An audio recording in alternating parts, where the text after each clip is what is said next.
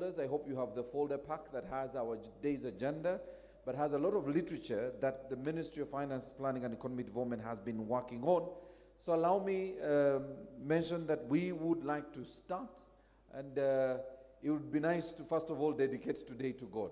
So before the session chair starts, it would be nice, and I wanted to consult him and ask who at the ministry loves God the most, but it would be nice to find out who is very close to God. I don't want to be a dictator, so Godfrey, you can now nominate. You're allowed.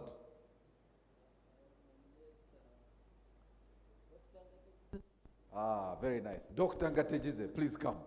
I see they have the right choice to pray for us. So may we all be upstanding as Doctor comes to lead us in a word of prayer.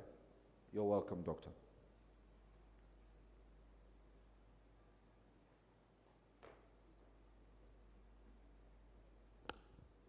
Morning. Let's bow, humble ourselves and pray. Lord God, you are mighty. You are the fountain of all creation. We want to thank you for our lives. We want to thank you for the responsibilities you give to us as part of the society of this nation. We want to thank you for the peace in this country. We want to invite you to be with us as we deliberate around the competitiveness of our country, so that, Lord, there may be more jobs, more incomes, and cash into our pockets, so that our country may continue to be peaceful, to be beautiful, and to be harmonious. We ask all this through Christ our Lord. And Allah too, of course, for those who believe otherwise. Thank you. Thank you very much, Doctor. Please appreciate Dr. Ngatejize for a wonderful prayer. Ladies and gentlemen, welcome to this, our 16th National Competitiveness Forum. On behalf of the Ministry of Finance, Planning and Economic Development, we want to welcome all of you, our stakeholders, ministries that are present here, departments and agencies, members of the private sector and civil society organizations. Welcome. And this meeting, of course, includes our exporters, our traders, and of course, farmers. So welcome to this National Competitiveness Forum under the theme Leveraging Regional Opportunities to Grow Food Processing and Animal Feed Sector in Uganda. The Ministry of Finance, Planning and Economic Development, here present and represented here by the Permanent Secretary and Secretary of the Treasury, is, of course, honored to have you here with us, and we want to thank you so much for joining us. But more specifically, of course, our PSDU unit at the Ministry of Finance. We have the opening session now starting, and we really want to thank you, first of all, for coming on time and for joining us. PSST, we had our guests here before 8 a.m., so that tells you how competitive we are as a country. And so we want to leverage on that to keep time, and DST, we want to start. Allow me to invite our session chair, who is now the Acting Director, Economic Affairs at the Ministry of Finance, Planning and Economic Development, Godfrey Byamkama, to come and kickstart his session. May we warmly welcome our session chair, ladies and gentlemen. Thank you, Maurice. I'm Godfrey Byamkama, representing Acting Director, Economic Affairs, Minister of Finance, Planning and Economic Development, but also serving as Assistant Commissioner, Economic Development, Policy and Research Department. I want to take this opportunity to welcome all of you to this 16th NCF, National Competitiveness Forum, where we engage the private sector and the wider government on issues to do with competitiveness. And I will be chairing this first session, the opening session, and it involves opening remarks from the head of private sector development unit, and we shall listen to the acting PSST, Permanent Secretary and Stroke Secretary to Treasury. then remarks by the Honorable Minister of Finance, Planning and Economic Development, and then we conclude with remarks by Mr. John Marie Chewarabye, coordinator invite project, and then we go on to the next sessions. So without much ado, allow me invite the speakers to take up their chairs, and then we shall start with the head private sector development unit. Acting PSST, I request that you come. And then Mr. John Marie.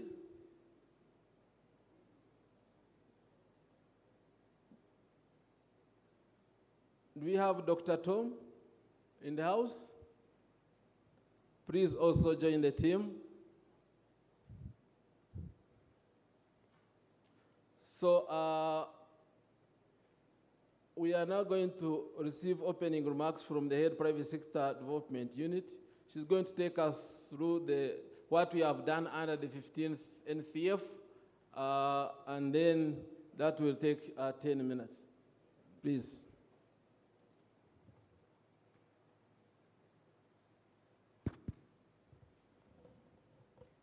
Thank you, Mr. Byamukama. The Permanent Secretary to the Treasury, development partners present, heads of government institutions present, private sector players present here today, civil society representatives, the academia, the media, ladies and gentlemen, a good morning to you all. My name is Diana Nanono, and I head the Private Sector Development Unit at the Ministry of Finance. I welcome you all to this year's 16th National Competitiveness Forum, which is one of the Ministry's annual private-public dialogue platforms for engaging with the private sector, where we aim to communicate the National Economic Development Policy agenda and consequently receive feedback that would feed into the budget process. In this regard, the Ministry organizes the National Competitiveness Forum to mainly engage and agree on interventions to be prioritized in enhancing the country's private sector competitiveness and development agenda. Ladies and gentlemen, the Ministry of Finance is implementing the second national strategy for private sector development, which coordinates all private sector interventions across the different NDP programs.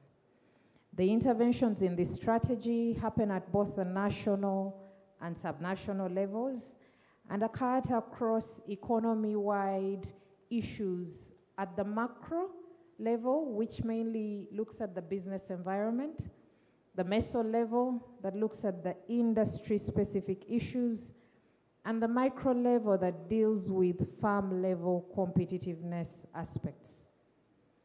Ladies and gentlemen, in October last year, the Ministry of Finance, in partnership with the Science, Technology and Innovation Secretariat, hosted the 15th National Competitiveness Forum. Under the theme, the role of the public and private sector in realizing the knowledge economy agenda in Uganda. And below is the progress on select recommendations from that forum. One of the key recommendations from the forum was to ensure that government does invest in skilling centers in biotechnology to ensure that we build capacity in that area. And to this end, government has invested in training of scientists. For example, 6 scientists were trained in good manufacturing practices of medicines from South Korea. 15 PhDs and 40 master's students were trained in nanomaterials, additive manufacturing, and biomedical research. 200 indigenous scientists were trained in vitro and in vivo research, among other interventions. Additionally, we had construction of a bioscience park in Nakwasongola district, which has commenced to ensure that we facilitate skilling, manufacturing, and research under the pathogen economy. The second recommendation under that forum, under the 15th National Competitiveness Forum, was to ensure that we finance and provide incentives for the e-mobility industry.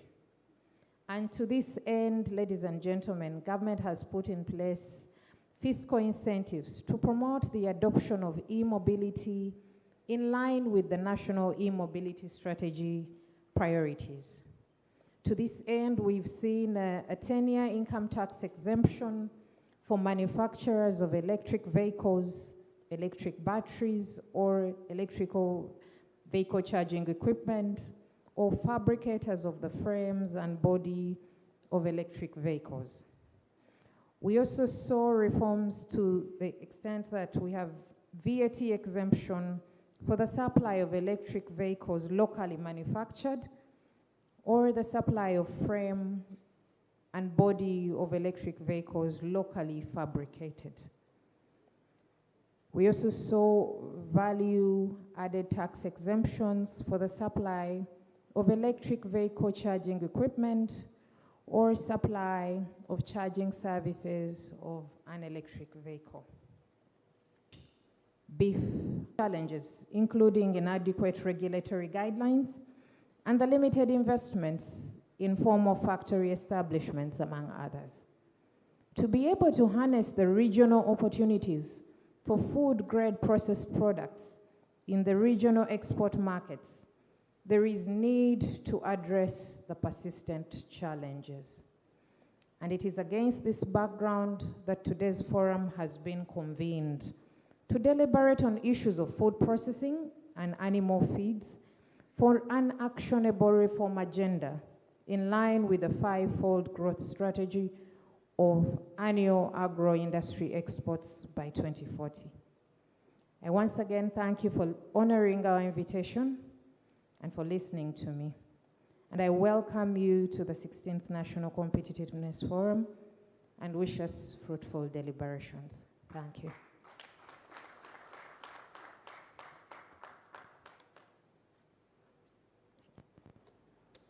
Thank you, Madam Diana, Head Private Sector Development Unit.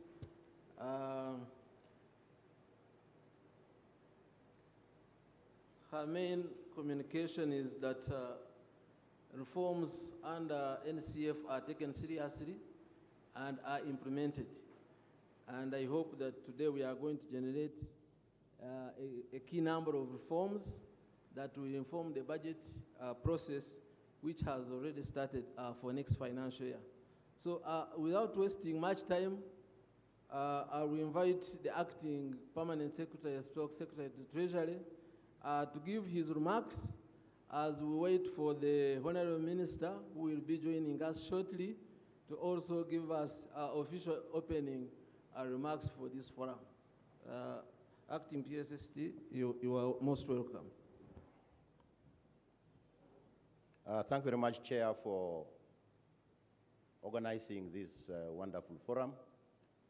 Distinguished members of the private sector, good morning.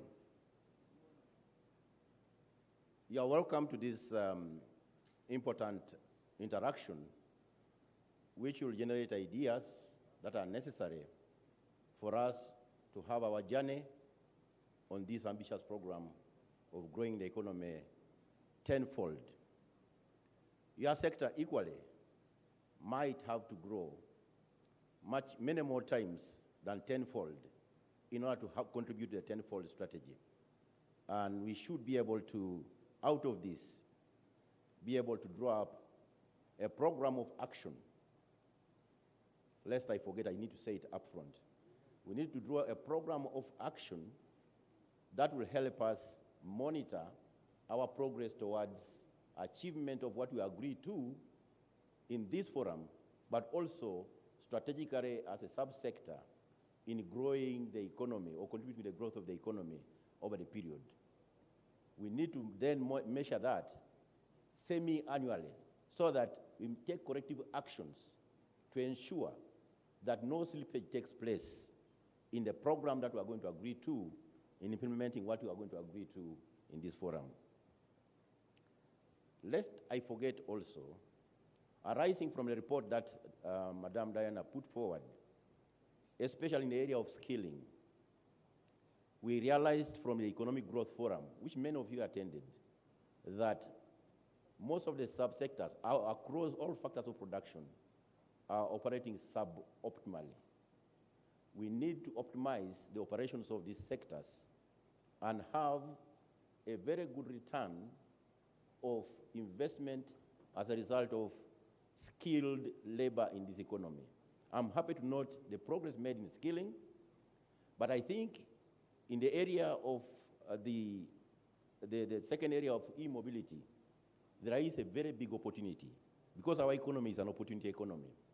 There is a very big opportunity in this area in that perhaps we need to skill more Ugandans in this area of e-mobility in order to link with the raw materials that we have in this country, the lithium and granite, to manufacture the necessary spare parts for the batteries in this economy so that we become a hub of science and technology in development of technology linked to our minerals in this economy to power the e-mobility, to power solar systems that are necessary to supply those areas which are outside the grid in terms of the energy necessary.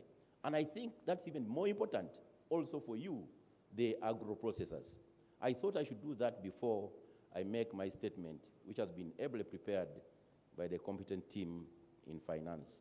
So, e-mobility, the training of linkage between the skills required in that sector, knowing the skills gap, with the abundant raw materials, lithium, granite, and so on and so forth, to put in technology that's necessary for us to be a hub of manufacturing solar batteries.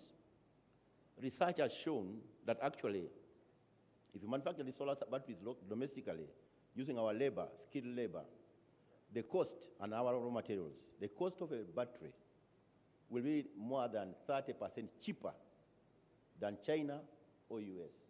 So what opportunity is that we are going to unveil? So science, technology, skilling the abundant youth in these technologies is very important and very sustainable because the raw materials are here. This is an opportunity economy, and we must seize every opportunity to do that.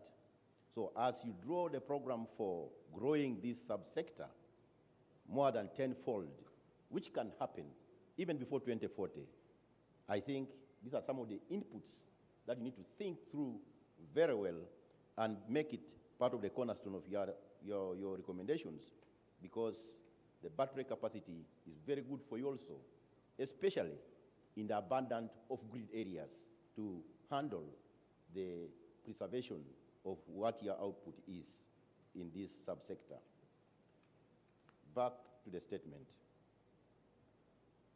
I notice honorable ministers are not yet here, but I want to recognize them, even in absentia. I notice members of parliament are not here, honorable members of parliament, but I notice them in absentia. We know what's going on across the country. The permanent secretaries here present, development partners, private sector players, civil society representatives, the academia, the media fraternity, ladies and gentlemen, I've already said good morning. I'm grateful to address you at the 16th National Competitive Forum under the theme, Leveraging Regional Opportunities to Grow Food Processing and Animal Feed Sector in Uganda. This forum is being held at a critical time as Uganda begins implementing the 4th National Development Plan and the 10-fold growth strategy. The aim of this strategy is to rapidly expand the size of our economy to 500 billion by 2040. This implies doubling the size of our GDP every 5 years for the remaining 3 national development plans.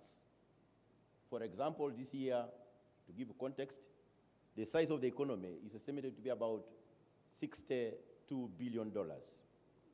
At the end of NDP 4, doubling that means the size of the economy should be $134 billion.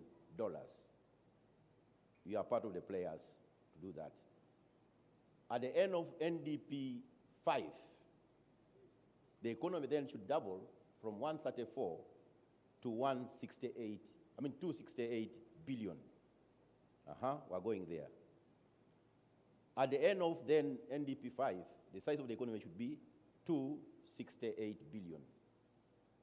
At the end of NDP 6, which is the last one, towards 2040, the size of the economy then should be almost 600 billion, which is past the 500 billion, past our ambition. Can you imagine you yourself seeing that? And not very far. It's less than about 15 years or less. But the journey should have started, but I think we can catch up. The strategy puts an action agenda for delivering the potential economic growth for Uganda based on 4 high multiplier anchor areas. We normally call them ATMs, where A means agro-processing, where all of you belong in this discussion. The T is tourism. The agro-processing will supply the tourism industry by way of food and other materials that are necessary for the hotel industry and the tourism industry services to flourish. This area also should be able to give us export earnings through value added of high-value exports instead of exporting grains and struggling with the perishable products here and there. This area also should be able to supply huge cargo capacity then to our airline in order to carry the cargo out of this area, this place, to those areas who don't have food, organic food that you are going to manufacture and process in your subsector, and so on and so forth. There are so many multiplier effects there. You are the ones to generate capacity for the cargo aeroplanes. And government has already taken a decision to acquire quite a number of cargo aircrafts and also passenger aircrafts to power the tourism industry and also boost your sector, who are going to supply the tourism industry with what they consume in terms of the food and other services. So it's very powerful. M is the minerals, including oil and gas. On minerals, I've already told you the potential of growing the economy based on the e-mobility around the area of battery and solar power. We can do it. And the deposits are very massive. Minister of Energy yesterday was there. They are going to give us the final values that have been determined on graphite, rare minerals, and also lithium, which are necessary essential elements for manufacture of batteries and essential elements of solar power, for example, and also increase the storage capacity of electricity, which is quite minuscule now. The S is science, technology, and innovations, including creative arts.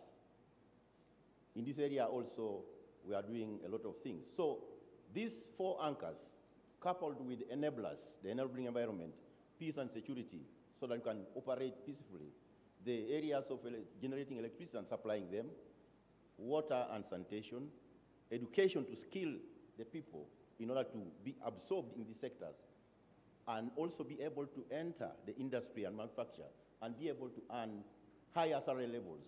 We need to move away from petty labor or disguised unemployment in urban centers, carrying a sack from here up to the other side. That's not labor.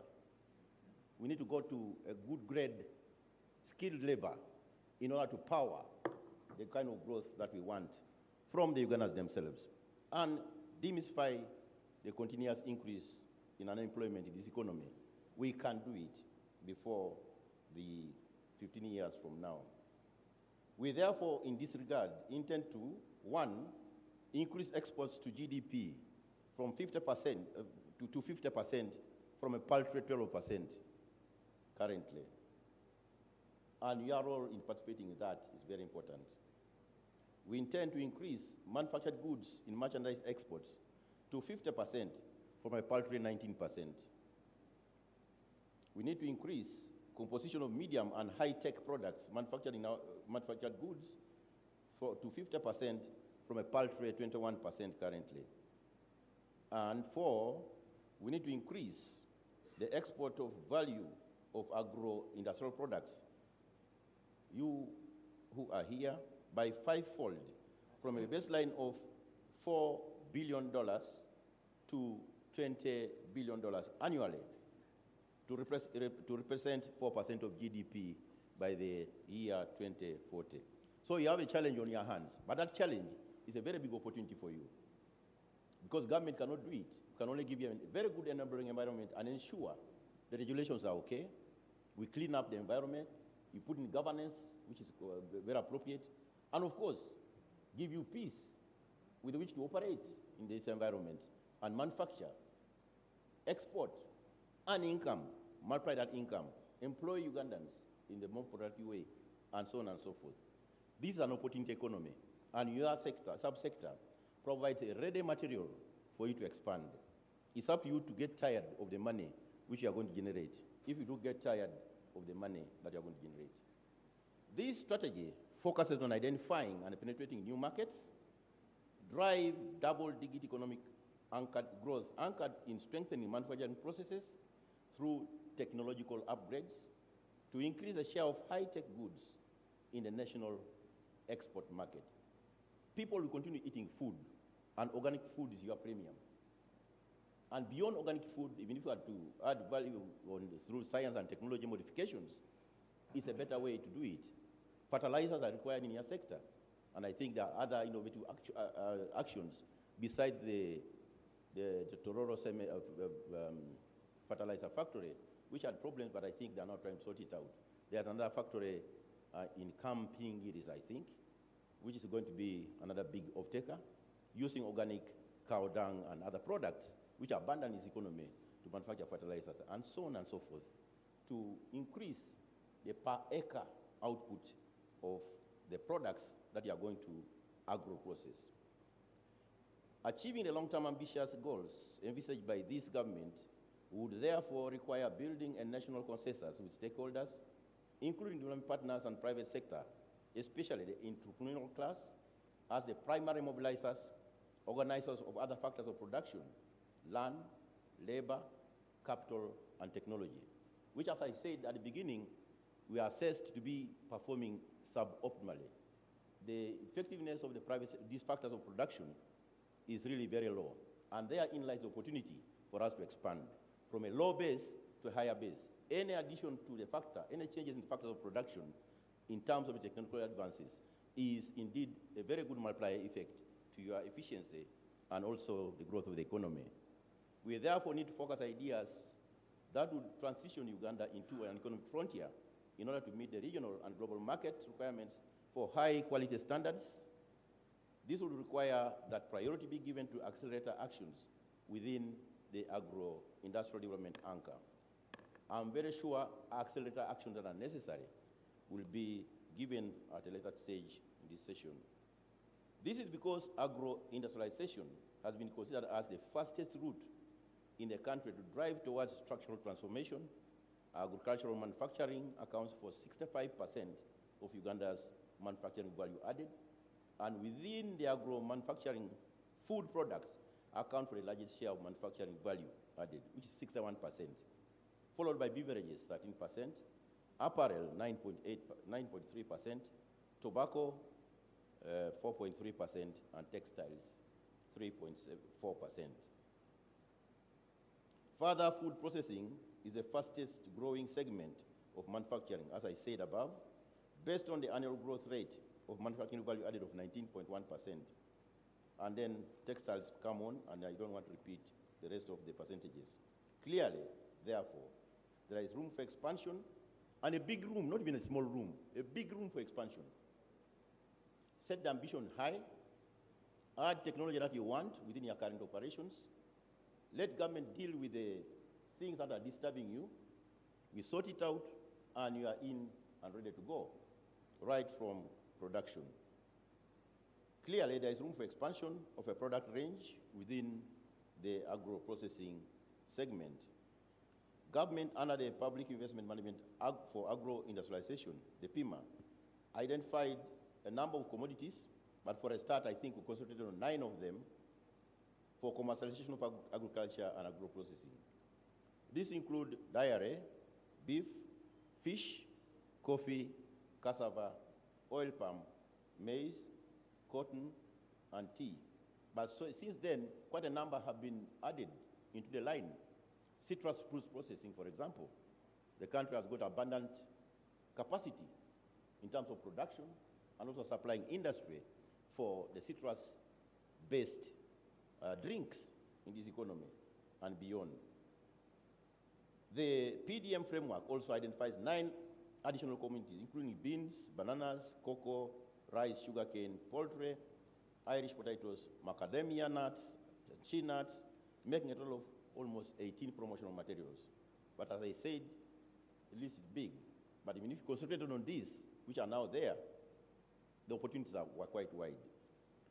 The commodities have demonstrated exceptional market potential towards expanding Uganda's export earnings. For instance, maize production, as a result of the signal that was sent on account of the studies, increased by 85% from 2.8 million tons in 2019 to 5.2 million tons in 2023. And these are just mainly grains first. But if you break down the value chain of maize through agro-processing, there are quite a myriad of other activities that can come out as a result of that. That provides you an opportunity to use this increased base. And moreover, these are produced without fertilizers. What if you add the fertilizers? You increase the acreage. It's going to be exponential.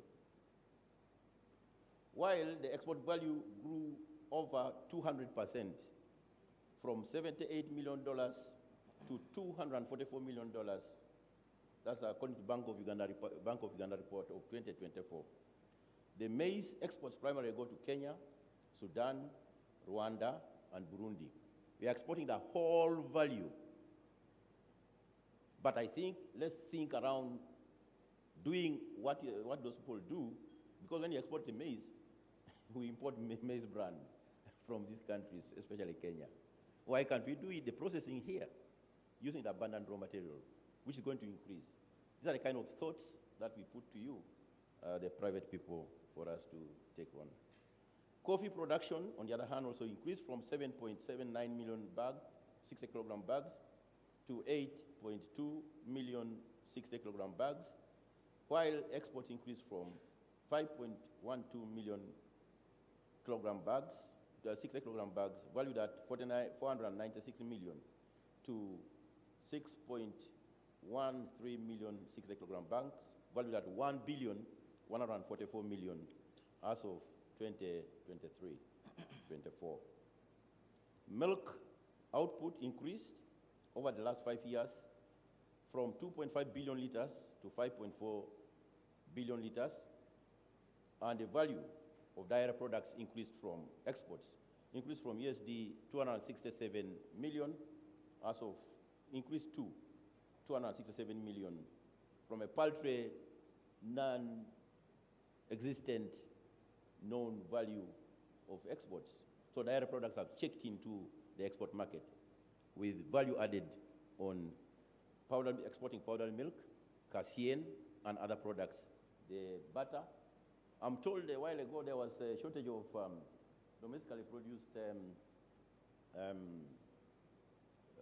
butter and some other products which are linked to milk, because everything was now going out.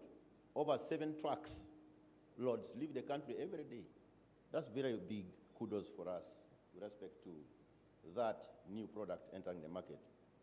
If production growth is matched with value addition, that doubles export value. Annual agricultural export earnings could exceed even 20 billion that we're estimating at this point in time, because there is a lot of unknown value that we are going to earn if we add more value, more technologies to this area. And imagine the impact once we achieve our targets for agro-industrialization. Regional markets will be ours to lose. How can we achieve this is what I want to almost conclude with. Government has made several interventions towards creating an enabling environment for this growth to be achieved. And these include implementation of 176 billion large-scale farmers facility aimed at production within the food and animal food subsector, with a focus on maize, beans, sorghum, soybean, and hay. These resources can be accessed with at least by farmers or private sector who have at least 50 acres of land and from government-owned financial institutions. That's Pride Bank, Housing Finance Bank, and Pearl Bank.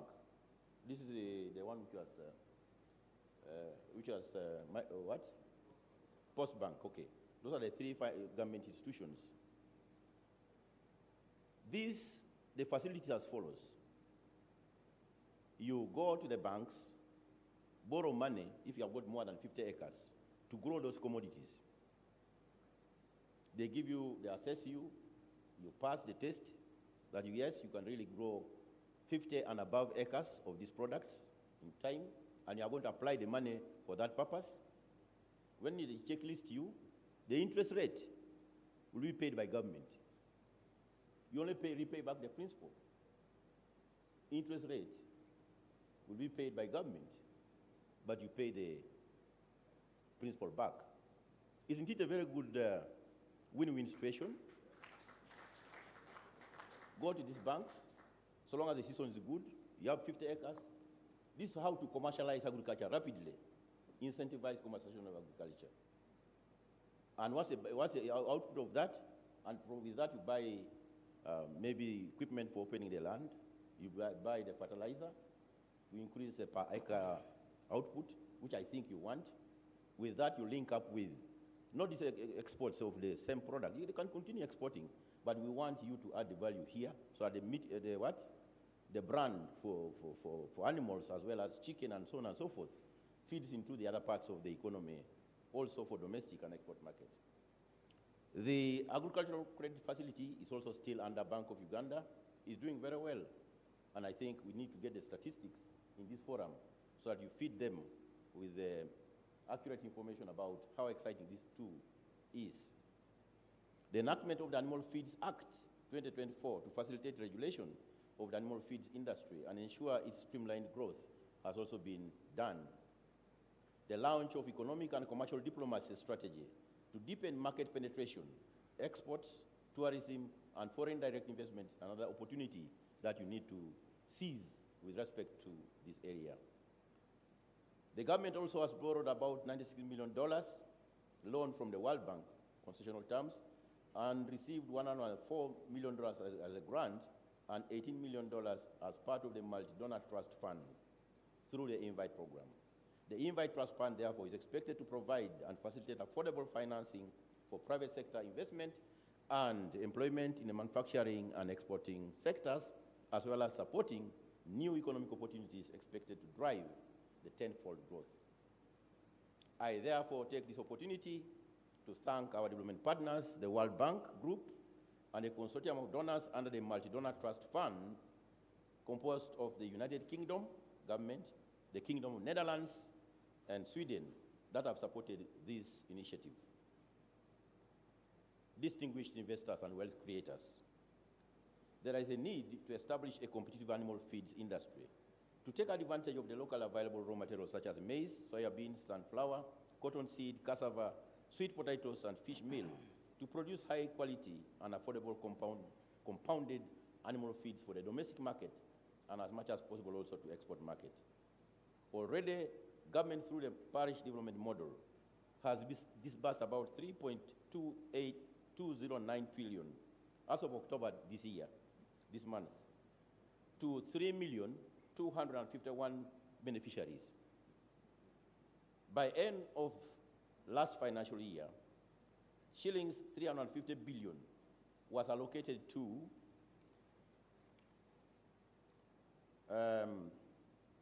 this is a very good one. Was allocated to that guy called the Pigare.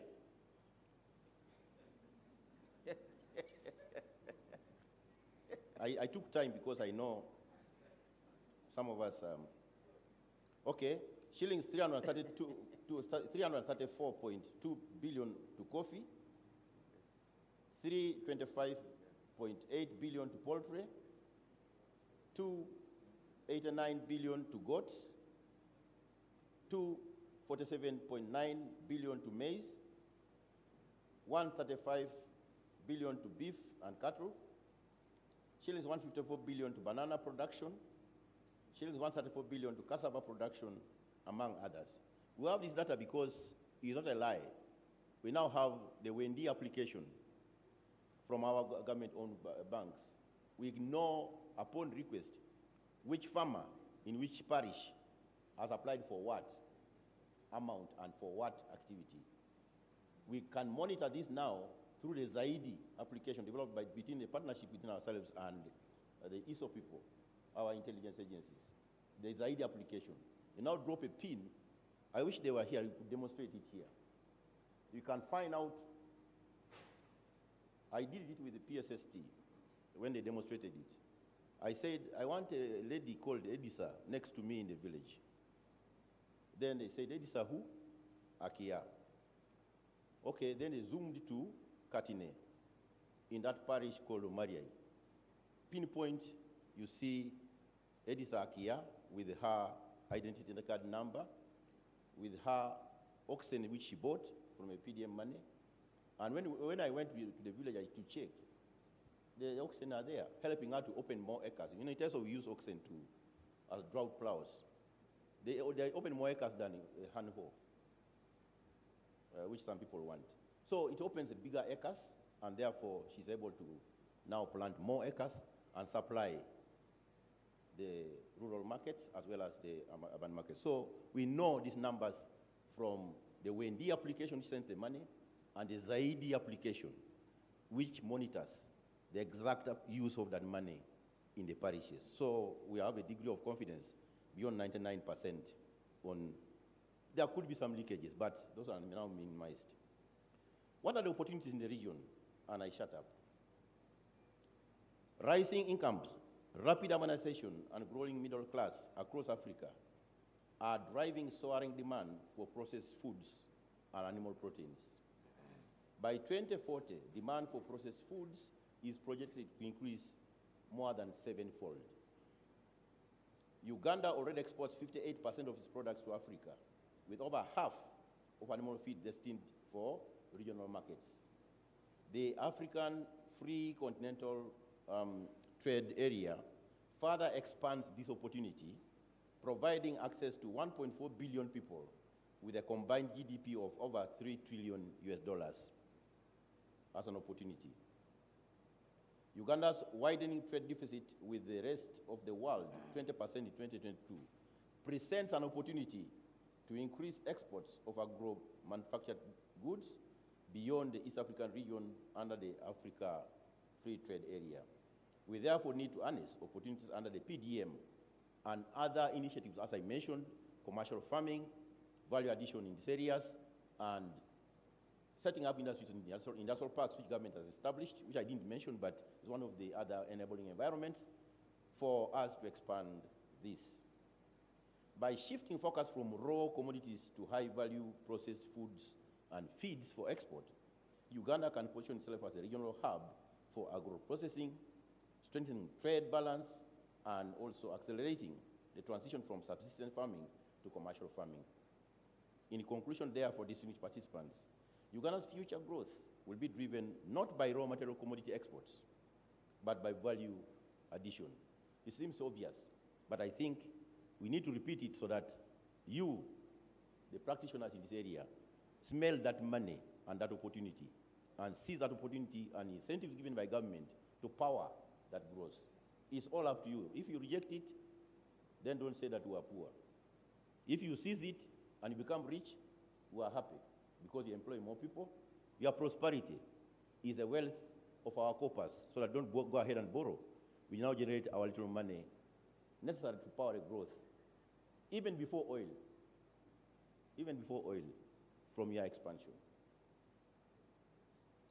The regional markets offer unparalleled opportunity to transform our food and feed sector into engines of industrialization, job creation, and export-led growth in a sustainable manner. Together, certainly, we can make agro-processing the backbone of Uganda's industrial transformation and a cornerstone of our own tenfold aspirations, because it starts right from a household where PDM is, to the aggregators, who are the middle intermediate level, to supply industry. Value added, we export. We also consume high-quality products. I wish to thank the World Bank Group, as I said, International Finance Corporation, for the INVITE project and respective ministries that have worked with my ministry in organizing this forum. Once again, thank you for your attention and look forward to rich discussions and commitments that will emerge from this 16th National Competitive Forum. And just before I conclude, finally, out of this forum also, I want the subsector implementation action plan for agro-processing over the first 5 years of the NDP 4.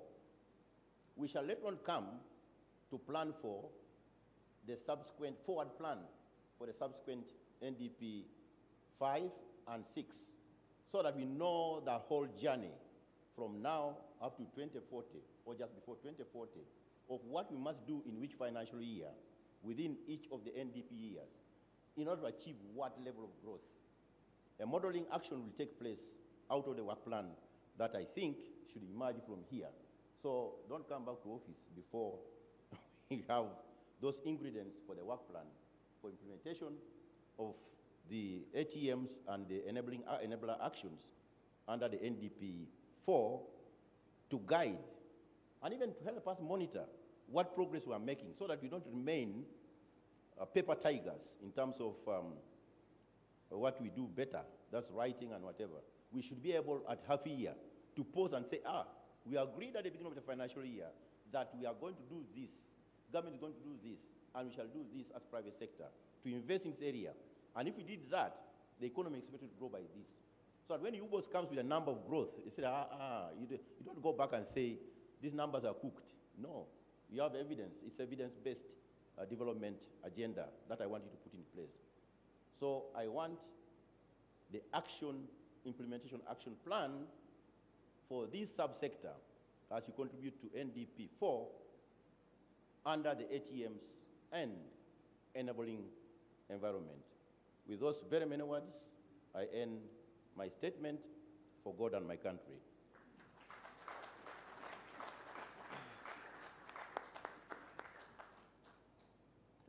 Because I'm going away, I don't want you to say that I'm running away from your questions.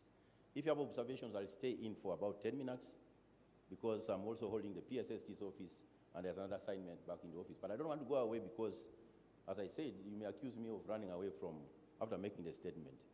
So I welcome only tough questions on observations. Thank you. The simple ones you can give these people.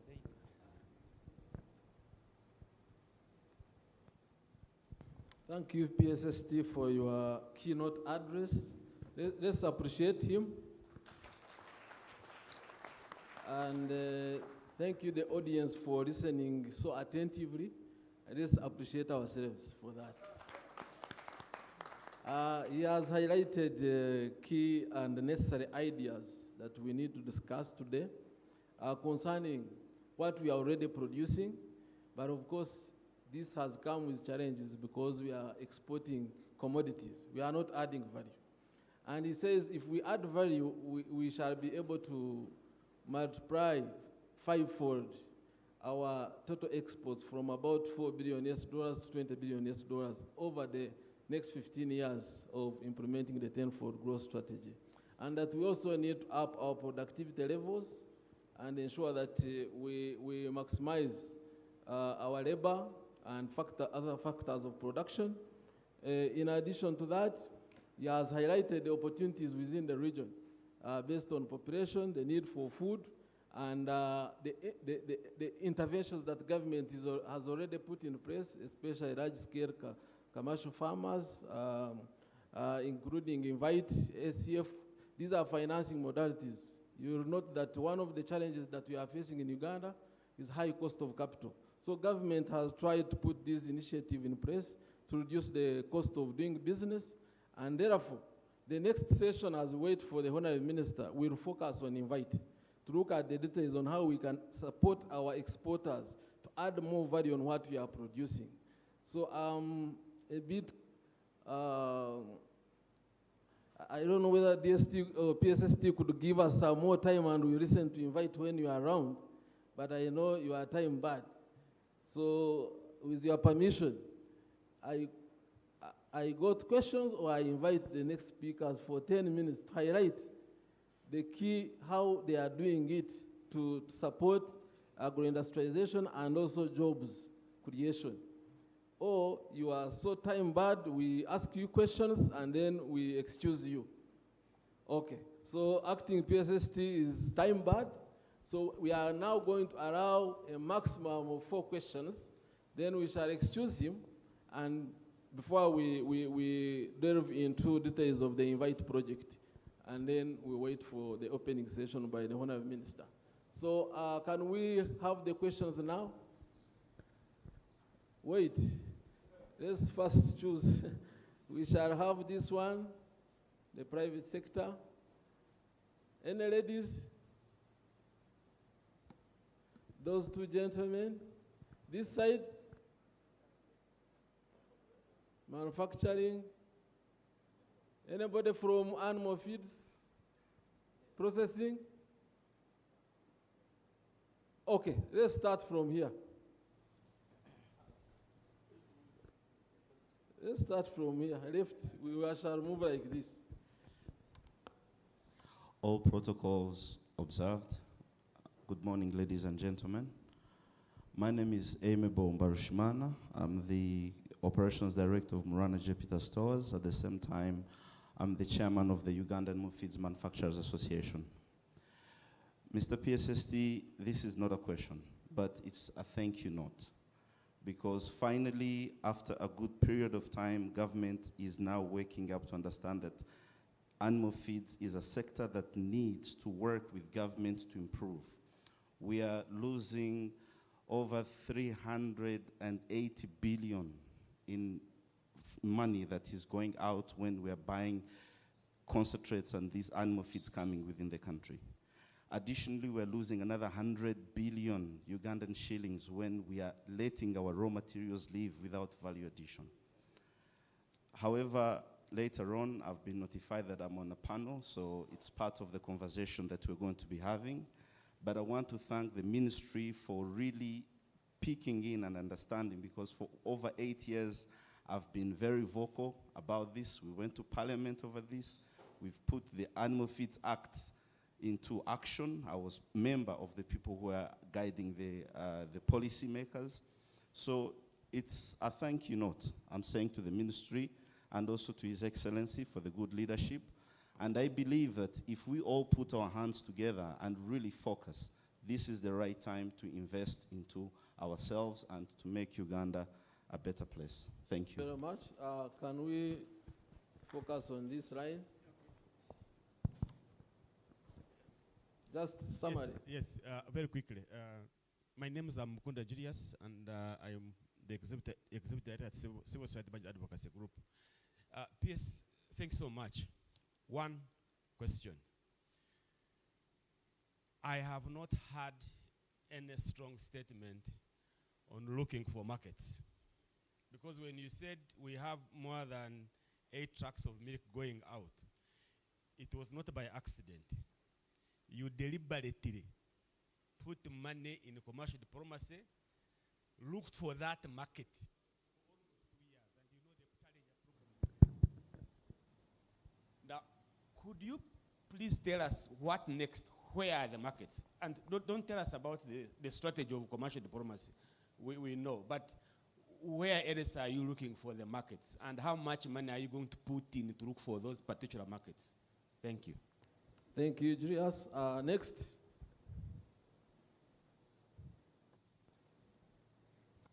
Introduce yourself and... Thank you very much. My name is Dr. David Chibike. I'm Director of Egovet Uganda Limited. We manufacture animal premixes. Thank you so much for all that you have said. You have done very well. However, I have not heard one thing about power tariff. One of the things affecting us in manufacturing is the power fluctuations. Right now, it's a big problem. Power goes off every now and then. So we are ending up using a lot of fuel in running our generators. Even then, the power tariff is a bit high. For manufacturing to do better and to be for us to be competitive in the region, we need a better deal than that. Thank you very much. Your neighbor? Thank you so much. Protocol observed. My name is Baligia Stephen. I work with the Farm Uganda in Kiriandongo in the cassava value chain. We produce cassava flour within 24 hours. My question is, I think cassava value chain has been given little attention by government. And we know very well that it can substitute wheat and other starch-related products. We know very well that cassava is tolerant to drought. We know very well that cassava is cheap to produce. What is government's take, especially in supporting SMEs like Farm Uganda that is working with over 10,000 farmers? Thank you. Okay. This side? Oh, okay. One chance. Thank you so much. Tukasibe William, I work at the Principal Gwentanga Farm Institute, but I also have a milling company called the Global Agro Global Agro Enterprises. My concern is about the animal feed processing unit area. We are majorly focused on soybean and mukene. This is silverfish. But we find that these things have a stiff competition between human beings and animals. So can we think about other alternatives like jack beans, like BSF, black soldier flies, so that we can substitute some of these things and even support them so that we can have other sources of proteins rather than supporting only soybeans and mukene, which are competing with humans. Thank you so much. Thank you. Our team is going to engage with you more on that. Just two more.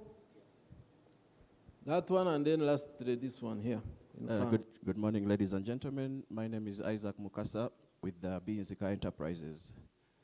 My question is perhaps on the importation and exportation of animal feed. We are producers of animal feed and chicks.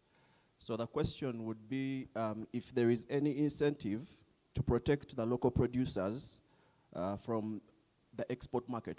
Because, for example, when we make our feed, we use 100% local raw materials, maize, soya, sunflower. But at the same time, we are competing with foreign imported concentrates, and there's no protection whatsoever.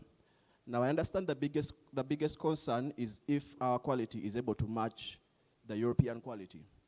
But for our case, I'll speak for Binzika and say that our quality is one that we are sure of, because, see, when they are making these concentrates, they assume maize that is of a European standard, not Ugandan standard. So it varies, and for us, when we are making our feed, our consideration is for our Ugandan maize. We know exactly the nutritional values, the moisture, whatever challenges our maize has, so our feed is formulated in accordance to that. So in terms of quality, I can speak that our quality is better than theirs.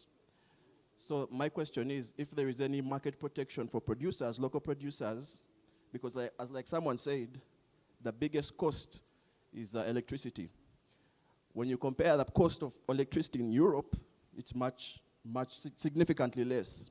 So when you're competing with the European companies, there's need to protect local producers. Thank you. And lastly, here in front.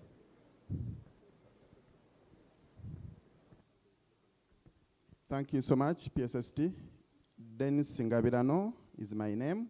I'm the CEO of Sam's Food Industries Limited. There's an African saying which goes this way, that if you want to move very fast, you move alone. But if you want to move far, then we have to move together. I want to thank you for sparing time to come for this dialogue. We've had similar conversations, but the impact and the implementation is slow. So when we talk about the 10-fold growth, it means that there must be preparedness on both ends. Government must be able to facilitate the acceleration so fast, times 10, even private sector or other key partners at the same time, they have to accelerate the speed. But now we have issues that we have been talking about over and over, and they are not getting addressed. One, cost of certification by UNBS. I do crisps. I have 8 flavors. Each flavor I have to pay for it independently when it comes to certification. Then I have to pay a certification fee for every product. SAMS alone pays over 50 million shillings to UNBS every year. Why? That is a killer to we were ready to offtake. We've been talking, but these people are not given money. Even when the money goes to the treasury, giving UNBS cash takes forever. You pay in January, you receive the officers in August. And they are claiming that the money is not coming through. For how long shall this be debated? That is not as simple things. 2, we must, for a strong economy to grow and remain sustainable, we must also focus on what we call ESG. This is very, very important, but the statistics and the initiatives are not coming out clearly. We must have a resilient climate initiative in place. That is not to make sure that we focus on the future, because we are looking at the short-term gains. What happens 40 years later? Because land is not increasing. Every day we are chopping, fragmentation. We shall lack fields to grow the required crop inputs. Lastly, yes, we are talking about East African integration. There is a lot of chaos. Things are not coming through. How best can we have the integration happen? Because we are talking about standards. In Uganda, we believe in our own things. Thank you. Something is happening right across the borders, and UNBS is saying that, no, this is the Ugandan standard. We need to harmonize. Otherwise, the friction at the border is a very big concern for us in the manufacturing. Thank you very much. I submit. I think the time is not on our side. Let's allow PSST to respond. And if he has time, he'll allow you to ask. Thank you. I think let me start by saying there could be many other questions there which cannot handle in the short time that we have. But I want each of you to write those questions if they are different from these ones. And then we shall be able to collate them before the end of today, before the end of the workshop. We should be able to respond to them, but also take some of them forward in terms of the next steps after this workshop. Let me work backwards now, because the manufacturer has provoked me on 3 very important things. One is the East African chaos. I think you are right to call it chaos, because besides standards, there are also non-tariff barriers and tariff barriers. We have gone to Arusha severally at a technical level to negotiate that you people, why do you sign these agreements if you don't want to implement them? Not that we are angels, we also have some weaknesses in terms of tariff mainly. They said, oh, it was a collateral damage because we intended to punish Kenya, but because you are also exporting here, then you have got a collateral damage. This East African community cannot work on those kind of things. What we have done is to engage at a high level, political level. It's a political question. And we have always briefed our head of state, and he has taken them bilaterally. At times, after that bilateral discussion, things are sorted, but again, they go back. Let's not tire to do that. Ultimately, the most important thing is if we have common understanding at the highest level of leadership in all East African countries, we shall attain the level of, despite this chaos, removing the chaos. With respect to standards, I know for a fact when I used to negotiate the East African Treaty and some components on trade, there is supposed to be East African standards harmonization. There is supposed to be that East African harmonization study. No, not even a study. It was studied, and the only way we can do away with this friction between different standards in East Africa, let alone the rest of the world, is to harmonize our own standard and have a standard for every product within East Africa. And that's a source of chaos usually. You find that a definition by Kenya of a certain component in terms of dairy products is different from what we understand it to be, and different from what has been certified. So this is also another area that we need to move very fast to harmonize the standards in East Africa so that we can be able to at least trade freely in East Africa. But also, then when we export outside East Africa, that East African standard is superior than our lower standards. So that's where we should go. And how I wish that that dialogue and the framework for agreement on those areas is also put in the framework of what you are going to agree at the end of this workshop. So that next time we come to report, we again don't talk about the same things. Certification. Thank you very much. It's only last week, that I met UNDS. And they raised the same issue about the need for them to implement the law as it was passed, that they collect the money, use the money for certifying products instead of making the manufacturers pay. Is UNDS here? Where are they? We agree 100% that I think, first of all, beyond the personnel, that you have very few people, first of all. Beyond the personnel, you need more than just personnel who are scientists and competent to do the certification very fast, but also they need more money. It's a subject of what we're going to discuss in next year's budget, and also how to fasten the process of collection of revenue. But I don't want to prolong the debate, but I think you can answer. Let's hear how you are answering this. But we agreed on a number of the parameters to deal with this constraint. One, you need people. You don't have people. Two, you need to move away out of Kampala and whatever. Have so many people outside Kampala in the regions. Three, you need real resources. Four, the management arrangement of the money that you collect must be changed to reflect the expediency that we want with respect to standards. Isn't that so? But you can also add. We met them. Thank you. Thank you very much, PSST, and good morning, everybody. Morning. Yes, it is true that the biggest challenge we have right now are the resources that we need to be able to respond to the clients. We have, on average, just dealing with, go to the specific numbers, certification alone has 55 people, and we are dealing with 400 to 500 applications per month. So the turnaround time right now, from the point of application to the point of issuing a permit, is between 4 and 5 months on average. So it is plus or minus. So it is not that we are not doing anything. It is because the resource is a constraint. And as you have clearly put it, our budgets have been increased from about 55, 60 billion last financial year. We've now gone to over 100 billion this financial year. The idea is to keep increasing that and making sure that what it is that we bring in is what is given to us in a timely manner, and we'll be able to serve the clients as requested. On the issue of East African standards, yes, we have harmonized them. We have already reached about 1,000 harmonized standards of the most common tradable products. So any standard that is Uganda standard right now, our role is to put it into the process of harmonization. So we are the ones who are taking these standards to the EAC so that the partner states can take them up, and then we have a harmonized position to improve the way we are trading. Thank you very much. Thank you very much, and you have kept quiet about the personnel, but also we agreed that we shall work with Ministry of Public Service. Ministry of Public Service to see how fast we can recruit.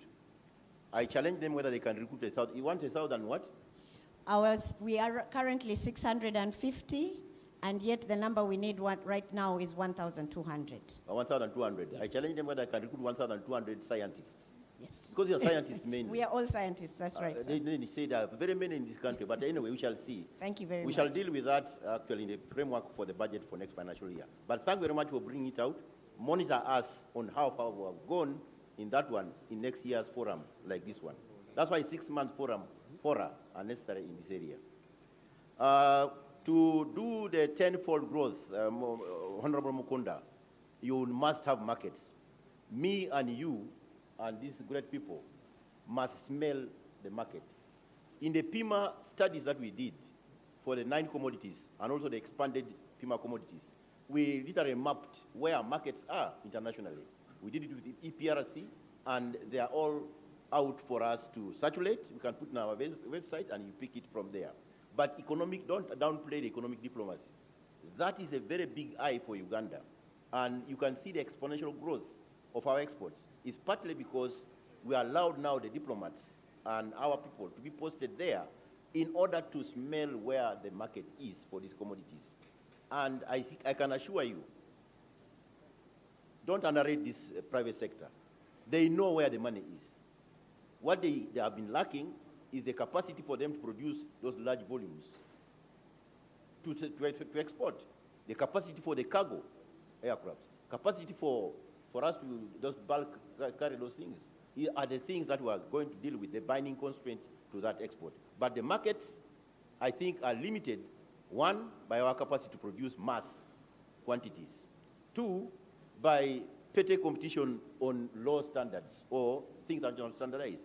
And three, the productivity of the factors of production, land, labor, capital itself, and also the technology. The technologies are still low. So that's why we are saying in this forum, we need to increase the game in terms of the scaling of the capacities. We need to utilize land more and better. I talked of 50 acres for commercial farmers, but we need to add into that 50 acres the fertilizers at affordable rates. We need to add electricity at a rate that the other gentleman mentioned about. The 5 cents per whatever should not be for large scale. We should be able to see that come down to the lower manufacturers. But that is a process that we need to continue with the negotiations. As the capacity for electricity also increases, we need to increase the capacity of production across all factors of production, technology being the variable that's necessary to create necessary incentives for that to happen, including fertilizers, hybrid animals, the ones which are researched. And Naro, by the way, has got the most fantastic, Nagrik has got the most fantastic labs and outputs of the animal breeds that if you go there, you will see. But for those of you who are in that sector, you need to go there. There is quite a lot going on.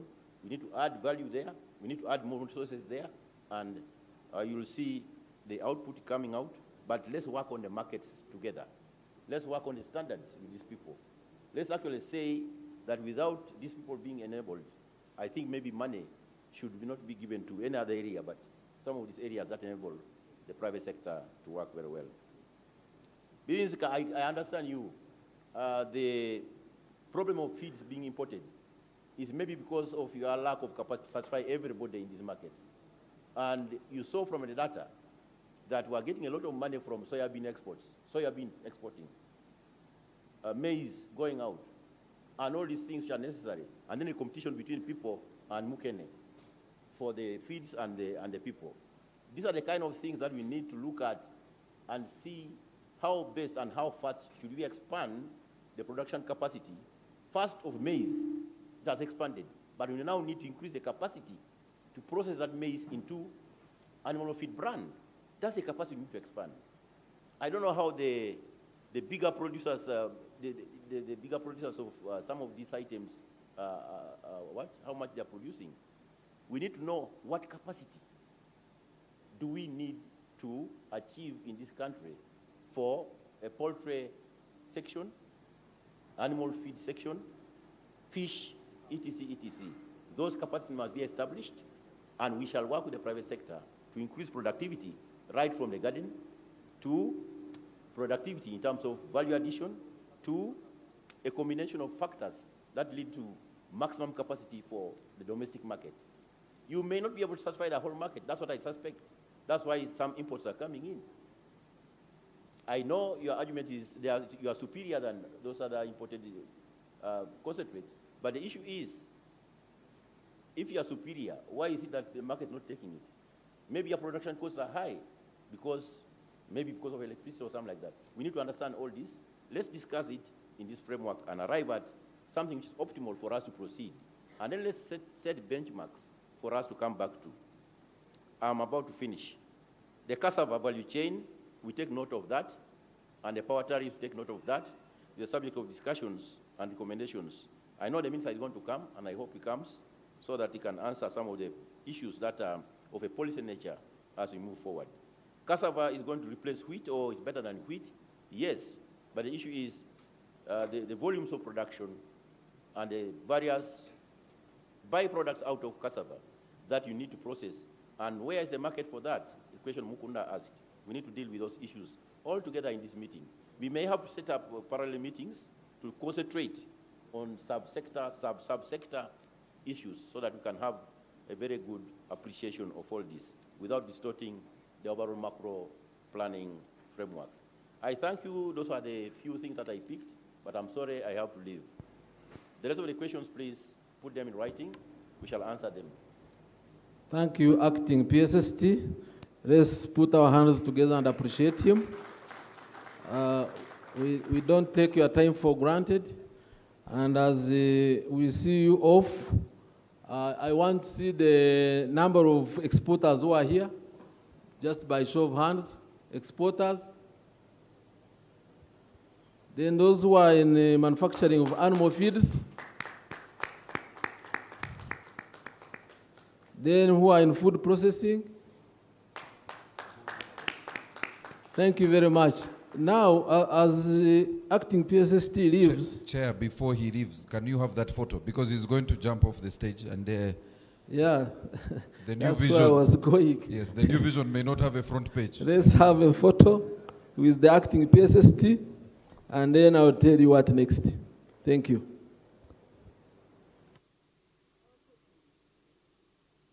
As the chair joins our PSST, one of the, Sams has joined and another has joined. Animal feeds is also represented. One category, as mentioned by the chair. Because we, and can we also be gender sensitive? You know, this is UNBS, yes. She will help on the gender part also, yes. And do we have a representative? I know we have Trademark here. I saw Anne somewhere. Anne, please come. It's also nice to have you in this photo, Anne. Trademark Africa. I always say Trademark East Africa, but Trademark Africa. Yes. Do we have 2 levels? Photographers, you can tell us. We can have 2 levels, which is also allowed as Anne joins the team. So one group can be behind and the other. So we can have 4 and 5 at the back. There you go. PSST, we want to thank you for joining us. It was an excellent conversation we've had this morning. Immediately after this session,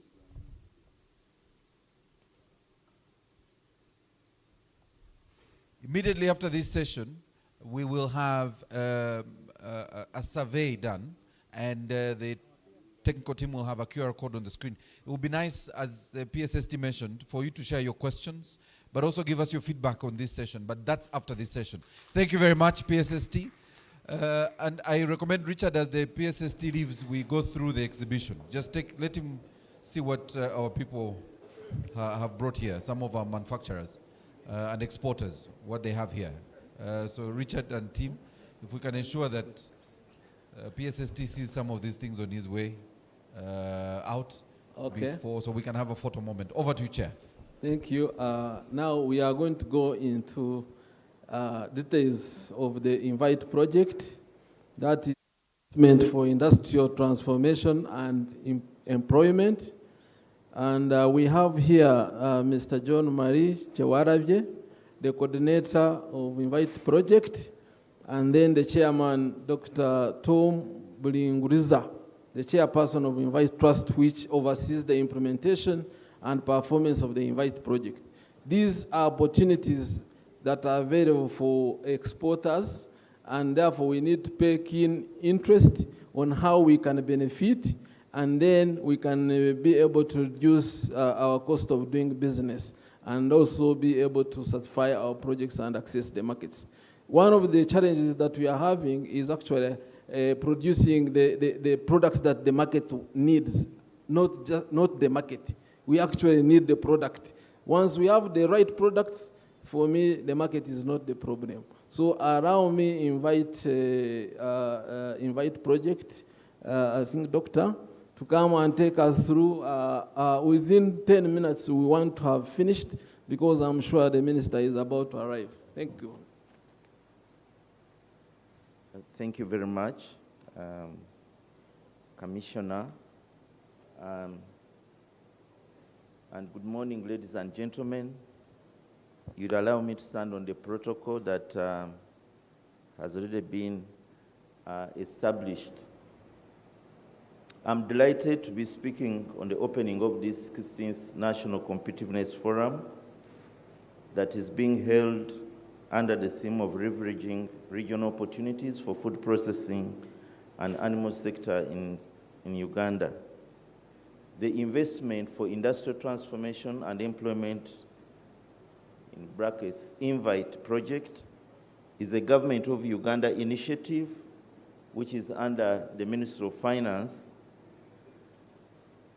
And we are delighted to be associated with this forum, given our mandate, which among others seeks to support the private sector to leverage regional opportunities. The INVITE project is a government of Uganda project which is financed by the World Bank and development partners, including the United Kingdom, the Netherlands, and Sweden under the Multi-Donor Trust Fund.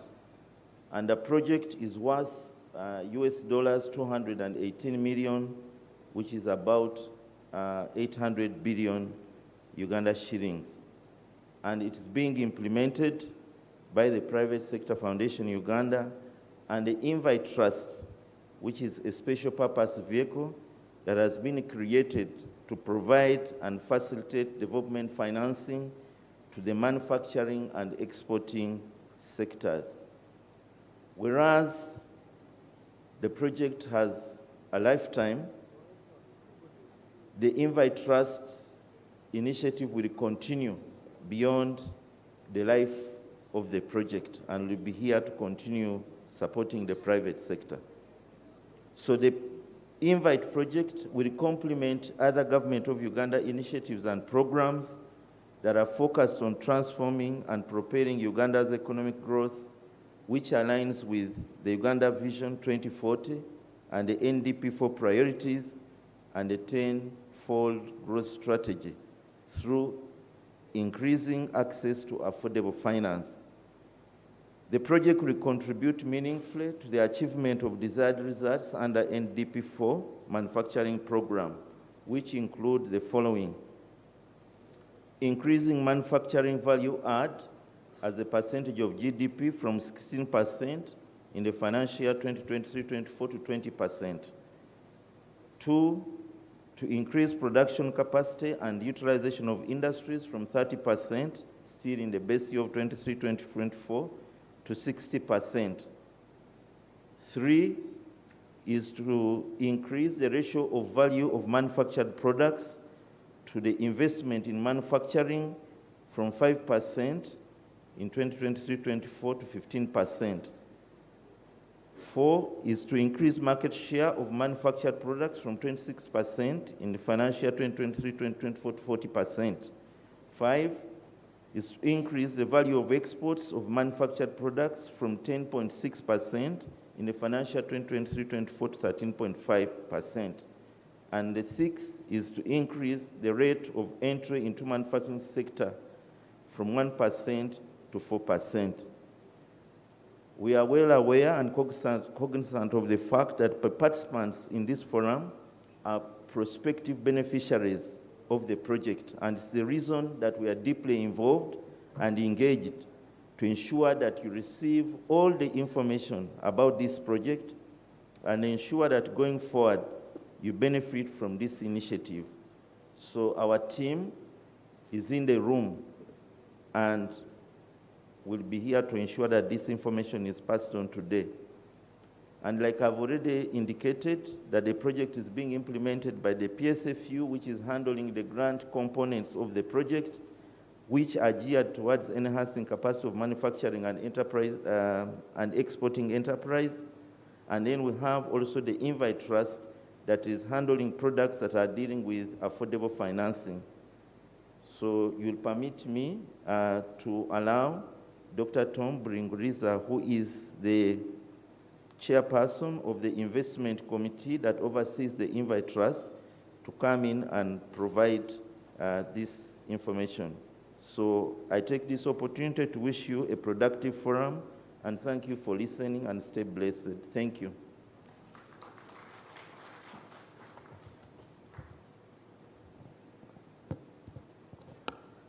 Distinguished participants, businessmen, private sector players, chair of the session, the World Bank team, all other protocol observed, ladies and gentlemen. I had prepared a very long presentation, like 100 slides. But when I was informed that we have private sector people who don't want a lot of blah, blah, blah, I have distilled it into the key things that you need to know about Invite Trust. And I'm just going to go through them. But for your comfort, this is our first engagement with you. We've been in the kitchen cooking since we were inaugurated in January, and a lot of things have been prepared. We will be coming back with our launch within about a month of the first product, which I'm going to describe. Well, they are products, but we call them windows. And we will provide more and more information. We also have a website, and I am pleased to introduce to you the CEO of the trust, who is in the room, Speciosa. Please stand up.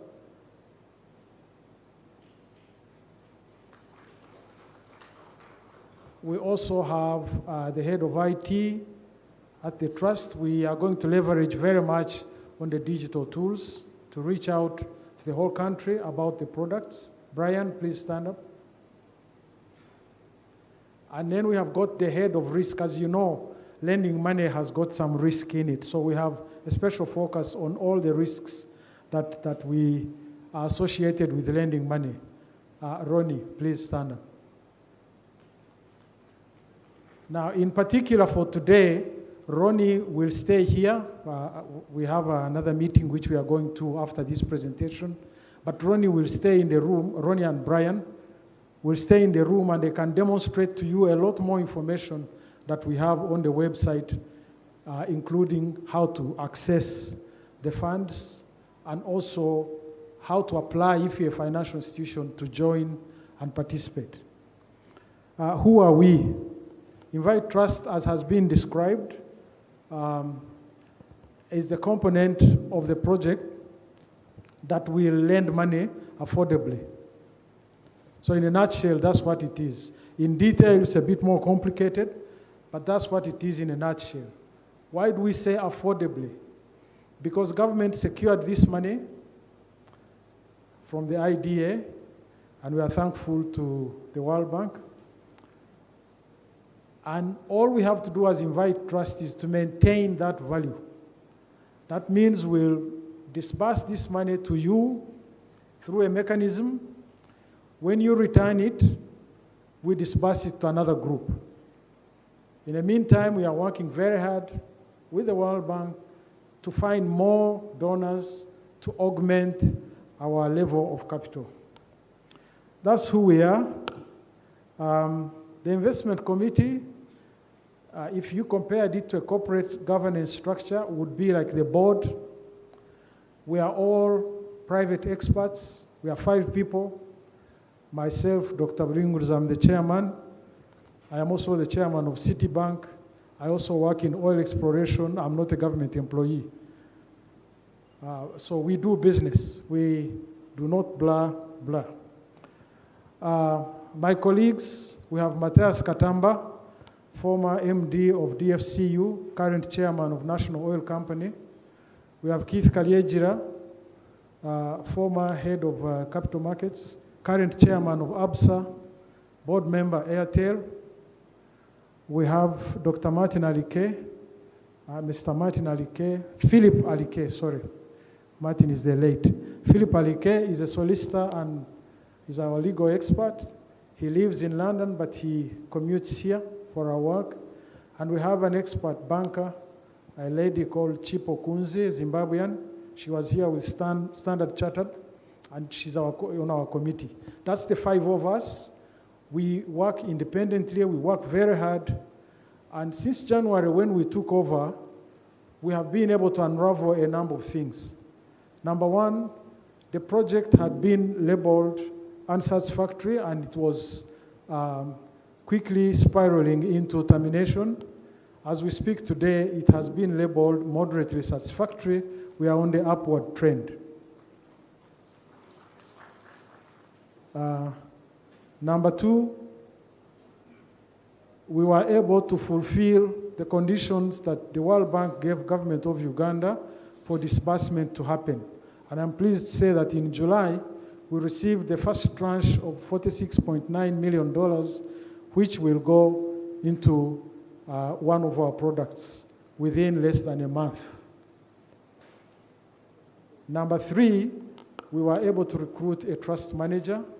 In the project phase, we have hired an expert firm to set up, hire the staff, produce the policy documents, and so on and so forth.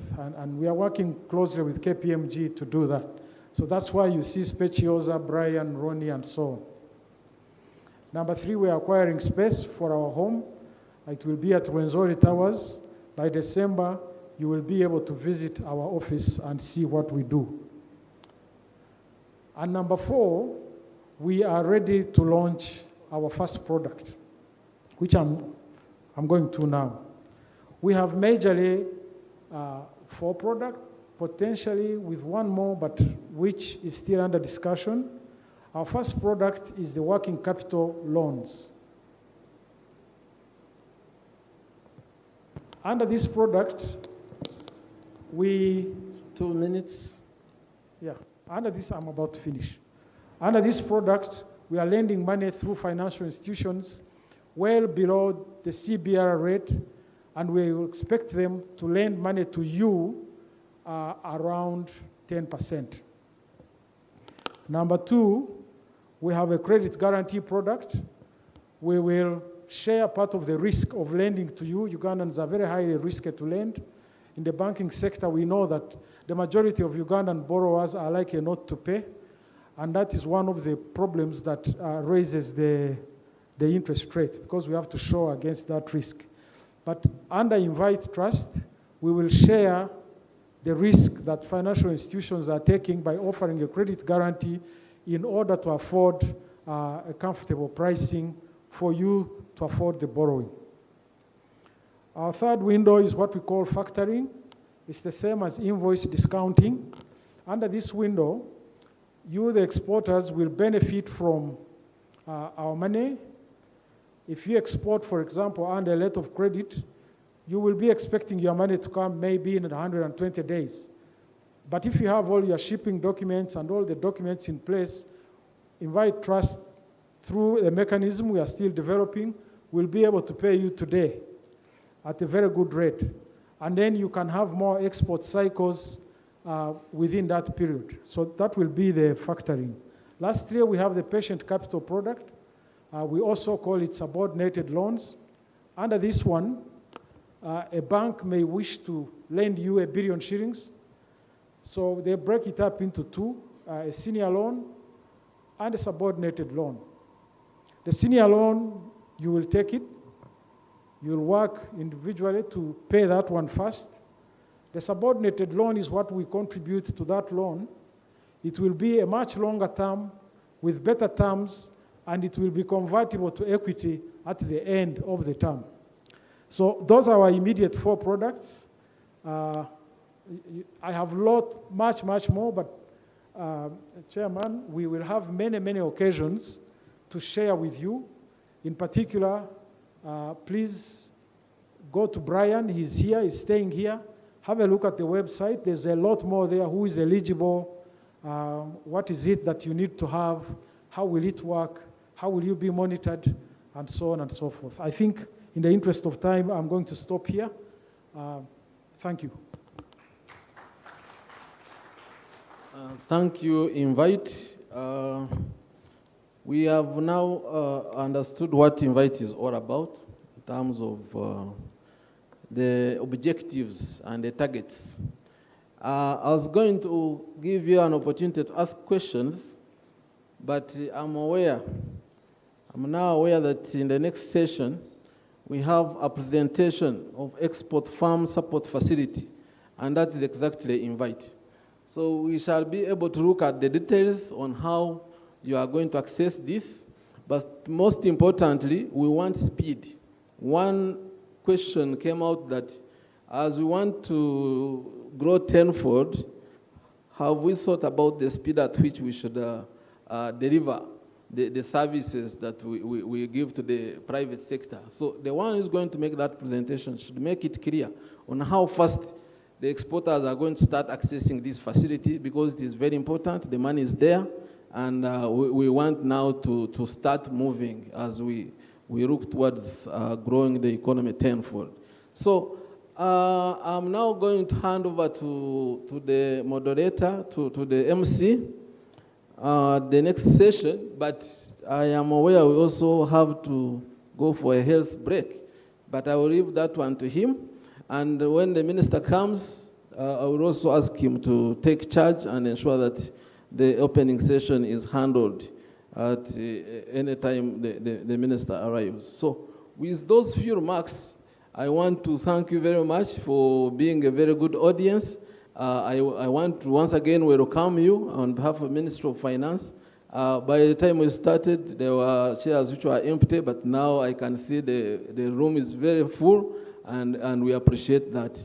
Thank you very much. So I hand over now to Maurice to take us through the next steps. Do we go for, where's Maurice?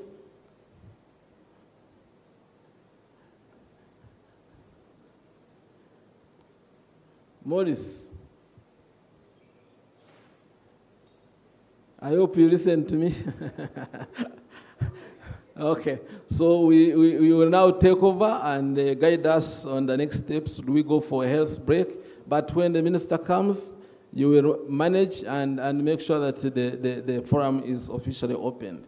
And we don't need questions now, because the Invite project is going to be presented in detail in the next session.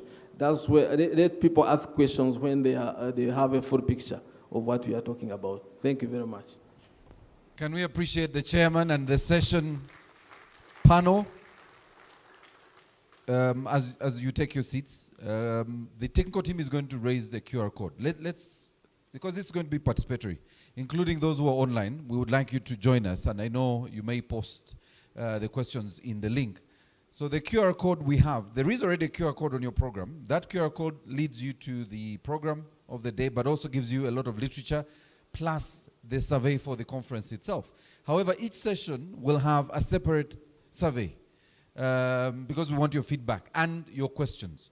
So if you have a smartphone, not the capability, the smartphone, all right, please scan this, because we would like to know. And as the PSST mentioned, you can also put your question there. Just leave your detail so we are able to know who we are communicating with, and you can attach an email. So we are able to then be able to come back to you with a reply for your question. Please scan the QR code. It's in front of you, so I'll move away so you can access the QR code. As I just checked with Richard that the health break is ready. So scan the QR code. When you scan the QR code, it will get you into the system. I just wanted to find who is in there already so that we we check that it's working. It's one thing to have the QR code and it isn't working. Yes. My UNBS team is active. Most of the questions may actually be yours. So, yeah. If I was you, I would enter. So that, how do we get in, Frank, after this? We want to, do we go to Menti down there? All right. So questions, the moment you log in, I'm told the questions will then start coming. And it would be nice to get your feedback. Now the tech team is the one which is overwhelmed. Let's overwhelm them. Please scan the QR code. And through the health break, and of course during our next sessions, you could reply. And it's going to take you quickly to Menti, and then the questions will come. It will be nice to, there you go. It will be nice to then have your feedback. So thank you so much. Our next session will start in the next 15 minutes. So mine is to invite you to coffee and tea quickly. If you can, come back with your coffee and tea. And you're very busy people, so we understand that time is of essence. So we can have a working coffee. So let's make it 10 minutes. Let's pick the coffee and tea and come back into the room, and then we will start our next session. What we want is, as soon as the minister is here, we will then break the session, allow the minister to speak to us, and then we will continue with our session. Coffee is served. See you in 10 minutes.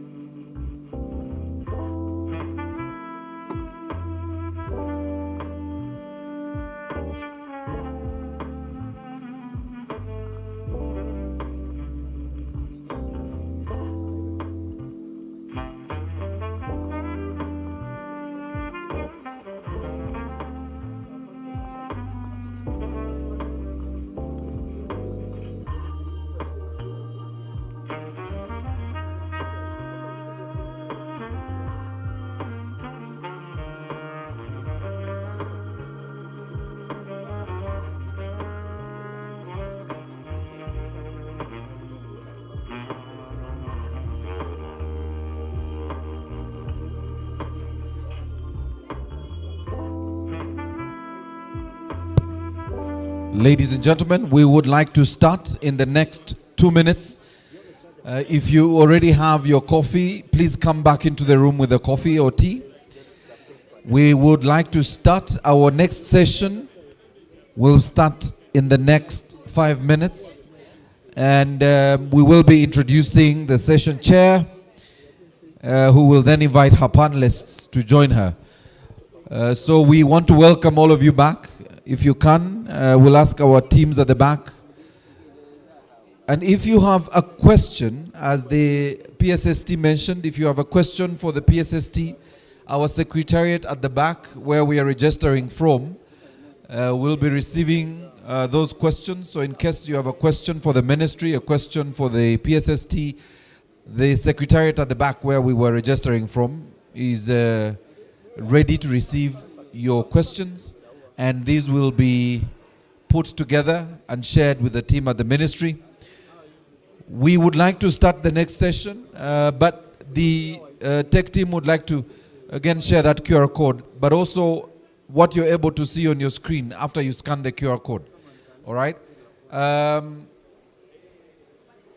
QR code, if you scanned earlier, immediately brought up our 3 questions, or at least our 3 areas of intervention we would like you to share on, especially on the conference, because this was a very general question on the conference. So if you've just come in and you didn't participate in the QR code, please scan the QR code, and you will be able to see our very first set of questions, or the very first question, which really speaks to your expectations out of today's forum. And out of this very first session we had in the morning. So if you've just joined us, we would like you to participate in this, and the QR code is on the screen. And I'll ask the team later in a minute or two to then lead us to where the one question we're asking you to participate on. And every single session will have a question that we will be posting and want your participation. So we want to ask that our invited guests make their way back in the room. You can come with your coffee and tea and come back to the room. We'd like to start. The session will start at exactly 10:50. Our session chair is here, and we will be starting with or without you in the room, as long as the panelists are here. So you will miss out on this. If you're joining us online, again, if you have a question or comment for any of the sessions, post it within the comment section. That will also be captured by the secretariat. All right? So welcome back, ladies and gentlemen. We would like to start our next session. This session will be looking at taking advantage of opportunities in regional markets for export of processed foods. And shortly we'll have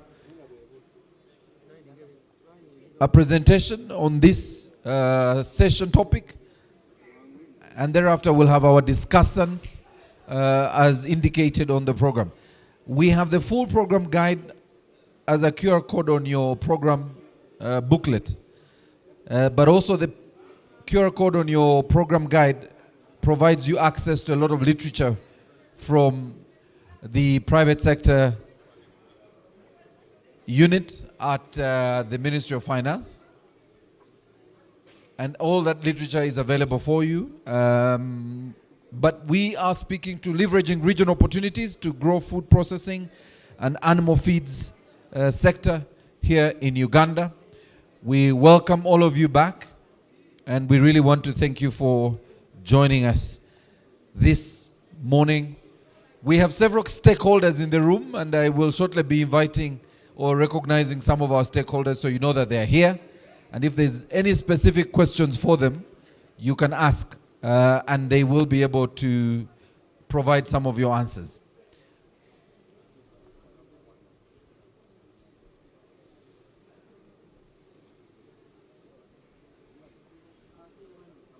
Secretariat, if we could ask some of our delegates back into the room. Time is money, and we don't want to lose any more minute, because why we are here is very important. We are talking about competitiveness, and we must position Uganda in the region as the go-to destination for all the region's needs. And so the only way we'll do that is by being able to speak together and work together to align our policies and, of course, our agenda as a country. And that's the conversation we're having today. But it's important that we have those conversations. The tea will always be there. So if you can, our delegates, please come back into the room so we are able to start the next session.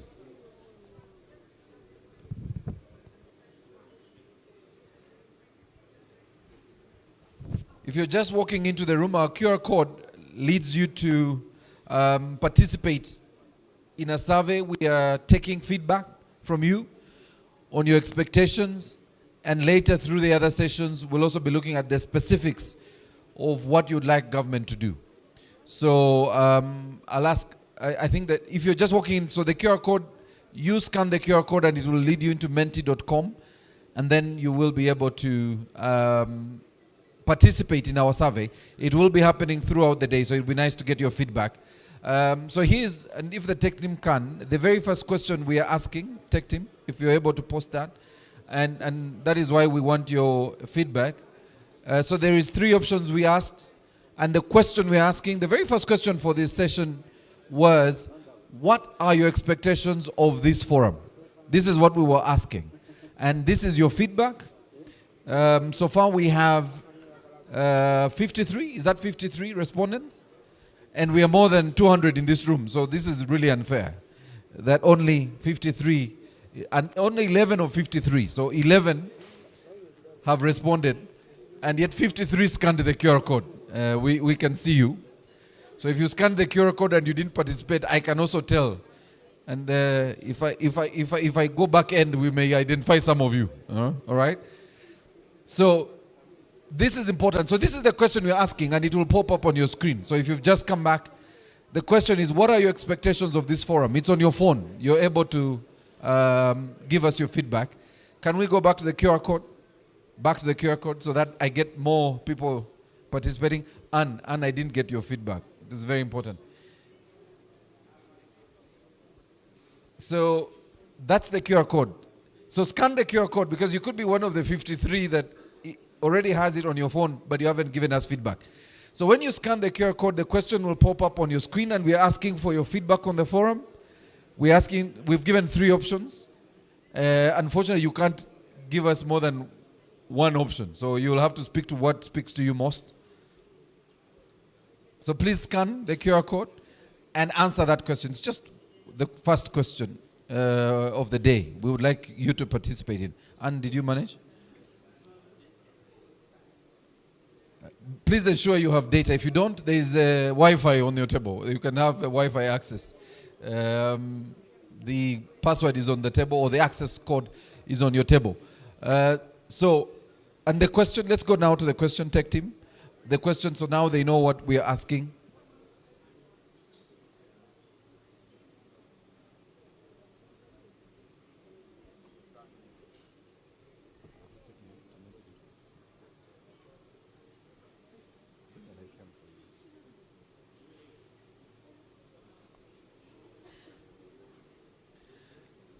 All right, so this is the question we're asking. What are your expectations of this forum?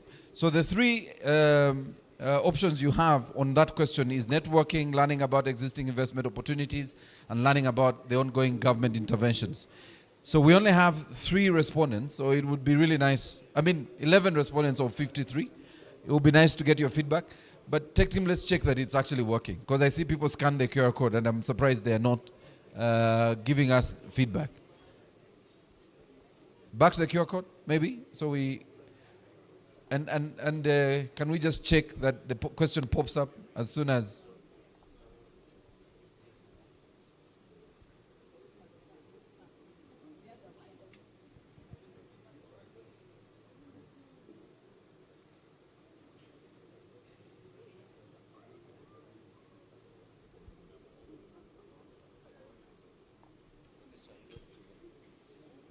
Please note that there is 2 QR codes we probably will be using today.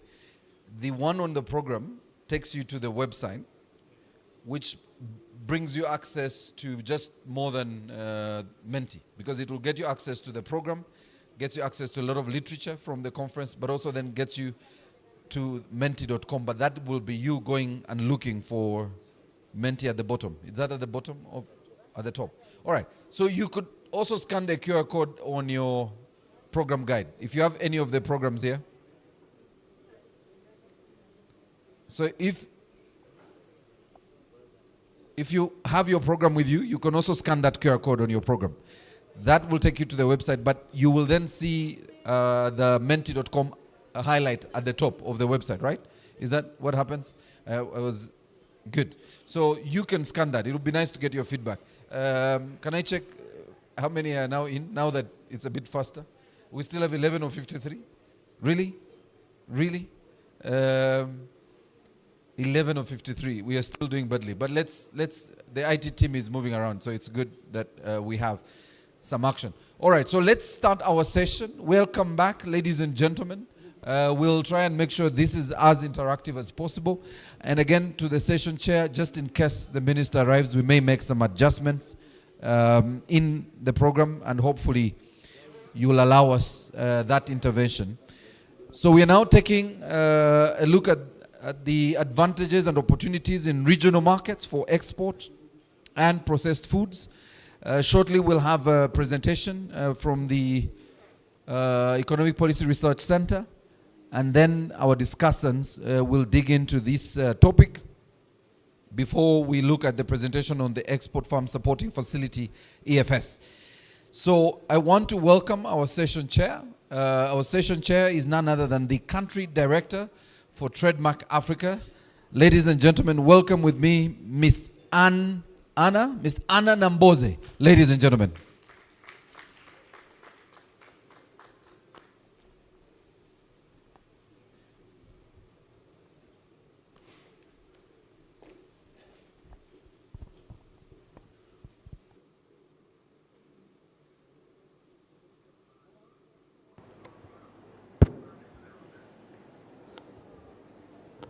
Right. Distinguished ladies and gentlemen, good morning. I'm pleased to chair this session on the opportunities for exporting processed foods from Uganda to regional markets. And our goal today is really going to be very practical.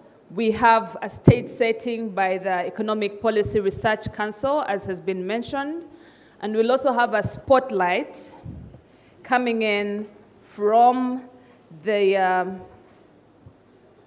Export Farm Support Facility.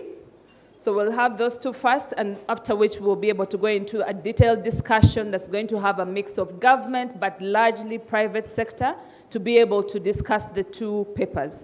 So without further ado, allow me to introduce our speaker, Dr. Isaac Shinekwa of the Economic Policy Research Center, where he heads the Trade, Industry, and Regional Integration Department. Welcome, Doctor. Also, allow me to invite to the panel for the second speaker that will be spotlighting the Export Farm Support Facility, Mr. Daniel Chiseka. To allow our discussants to follow the panel, we'll introduce them later. I'll invite Dr. Shinekwa to get us started, set the stage on taking advantage of opportunities in regional markets for export of processed foods.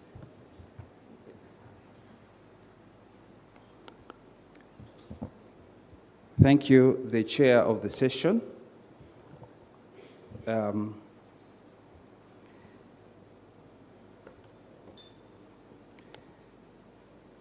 Media department, kindly display the presentation.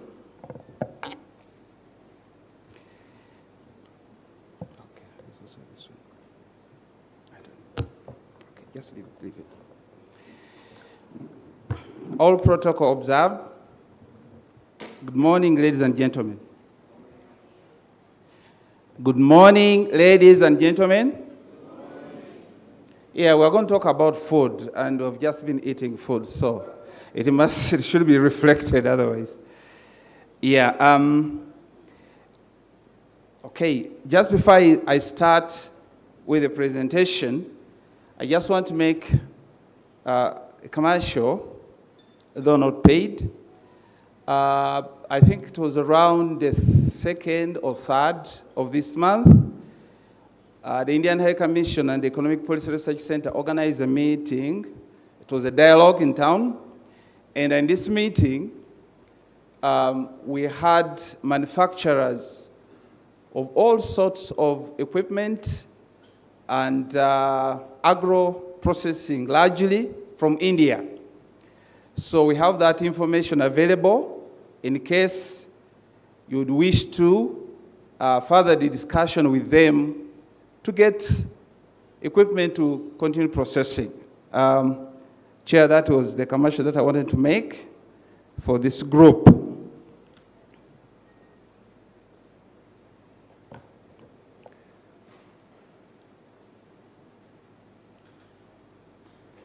Okay.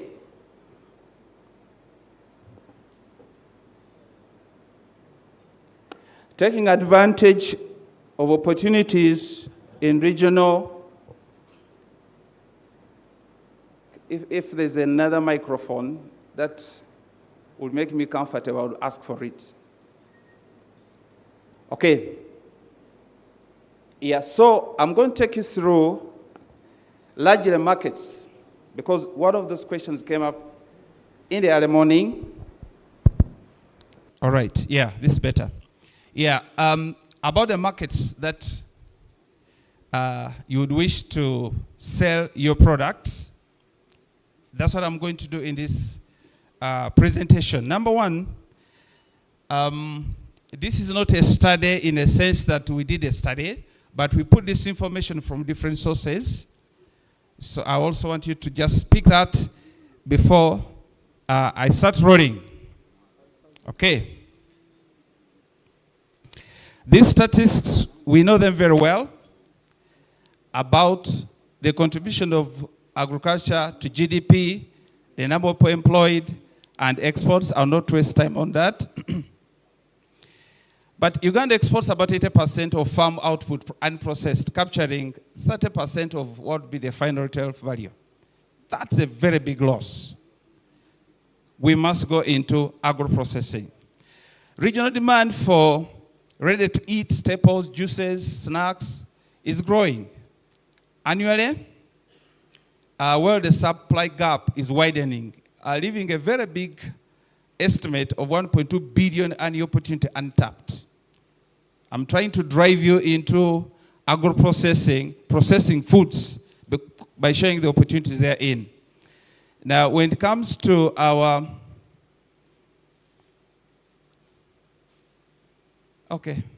when it comes to our NDP, we are targeting creating jobs using agro-industrialization. I think there's a mix-up. This is not the version, but I'll go ahead with it. Just look at that chart, those charts. They're showing us within the African continent the population and the GDP, because GDP is the power to import on the other side. And the population, of course, is extremely important. Now, don't add up those figures, especially the population, because there will be more than the African continent's population because of what we call spaghetti syndrome in the trade and regional integration, where one country belongs to more than one group. But just take it that way, that COMESA is the biggest. Of course, we have ECOWAS and others. So the population is big, and they have commendable GDP for us to be able to benefit from. Now, East African Common Market grants instant duty-free. We are all aware about that, of our products into their markets. COMESA stands at about 87%. FCTA, we are still negotiating. I think we are finished for the liberalized products, the 90%. We are still talking about the 3 and then the 7.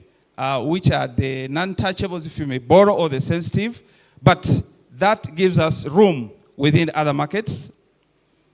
Uganda can ship, those are fruit juices, I don't know how you pronounce that word, maize meal, dairy to about 1.7 billion consumers under the unified rules of origin based on local raw materials. So there is quite a lot.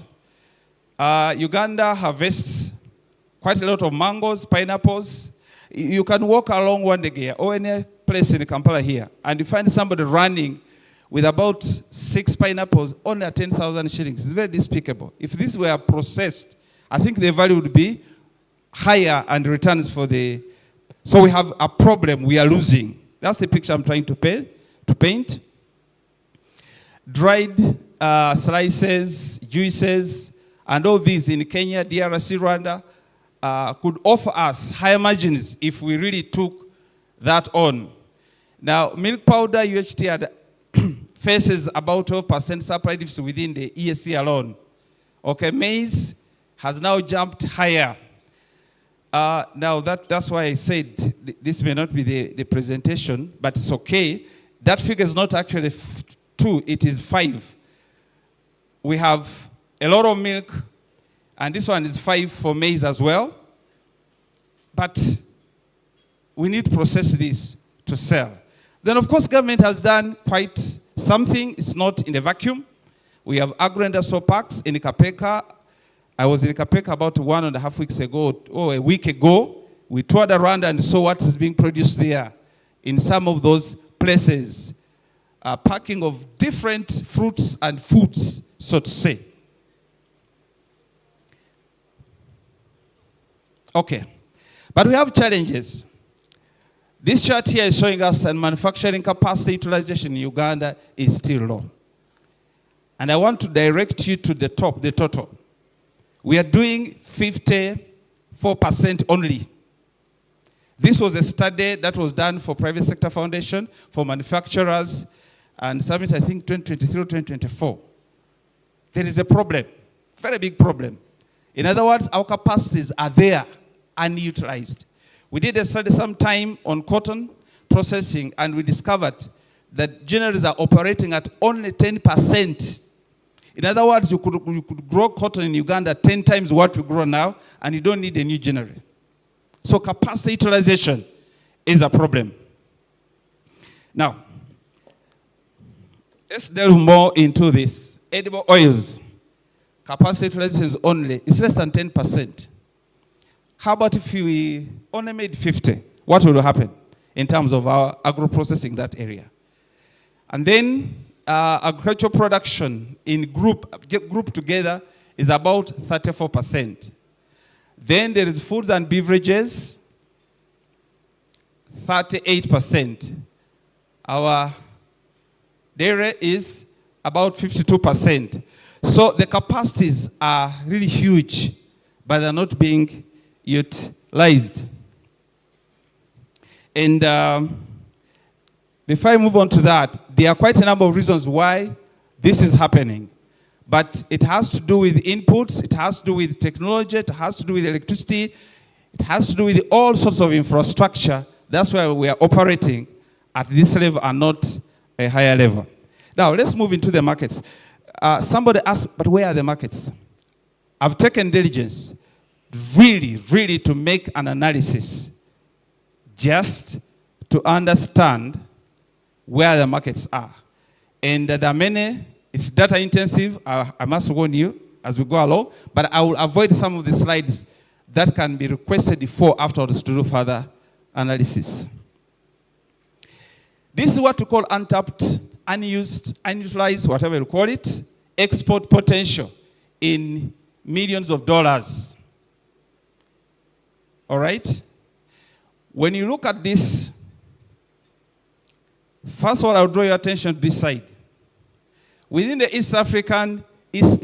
Eastern African region, for those products you are seeing there, our potential export is close to $600 million. Note, but we are not utilizing $280 million. This is based on analysis using an ITC's International Trade Center tool that does a 5-year calculation. There's a lot of algorithms that goes into that, which I'm not going to, but finally it gives you a figure. So we have 46% unutilized. Maybe because of transport issues, maybe because of non-tariff barriers, maybe because of any other reasons. So if we unlock those, then we'll be able to. But if you look at individual dairy products, we are doing an export of only $80 million. But look at the potential, 148. So 72 is unutilized for various reasons, some of which we know, especially in the recent past when we have had unilateral declarations across the other side, thou shalt not bring your milk and all those sorts of things. So I am not going into all those details, but just look at that. Just look at sugar. Just look at, at beverages, alcohol. Mark you, this is exports to the Eastern African region. So we have issues regarding tapping into that unutilized. And this is an area where we do a lot of trade, incidentally. We do a lot of trade with the Eastern African region. So how do we unlock to make sure we reduce on this side as we build on the second column? Those are the reasons why we are here. Now, this is Southern Africa. We don't do a lot of trade with Southern Africa, though. But in these products, I want you to see that the export potential is about $64 million for these products. However, unrest potential is $56 million. In other words, 88% of what we would be exporting that we are not achieving it. For the same reasons. Now, you may also understand Southern Africa, because South Africa produces a lot, and under the FCTA, there are sensitive products which they ring fence. And I'm sure milk is one of them, and perhaps sugar. So we don't do quite a lot, but these are things to think about and see how to exploit them in case. Now, we don't do a lot with West Africa, Western Africa. Our potential is about $2 million in these products, but we are only doing 1 point, and we are doing very little. About 5% of what we would be exporting in those markets under the negotiations that we have had. All right. Central Africa. In Central Africa, I want to draw your attention to, again, the export potential of $126 million, but we have $95 million untapped into. And you can understand because of the barriers. We have barriers here, there are no roads. You have to airlift perhaps whatever you'll take there. And so these are some of the issues.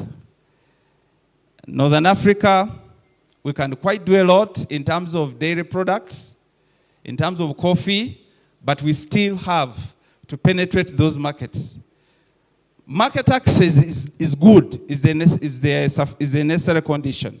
But you need a sufficient condition of market presence to be in those markets. That takes some of the things that we are trying to tackle in this meeting. So that gives you an idea about the products we are talking about and where the market is, where unutilized potential is. So, in total, this is just a sum of what I've just been talking about. Now I'm delving into product by product. And remember, these products are many. I cannot do analysis for all those and make a presentation here. Otherwise, the cows will come back home when we are still here. But I've just picked one or two to give us an idea. All right? Look at sugar. And this is an average of 5 years.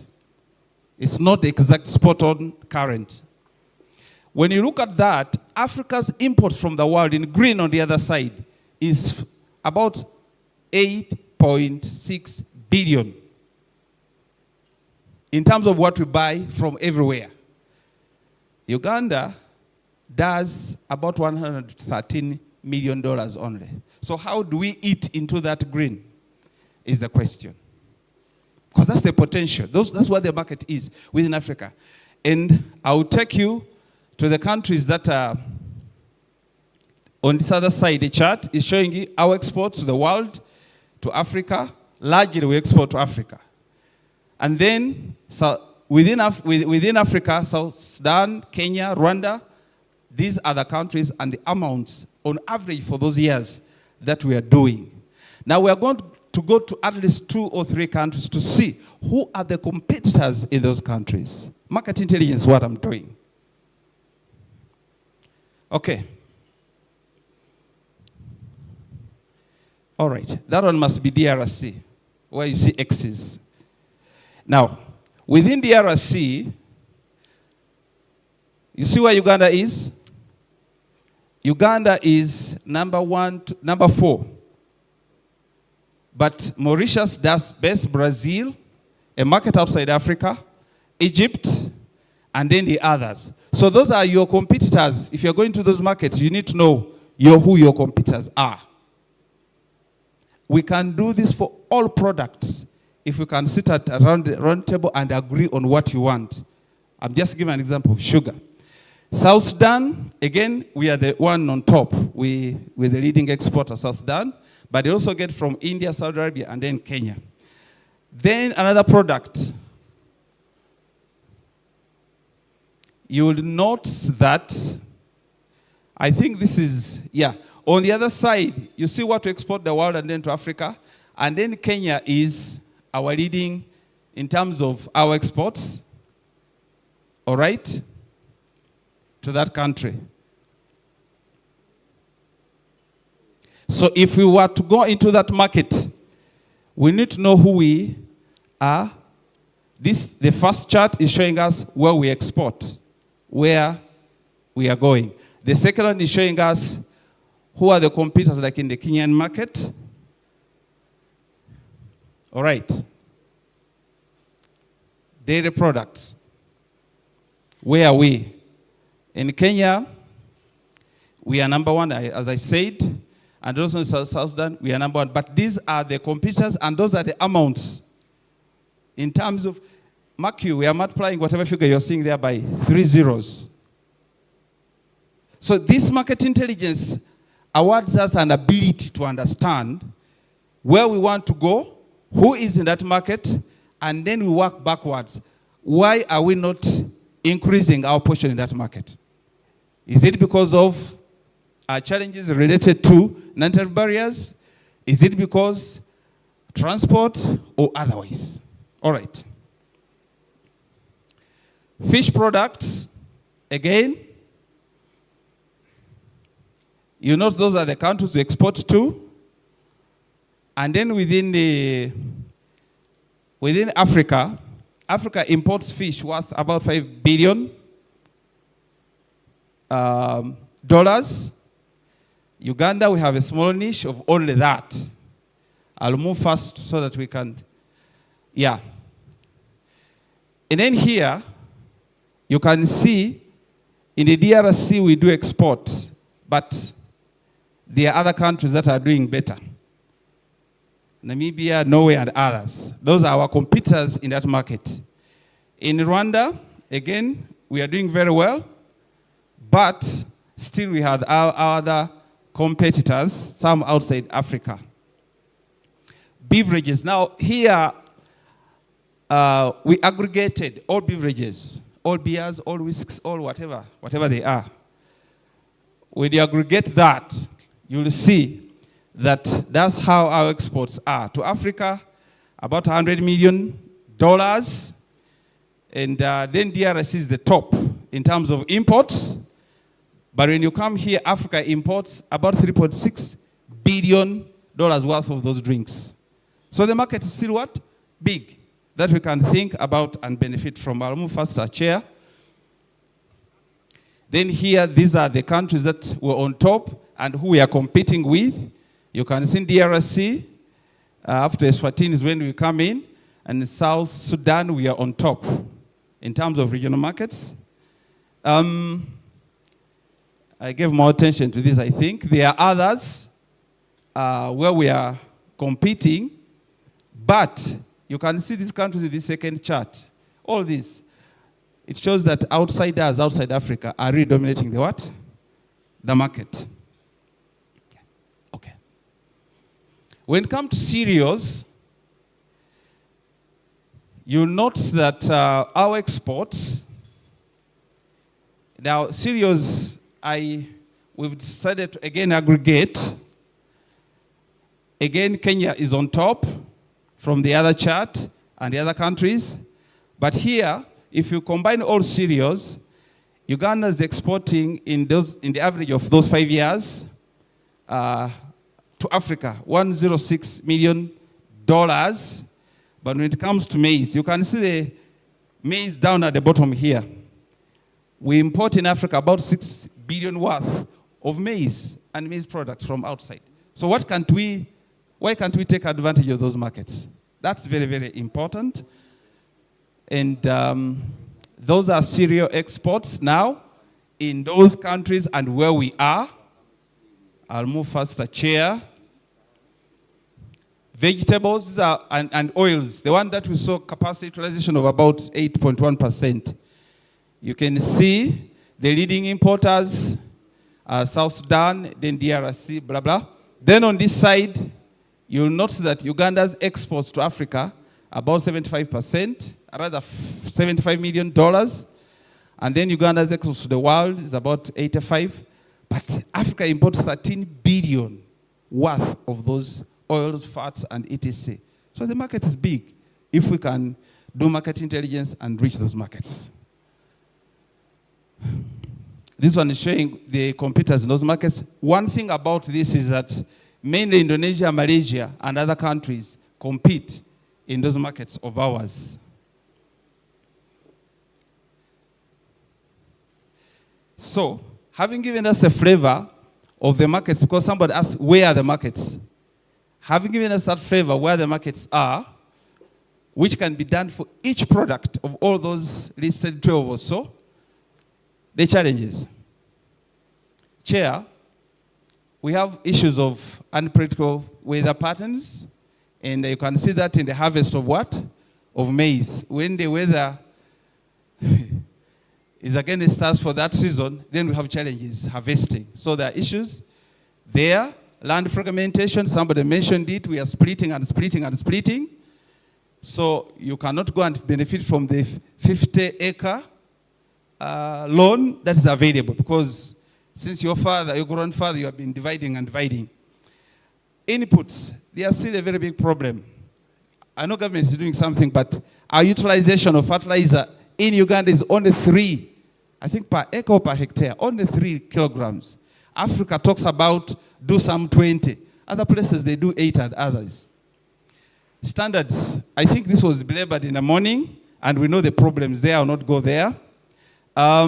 Finance, again, this is another issue where people want to expand, but the issues of finance remain a challenge. These are not small challenges. They are quite substantial challenges. We have post-harvest losses. And that's why we have issues of aflatoxin in our maize. So we lose a lot. We need to do something about it, because some of these products actually, they are perishable in nature. So if you don't process them immediately, trouble. Infrastructure deficits. Talk about roads, talk about equipment, talk about irrigation, and anything to do with infrastructure, logistics, there are issues. Mechanization. Like somebody said here, that hand hoe can never open sufficient land. So we have those challenges. Technologies for processing. There are issues. Why don't we have our products being bought and, you know, locally here because of that? Non-tariff barriers. Yeah. Non-tariff barriers at regional level, you all know that. I'm not going to. Then I just want to mention packaging. We still have to improve our packaging. The packaging area and trying to put together whatever we are selling remains a challenge. Chair, I have only 2 slides and I'm going to stop on these ones. We need to do some of the areas to consider.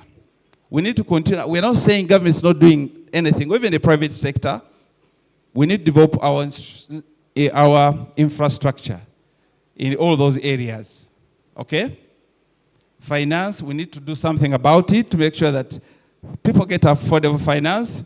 There are efforts like you saw what was presented for Invite. Compliance. I think it was also very clear that there's need for more money, food soldiers, and to recruit more people, and then to ease the process of compliance to make sure you sell your products when they are quite competitive in the market.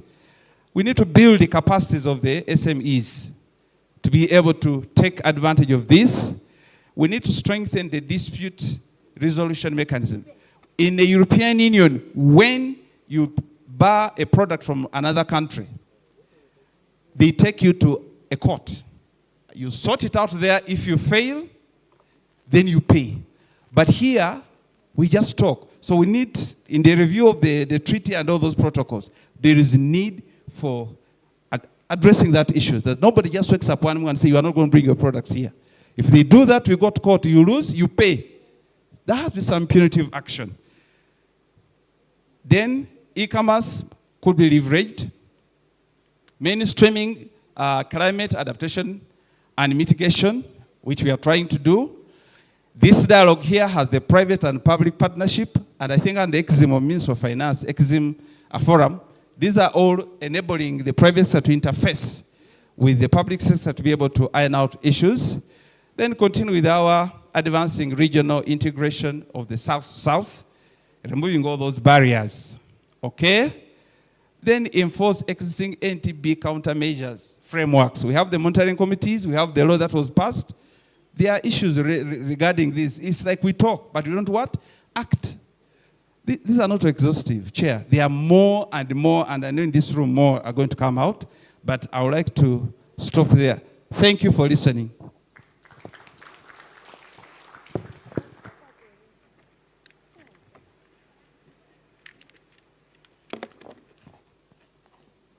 Another round of applause for Dr. Shinyekwa.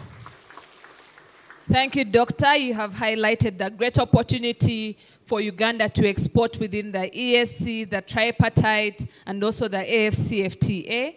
You've also given us the market intelligence and how much, what the gap is between what we are currently supplying, what we are currently exporting, and what we could export. And this is really due to the challenges that you've also given us in great detail for us to be able to look at. And you've also given us policy interventions that you've proposed to be able to, change the situation around. So thank you very much. We'll have the discussants later talk more about it.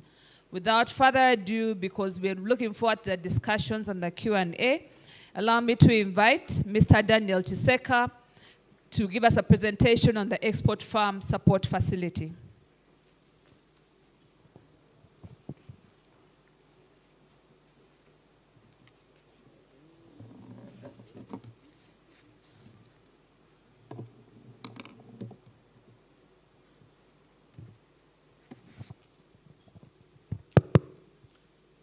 Good morning, ladies and gentlemen.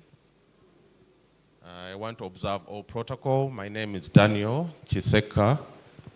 I work with the Private Sector Foundation Uganda and on the team that is implementing the Investment for Industrial Transformation and Employment Project, Invite. Specifically, I'm responsible for a component therein known as the Export Farm Support. Next. So we'll go through the presentation, and I'm mindful of time, but we can always share these presentations so they're available. Next slide, please.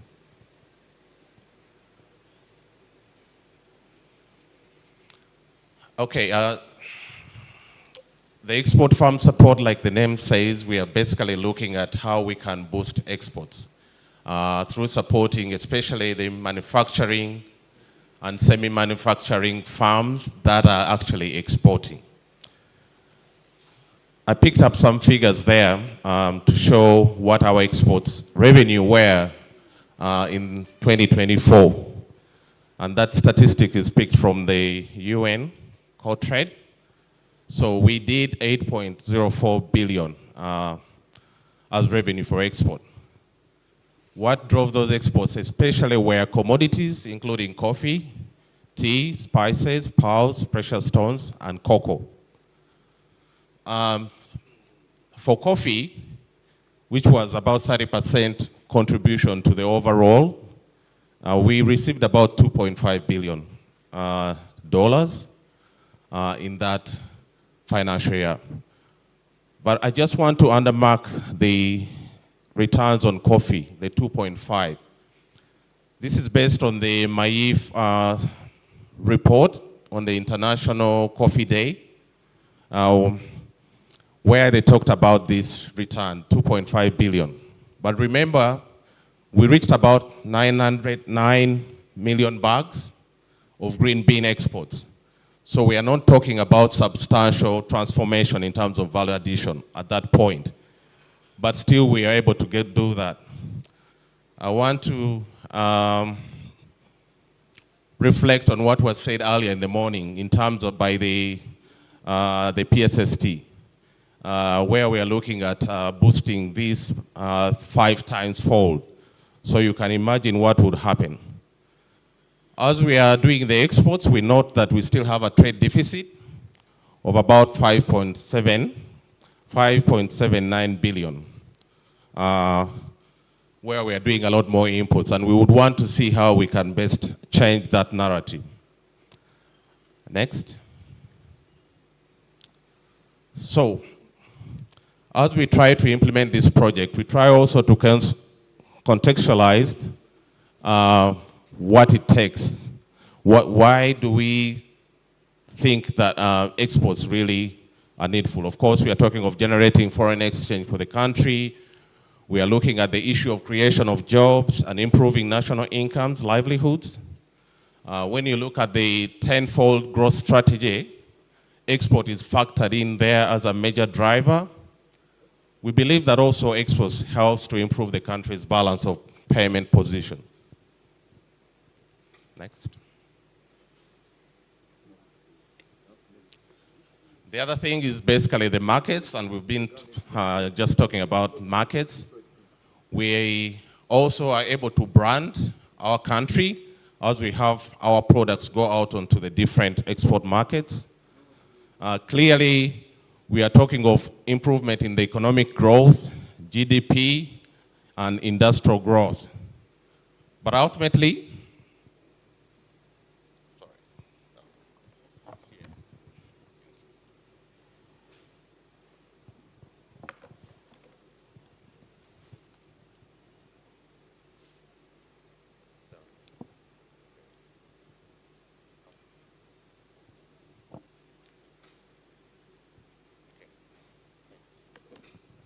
so I was saying that we're looking at improving the country's competitiveness with the domestic companies, which happens as we have more products, more of our products go into the export markets.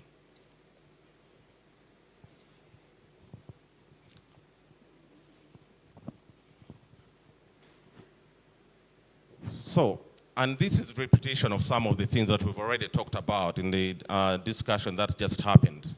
But these are some of the things that disadvantage us in terms of having our products to be competitive and getting to the niche markets where we would want to have premier prices for our products.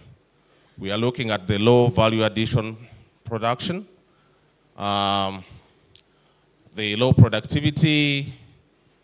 We are looking at the value chains that are not fully developed to allow for maximum returns. The issue of quality and standards. We're also looking at the fact that in terms of accreditation to some of these markets, we may not have those bodies to allow us to get the accreditation needed and then access the markets. The former presenter talked about market intelligence. That is something that also we note as we try to implement this component. So, in terms of the export farm support component, which is under component 3 of the Invite project, we are looking at seeing how we can support the farms that are into manufacturing or semi-manufacturing and exporting by trying to address some of the issues which are business development service related to ensure that we have a wholesome package that fits the different export markets where we want to play. The component is funded by the World Bank with support from the McDonald Trust Fund. Those include the governments of the United Kingdom, the Netherlands, and then also Sweden. Under the export farm support, we are looking at specifically addressing the business development challenges, and we are saying that we should provide a grant of up to 80% on those costs that look into undertaking those business development services. The targeted area, manufacturing, semi-manufacturing, and this ties in with the requirement for value addition. Because we appreciate the importance of having a product that has value added onto, and in terms of the returns that come with that product. So we are looking at farms that are manufacturing. They could be doing it to 100%. They may be doing it to 50%. But those are our target area. We are also looking at those potential exporters. So ideally, someone has already a product that is already on the local market, but they know they can scale up that product. And those are part of what we would also want to see, how to help them scale up. But importantly, ladies and gentlemen, the issue of commodities, and I know this is going to inform the discussion. At this point in time, under the component, we are not targeting farms that stop at just the production without any value addition.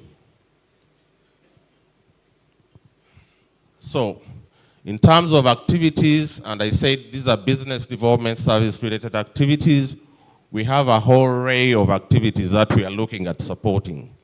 So we are looking at things like market export identification, things to do with product design and adaptation, the issue of branding, packaging, labeling,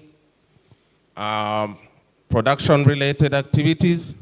And the whole idea here is that as a farm, you may not be well-versed with what it takes to brand your product, for instance. So you're getting in someone with that level of expertise to come in, and that is where, as a component, we are looking at supporting those related costs so that you are able to get a wholesome package that meets the specific export destination that you're looking to sell your products to. We are also looking at things like standards, certification, activities to do with market intelligence, but also for those farms that have a product and they would want to look for regional and international markets through the exhibitions.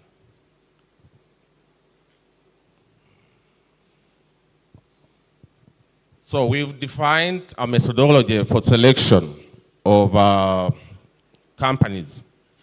And we have 4 areas. We have the first area where we are looking at farms that have not necessarily exported, but they have the potential.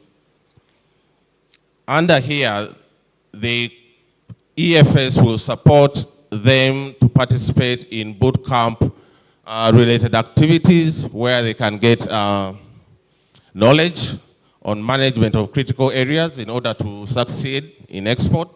In other words, we are preparing them, we are getting them export ready. Under 2, we are also looking at targeting farms that have done some exports. Maybe 3 years ago, they are no longer doing that, but they would require to get started again. And the kind of activities that we are looking at supporting herein, we are looking at supporting them on market identification, but also the standards and certification process. And there we are looking at a bucket of about 2,000 per activity in relation of the activities that have been pinpointed there. In 3, we are looking at those who are actually exporting. They have a market, export market, but within that market destination, they want to expand. And we are looking at supporting them on a range of activities, including market research and marketing, product branding, packaging, labeling, the issue of standards, trademark protection, and registration. So for such BDS activities, we are earmarking up to 7,000 per activity that may be supported for farms to be able to carry out that activity. And then lastly, we have in bucket 4, for farms that have experience in exporting but would also want to venture into new export destinations by the time of submission of their application. So you see that under 4, we still have the activities under 3, but importantly now we go into the regional and international exhibition and shows. So the support there is up to $10,000 US per activity. Now, we've talked about the aspect of BDS. To be able to do that, you need people who are knowledgeable on both the markets, what it takes to place a product on an export market, and also to guide the farms, SMEs, in terms of the activities that they would want support on. So PSFU has created a pool of export development consultants to support the applicants to undertake the activities. At that cost, that is where we come back to reimburse. So the support is informal reimbursement. That is where we come back as a project to reimburse up to 80% of that cost. We have pre-qualified these consultants, and they are onto a portal where they are accessible to those farms that may want to tap into those services. But we also know that there are those activities that probably require a certain type of expertise to be undertaken. And for that, we wait for you to tell us, but you need to share with us the profile of that consultant so that they are vetted and then allowed to be able to undertake that activity for your farm. These are majorly processes to say that there is a due diligence process on applicants. So where we are engaging a farm to be able to undertake those activities, existence of the farm that we are supporting, and that they are compliant in terms of the legal requirements. We just make sure that there is no conflict of interest during implementation, and that the procedures have been followed and to allow for the reimbursement. So in the interest of time, I'll skip some of these slides because they are internal processes.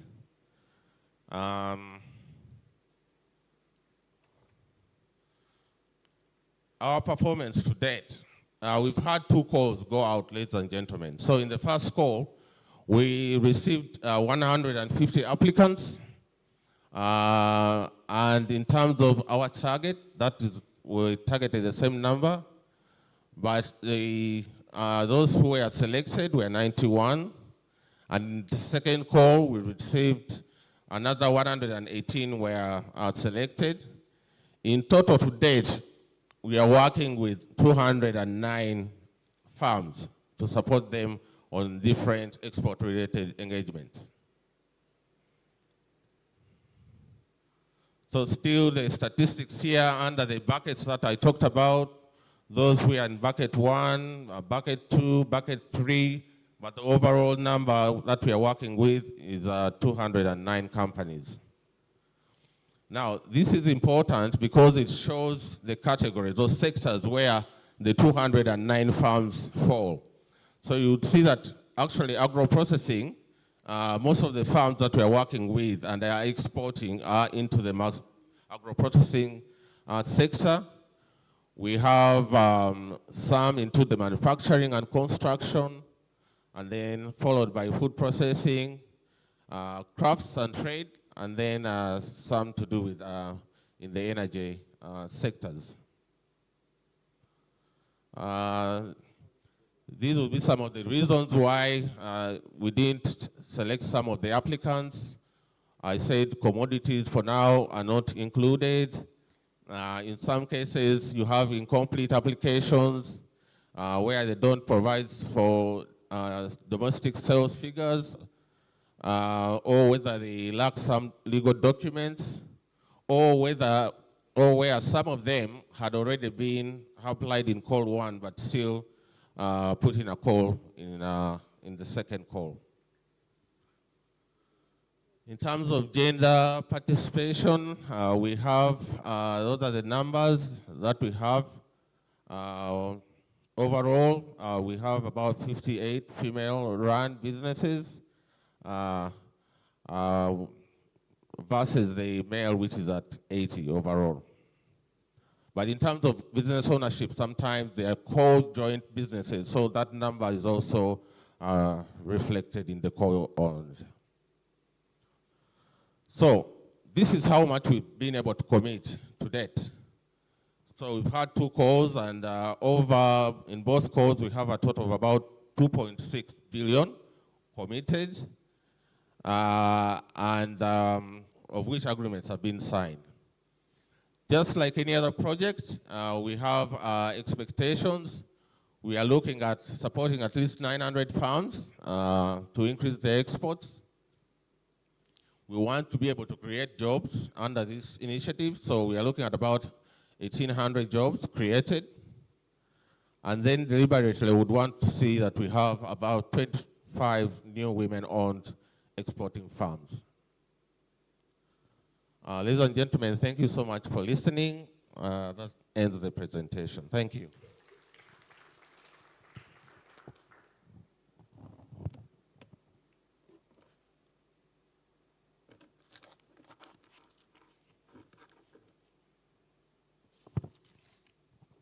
Thank you so much, Mr. Kiseka, for highlighting the export farm support and I invite another round of applause, please. I think this is very useful information for us all, especially in the business community, because business development services are key. You find that as businesses, we are really looking at the profit margin, so everything else that is going to actually help us to scale is left behind. So this was very useful. The fund is really available for businesses that are into value addition, processing, and export. So with these 2 presentations that we've had this morning, it is now time to get into the panel discussions. So we have a very, very interesting list lineup, starting with the Uganda National Council for Science and Technology, represented by Dr. Martin Ongol. Please come forward. Thank you. You're very welcome. Let's welcome him warmly, please. Thank you very much. Dr. Ongol is a strong advocate for leveraging research, innovation, and technology to drive industrial growth and national development. And then from the Grain Council of Uganda, please welcome Mr. Henry Kasumba Musisi. Thank you. Who is the Executive Director of the Grain Council. And then we also have Dr. Dennis Ngabirano from Sam Foods Industries Limited. Now we're talking private sector entrepreneurs. And he's the founder and CEO. We also have Mr. Sam Balagade, representing Newman Foods and Beverages. Is he here? Mr. Balagade, yes, he's coming in. He also chairs the Hortifresh Fresh Fruit and Vegetables Association. Welcome, Mr. Balagade. And finally, on the panel, we'll have Mr. Alex Chiinji from Unai Nutrapol Holdings Limited. Okay, thank you very much. We're all here. Really balanced. We have this time just one representative from government and the rest is private sector. So we're really, really looking forward to this discussion.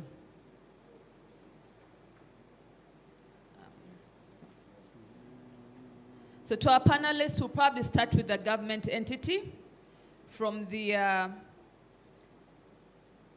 research perspective, science and technology. We've heard about the untapped export potential for Uganda in the different markets that we're now supplying.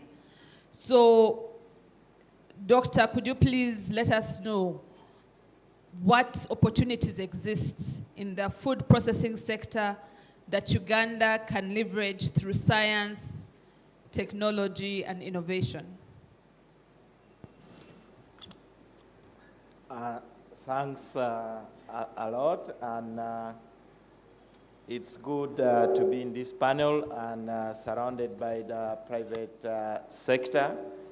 And actually, there is quite a lot of opportunities that can be exploited. And of course, some of them have already been mentioned. That is, first of all, the wide regional markets, especially COMESA and East African Community. And in Uganda also, we are talking of the low cost of production. Sometimes, about 5 years ago, Kenya was doubting whether really the milk that was going to Kenya was actually not formulated, but actually coming out of the of our farms.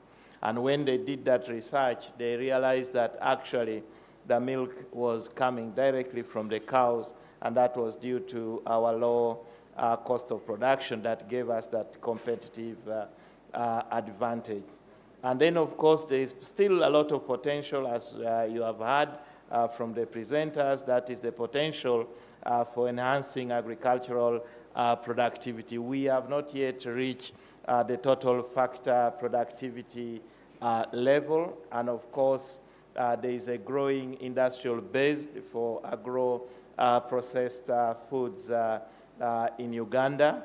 And then, of course, there are other issues to do with the standards, regional harmonization of standards, and of course, our efforts that we are also putting on phytosanitary controls.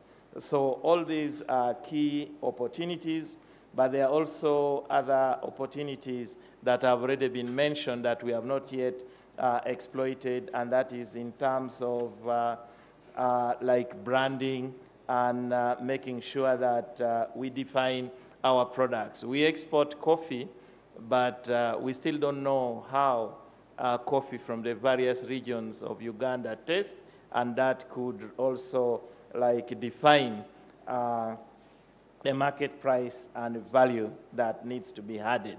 But of course, there are a lot of opportunities that is not yet exploited is in terms of innovations, product development, and the like. It has not yet been exploited. The UNCST runs the National Research Information Management System. In the last 5 years, we have registered over 6,000 studies. But when you get into those studies that are really looking at the regional markets, you just find about 30 or 40, and that means that really we have not gone deep. And when we look at this, we are looking at studies like on supply chain logistics and management, and of course, business enterprise development that has been talked about. For the time being, let me stop here. Thanks. Okay, thank you very much for that. So I'd like to go to the advocacy sector. Mr. Msisi, from all the challenges that we've had this morning, what policy or infrastructure interventions would be really the most effective that should push for government to work together with the private sector in order to increase tapping into the opportunities that we've had here today? Thank you so much. I think the most important would be from the point of view of the private sector and especially the grain sector. One, access, improved access to affordable financing would be a key one.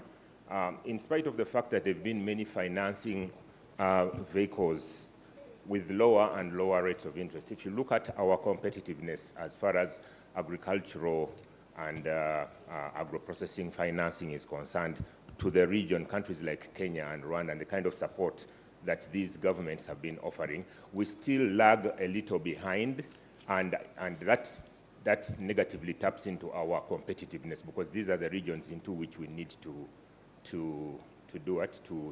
export.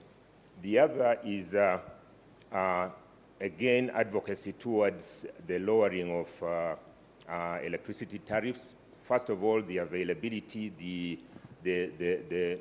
reliability, but very importantly, the competitiveness of the tariff.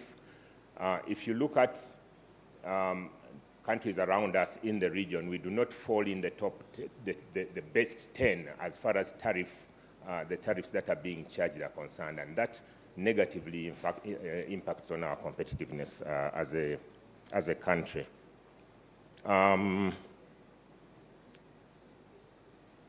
Improved road access. I don't know whether the Grain Council or the private sector has a role to play there, but generally infrastructure development, including the conversations that we hear on the development of rail, both standard gauge and meter gauge railway. Very good conversations. We hope these are actualized, because if you look at, and especially speaking from the point of view of grain exports and grain products, these are bulky goods. We need cheap conveyance to the markets. There was a lot of noise about roads being built in the DRC. Those are good roads, to tell you the truth, speaking from a selfish point of view as far as, and they have, there are people here who export flour and grain products into the DRC. They will tell you about the growth in the volumes as a result of increased access to those areas. So infrastructure development, including better roads and better rail, would be key interventions. Thank you.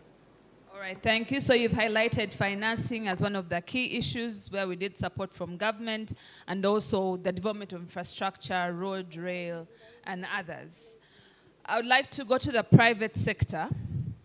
And Mr. Ngabirano, I know earlier this morning you already painted a picture of how difficult it is to actually get your certifications from the Uganda National Bureau of Standards. But I would request you to, give us a full, even cast this picture wider. Tell us what it really takes for a typical business in Uganda to export processed food. Thank you so much for this opportunity. In line with the export requirements, first and foremost, you must have a product that is acceptable in the local market. A product that has proved to be healthy, a product that is having unique identifiers or additional benefits that is communicating or offering to the consumers. Because today, we are looking at the consumer demands or behavior changing. And we are using tools like AI tools to predict the demand or the future of snacking in Uganda. So when we talk about export opportunities within the region, I rush quickly to the current economic situation. So when you look at the microeconomics, apparently, the dollar is coming down and the shilling is gaining. So what does that mean? That should we shun away from tapping into opportunities that are bringing in dollars? So the macroeconomic stability is a good thing, and thumbs up to the government and the Treasury However, we need to look at what we call sustainability. And when we talk about the tenfold growth strategy in line with the agro-foods processing, the target of $20 million US per annum has to be broken down. And this, when I heard that, actually, I was like, where have these conversations been when the sector leaders are left out? There is need to do an all-inclusion review of the strategy and the whole framework to ensure that we come up with a clear needs assessment. The needs of an agro-processor like SAMS are different from the needs of someone who is in ICT. But then, within the inclusion proposal, would have a clear assessment of what is happening on the ground. We've had markets flooded with inputs like potatoes. And when people see potatoes on the market, they assume that all potatoes are crisping material. When we see mangoes and oranges flooding the market, we assume that they are all juicing material. But in reality, it is the opposite. So we really need to get to understand these sectors in depth by having in-depth conversations with the key players. You can't believe that within the region, we have the second largest precipice line. But we are crying out. Last week, we had to shut down the line for 3 consecutive days because we were lacking inputs. So people who have been hearing these stories and assume that things are happening right, it is really the reality. Companies like Salot Fruits Factory, when you look at how they are struggling, it's because they are also failing to get sustainable flow of inputs. You look at the pineapples on the market. Most of the pineapples on the market, they have a very high pH. And when it comes to processing fruits that are demanded globally, we cannot accept such tomatoes. So a needs assessment is very important to clearly focus on agricultural industrialization if we are to mechanize processes.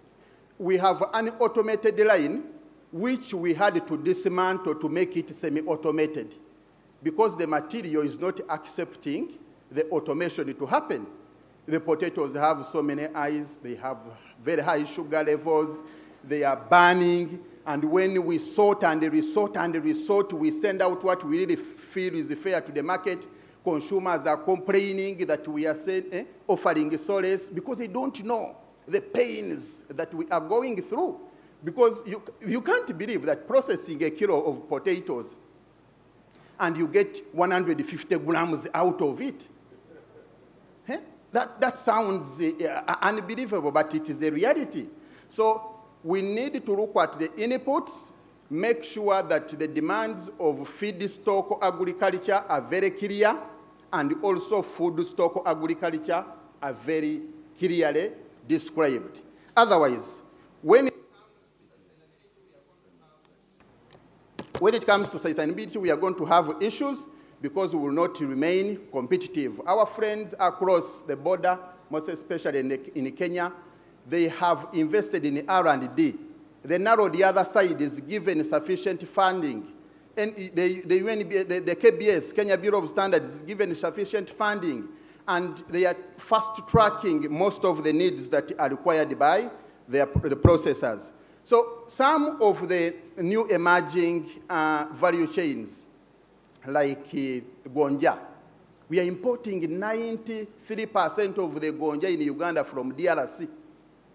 And when you look at such a value chain with the budget that was dropped, I couldn't believe that NARO is no longer investing in research activities that are related in boosting the value chain of gonja.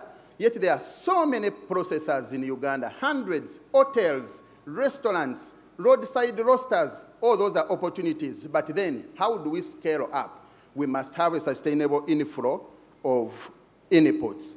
Now, when it comes to ESG, we've really seen this given a very low attention, but at the end of the day, for us to remain in business, we must be very, very conscious about the future. We must be conscious. The environment, the climate change is a very, very big risk that we are playing with. We are all focusing on industrialization, but the effect of the fumes onto the climate, a very big issue. Water. When we talk about governance issues, when we talk about sustainability, we must really put this into a clear consideration. But then, something that didn't come out clearly when through the earlier presentation, we needed to hear conversations that are in line with the domestic demand, projected domestic demand, because with the population is going up. But we really need to know that by 2040, what will be the projected population of Ugandans, and what will be the projected domestic consumption, even before we look at the regional opportunities. I know some of these issues to harmonize trade within the region are political, but we still remain hopeful that they will be solved, and at one time we will be able to trade with less friction. But in the time being, I would call for clear timelines, because on many occasions we've had representations from government. We come, we discuss, we eat the food, go back, but there is no clear accountability. We really need to agree to disagree if it needs to be. Let there be clear accountability, let there be a constant communication of the progress. Once we agree with government that UNBS is going to be sorted, it shouldn't really happen next year. Let it be sorted once and for all. Today, I heard on news that URA is getting more office space along this very road.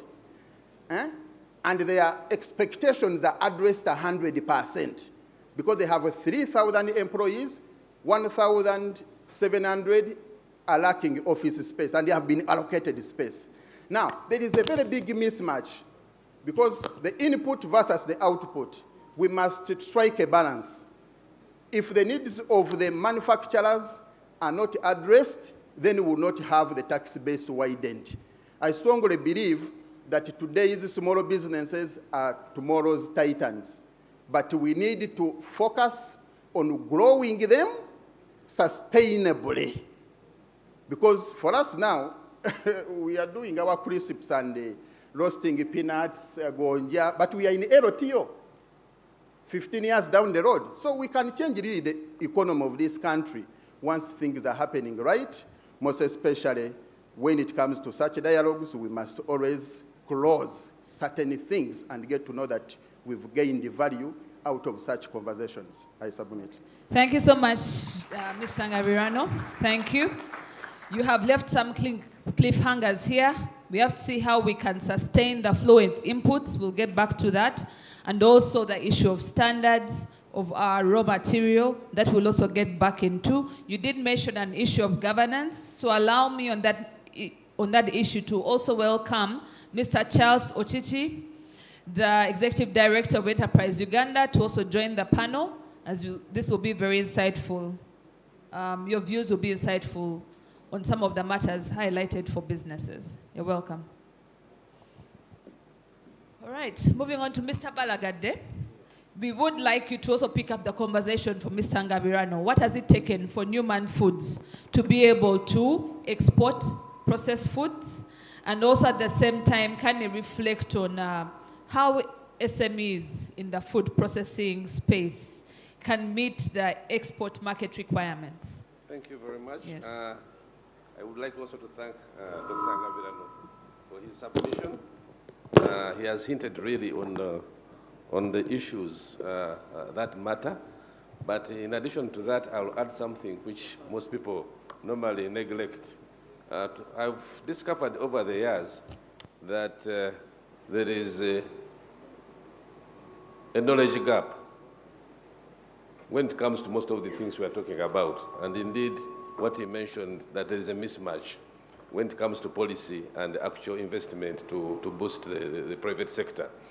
The knowledge gap exists in such a way that we should have deliberate effort to inform the key stakeholders, because like where we are seated here now, many of us here are potential producers. Even as when we sit in different government offices or we get out, back home, we are basically an agro-based economy, and most of us have come up from agriculture families, and we have failed to really grow our agriculture to meet the requirements of the production because of that knowledge gap.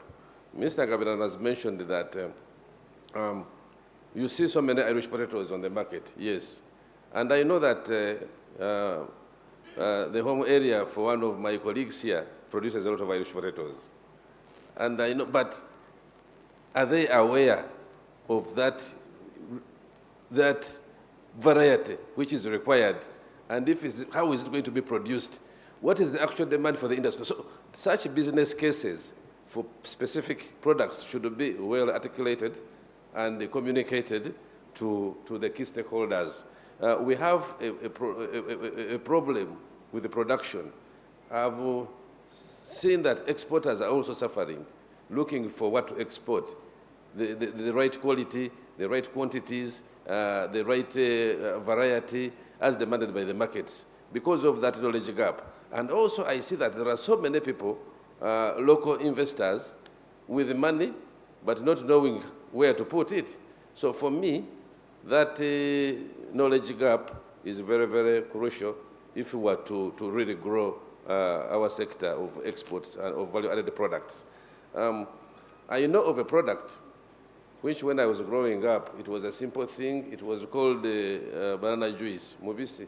We call it mubisi. And that mubisi is a natural product. It is squeezed out. It is made out of 2 or 3 varieties of banana.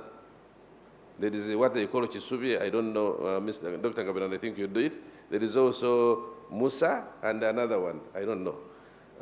When I moved across the world, I saw that in some countries, they really treasure it.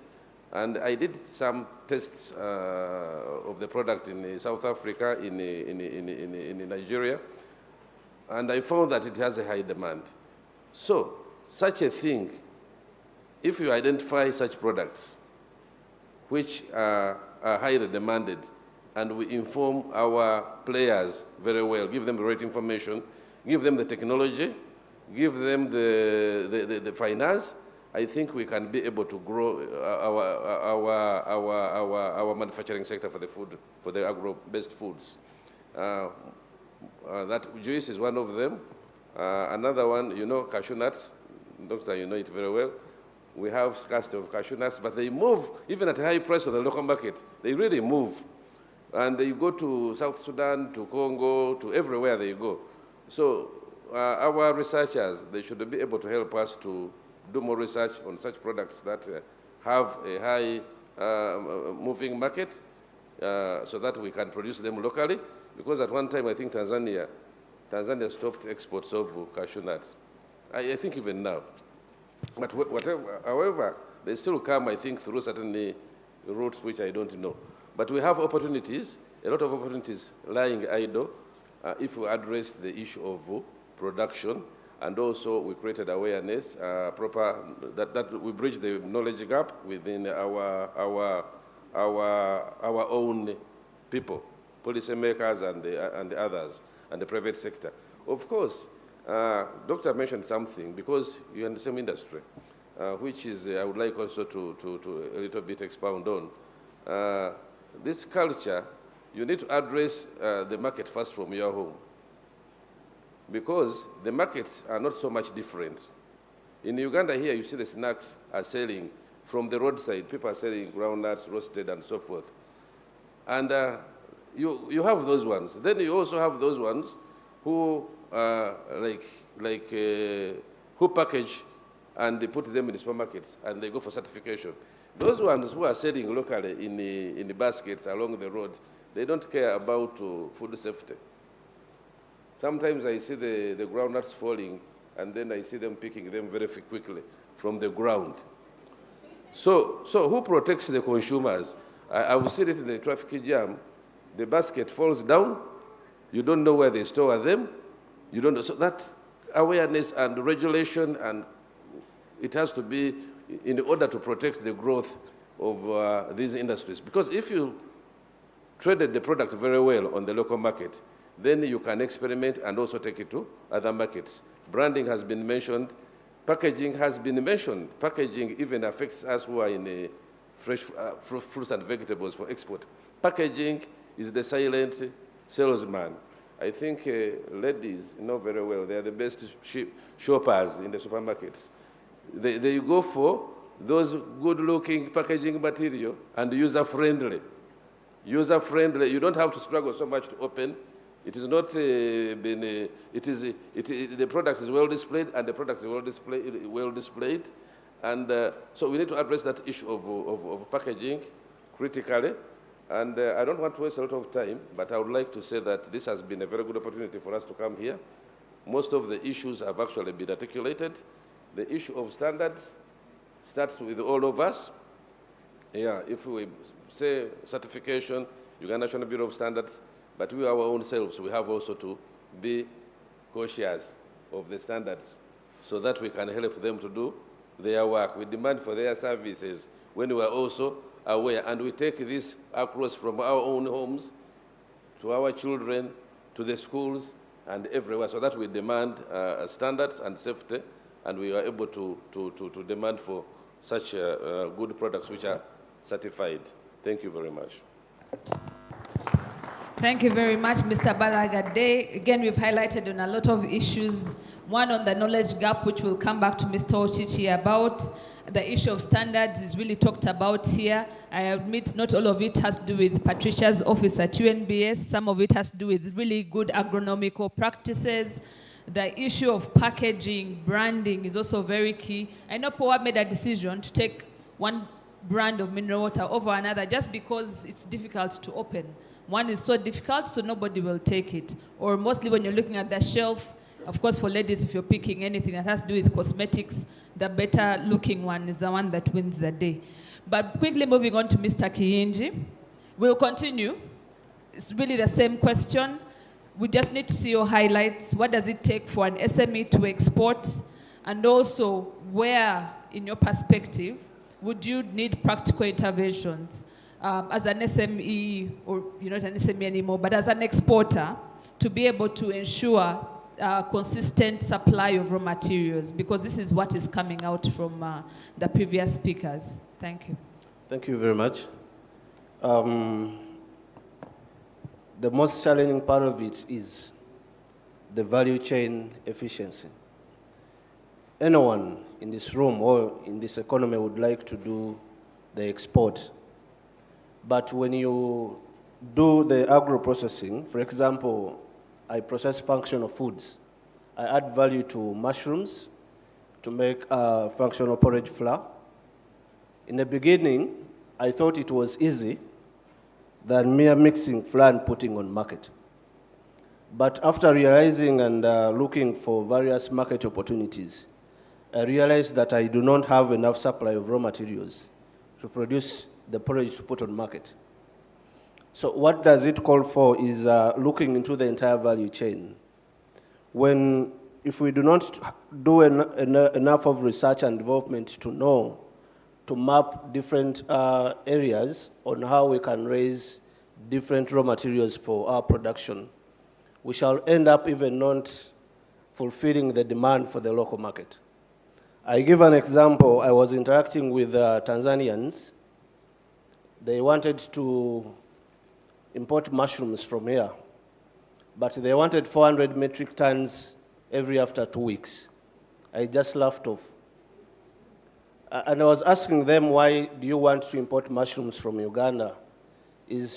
Why don't you want us to import mushrooms from Tanzania? And they said, Uganda has a lot of raw materials, but they do not have the knowledge gap. They don't have the knowledge to do agro-processing, to add value to agricultural raw materials. So they're importing from us to go and process, then after bring back to Uganda for us to buy. So the main challenge is the value chain efficiency. If we can work on reviving cooperatives to encourage farmers to grow different type of crops which are used in production of different raw material, different products, I think we shall be able to do the export. Then secondly is the brand identity. Why we are failing to penetrate regional markets. Our brands do not stand in regional markets. But if we do a lot of research on brand positioning, the packaging and labeling of our products, we shall have the capacity to export our products to regional markets because we have the best quality in terms of raw materials we have compared to other regional markets. So if we work on the value chain efficiency of all production raw materials, we work on the brand visibility, brand identity, I think all processing companies have the capacity to do export to regional market. Thank you.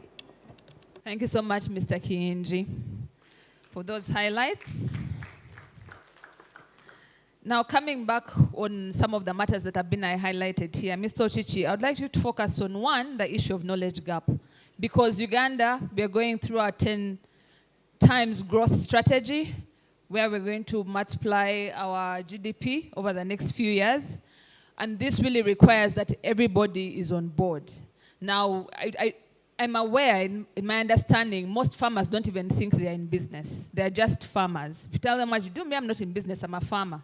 And yet, this is the mentality that they need to become entrepreneurs so that they can actually get into some of these organized production and get to be able to improve themselves. And then secondly, packaging, branding has come up. When we go to the export market, I've seen at a lot of these different trade fairs abroad, you'll find rows of Ugandan produce under so many different brands. It's honey, but it's different and it's all from Uganda. And then, the next row so follows with maybe oil. It's all different brandings, but it's for Uganda. What more can be done? Is there a way to consolidate, just to have a bigger force once we get out of Uganda, a bigger impact? Over to you, Mr. Chichi.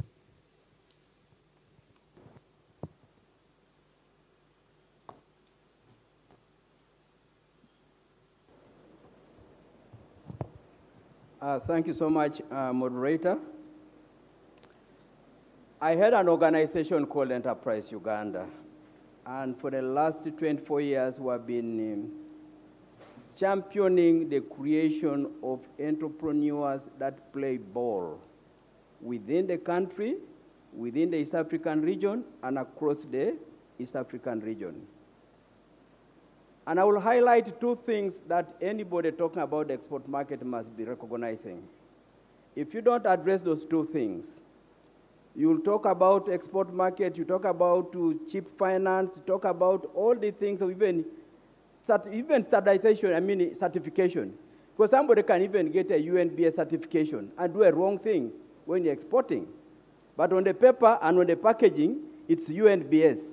But what you have got inside there, it's not as per the level outside called UNBS or a standard. So the first two things one must recognize as you go into the export market are what I call the laws for entering the business arena. Law number 1 says, sell a solution that meets minimum expectations of the consumer, of the buyer. You have labeled the thing well. It is properly packaged. It has got a UNBS logo. But I consume the thing and I find it wrong. I will not buy it again. What does that tell you about that message? It is you, the seller, who should be saying, your happiness is not so much about the money you have picked from the customer, but more about how will the customer who bought my item feel when they have consumed what I gave to them and it was properly packaged. That's law number one. Did you have in your mind more about the satisfaction of the consumer than just doing any cosmetics in order to get this fellow to buy from you, and then you are not looking for repeat business? That law number one is confirmed through repeat business. Law number one is confirmed through referrals from the first consumer. Law number one is confirmed through the consumer giving you more advice on how to supply them more products from your country. Is it easy? No way. What does it go for? A business attitude, a business mindset that addresses all the 5 pillars of running an enterprise. Pillar number one is governance and leadership. Structures in the way the thing's done. Structures on the purchasing of the inputs. Structures in the way you recruit. Structures in the way you look for finance. If all the time whenever you hear the word finance, you're asking for a bank, you're asking for a lender, you are extremely raw in the aspect of knowledge of finance. Did you know that one of the biggest and cheapest sources of finance is supplier's credit? You don't even take a day in negotiating a supplier's credit. But it comes with credibility, it comes with honesty. How many entrepreneurs are able to sustain suppliers for 5 years who are willing to supply items on credit for 90 days and then they are paid later? How many? So that's the first law that you must remember as you send Ugandans into the international market. The customer will evaluate you on his expectations. And those expectations will include packaging, the taste, delivery time, consistency. All those are a must. Do you just do that by saying, well, you know, we have given you NBS? NBS is to confirm that you, the fellow running this business, now you believe in this logo. If you put the logo there just for the sake of getting to the market, we will expose you in a very short time. But law number 2 says, and that's very important for the export market, no matter how happy the consumer of your item yesterday was, did you know that within Africa, there are people who are supplying the same?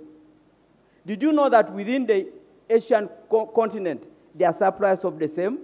To what extent, under law number 2, are you ready to compete with the finest in the world?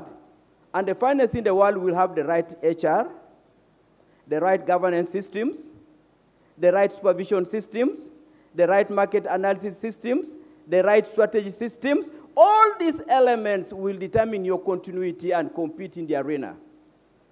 We have given you money. We have given you peace. We have given you a UNBS logo. To what extent are you aware those elements are a requirement when it comes to the competition arena? So law number 2 simply says, lift your game. Go way beyond this Ugandan comfort and begin to imagine that fellow from America, that fellow from China, that fellow from India. Because a buyer will not be constrained just because of the name of the origin. So friends and Madam Chair, my message is very clear. When I was looking at the presentations here about how to make invite work, there was an element about BDS, but when it was commented upon, it glossed over the power and the business mindset of the entrepreneur. That sets the tone. That sets everything. The moment the Ugandan is just keen to just enter a particular market, and you don't have that business mindset, which is both short-term, medium-term, and long-term, forget about getting the Ugandan there. The business arena is ruthless. How many of the former suppliers you used to have are still happy with you? And there was no interest. There was no agreement even to sign. And they were willing to supply without even any long period of waiting. And the fellow now says, I will never touch that fellow again because he doesn't honor commitments. But let me touch another thing about the export market, and one of the presenters here hinted on it. He said value chain efficiency. Maybe you missed that statement. Let me put it plain here. By the time you are finally selling that coffee to whichever market, a farmer had to access a particular type of coffee seed or coffee seedling. Look after that seedling. Look after its productivity. Do the pruning. Do the harvesting. Do the processing. Do the basics before that coffee is ready for the export market. If in that entire value chain you have been inefficient, and you are selling your inefficiency into the international market, forget the game. Did you know that in this country, people were even doing funny shortcuts? Somebody harvests coffee, and deliberately, in a coffee bag of 60 kilograms, you deliberately look for 2 kilograms of stones and you add. And you add. Then you are passing that inefficiency to the next part of this value chain. Then the next part of the value chain. By the time you are going to the international market, they say, Uganda, sorry. This is not about Uganda, this is about a consumer. So friends, there is need to address entrepreneurship and business skills as a core intervention area in this initiative. By the time you are putting 175 billion into borrowing at zero interest, you should be putting 10% of that to build the business mindset of the taker of that money. Why am I talking about this? I have a banking background. I was in PTA Bank in Nairobi. You give a Ugandan a 7-year project to implement, and there's a grace period of 2 years. Do you know that he will be sleeping knowing I have 2 years to implement the thing? Grace period of 2 years is for you to work up to midnight so that the 2 years is reduced to 9 months. The earlier you go into production, the better. But thinking about 2 years grace period, I still have 2 years grace period, you are wasting a lot of time. By the time that loan is ready for repayment, he gets a brain that has gone dormant. To get that fellow to take off, trouble. But the loan was cheap. The loan can even be zero interest. If the taker of the loan is not a businessman, that money will not come back. And I want Ugandans to know there is no replacement to the business acumen of the operator in the private sector. Just because of the 2 laws I've just mentioned. The first law is a customer buys because of value for money.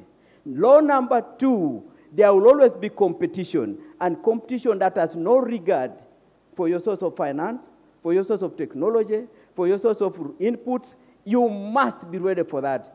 As I close, the entire value chain is important. As we talk about these fellows in the room here, Invite must begin to look backwards into the entire value chain and get to a point of dealing with the suppliers or input suppliers of those value chains so that the market anchors have a foot and a chance to play ball in the marketplace. Thank you so much. Thank you so much, Mr. Ochichi. I know we're getting to the Q&A time, but quickly, let me just have one quick round with the panels, starting with, of course, Science and Technology Ministry. How can we sustain the flow of these inputs to help and support the value addition sector for Uganda? Thanks a lot. And there are several ways, and one thing from the R&D perspective is that our private sector do not do work on product development, and that's very important. The panelists from Sumu's mentioned about the quality of tomatoes, Irish potatoes that they get, which are unsuitable for processing, and we need to work towards getting that. And of course, the issue of value chain and the logistics have been mentioned. But I think picking up from what Mr. Ochichi mentioned, I also want to emphasize on what is known as market sophistication. And when we look at these processes, we have what is known as new markets, emerging markets, mature markets, sophisticated markets, and saturated markets. And the new markets or emerging is the one that is being described here, where granates fall on the street, you pick it and then dump it, or you just put those tons in coffee, and then you still manage to sell. But if we really want to go deeper, we should look at the situation of mature and sophisticated market.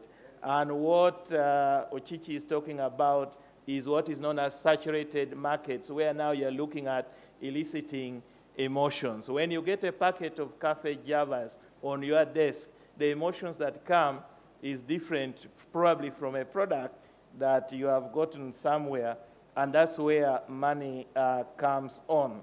And then, of course, the need for mapping has been talked about, but I also want to talk about technology needs assessment, where you really get into the deep end of seeing what's the kind of technology that I will use to bring in efficiency, to lower the cost of production. There are so many enterprises that have imported machines, and those machines are not working because they don't meet their needs, or the cost of maintenance or deriving the maximum out of that machine has become a problem. And then also what our private sector needs to do, and from the technology perspective, is also what is known as technology foresight and forecasting. There is the issue of demand, there is the issue of our population, and also what is happening in those markets. And of course, the other aspect that still we need to work on, and we do very little, is on business sophistication, especially to make sure that we improve on the way we do the business. Sophistication means that if the higher it is, the better and more efficient and the more profitable it is, and the more chances for sustained growth. Then the other thing that we don't also look about is on risk mapping and analysis. What are the market sensitivities? What are the kind of shocks that we are going to get, and how do we cope with that? And of course, there are issues to do with the trade diplomacy. And also we need to put more into business-to-business meeting. When you look at Congo, in our borders here, you can sell pork in a bucket, it will go. But when you want to reach Lubumbashi, where the high-value products are, and there are planes landing from France with very highly processed pork, then there you need to do business-to-business meetings. And with this business-to-business meeting, you leave when you have signed billions or millions of dollars, depending on the scale. But there is also focused on the trade association, the private sector itself. There are certain things you may not do alone due to the high cost of investment, and considering that most of us are still growing. But I think what I would like to say, all these that we have discussed, both from the presenters and the panelists, if all this is factored and it has been perfectly handled, that is when now Invite or other investors cannot go to the business enterprise development, and that's when those investments will bring in the transformation we need, the $550 billion that we look for, the jobs, and the Uganda we want. Thank you.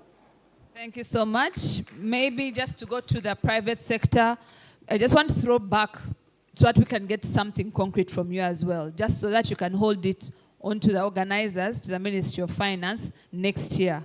What exactly would you need to bridge the gap between the requirements you have as processors and exporters and the, the rest of the value chain, which is basically supplying to you the raw materials? What interventions would you need for the government to be able to follow up? Either one, yes.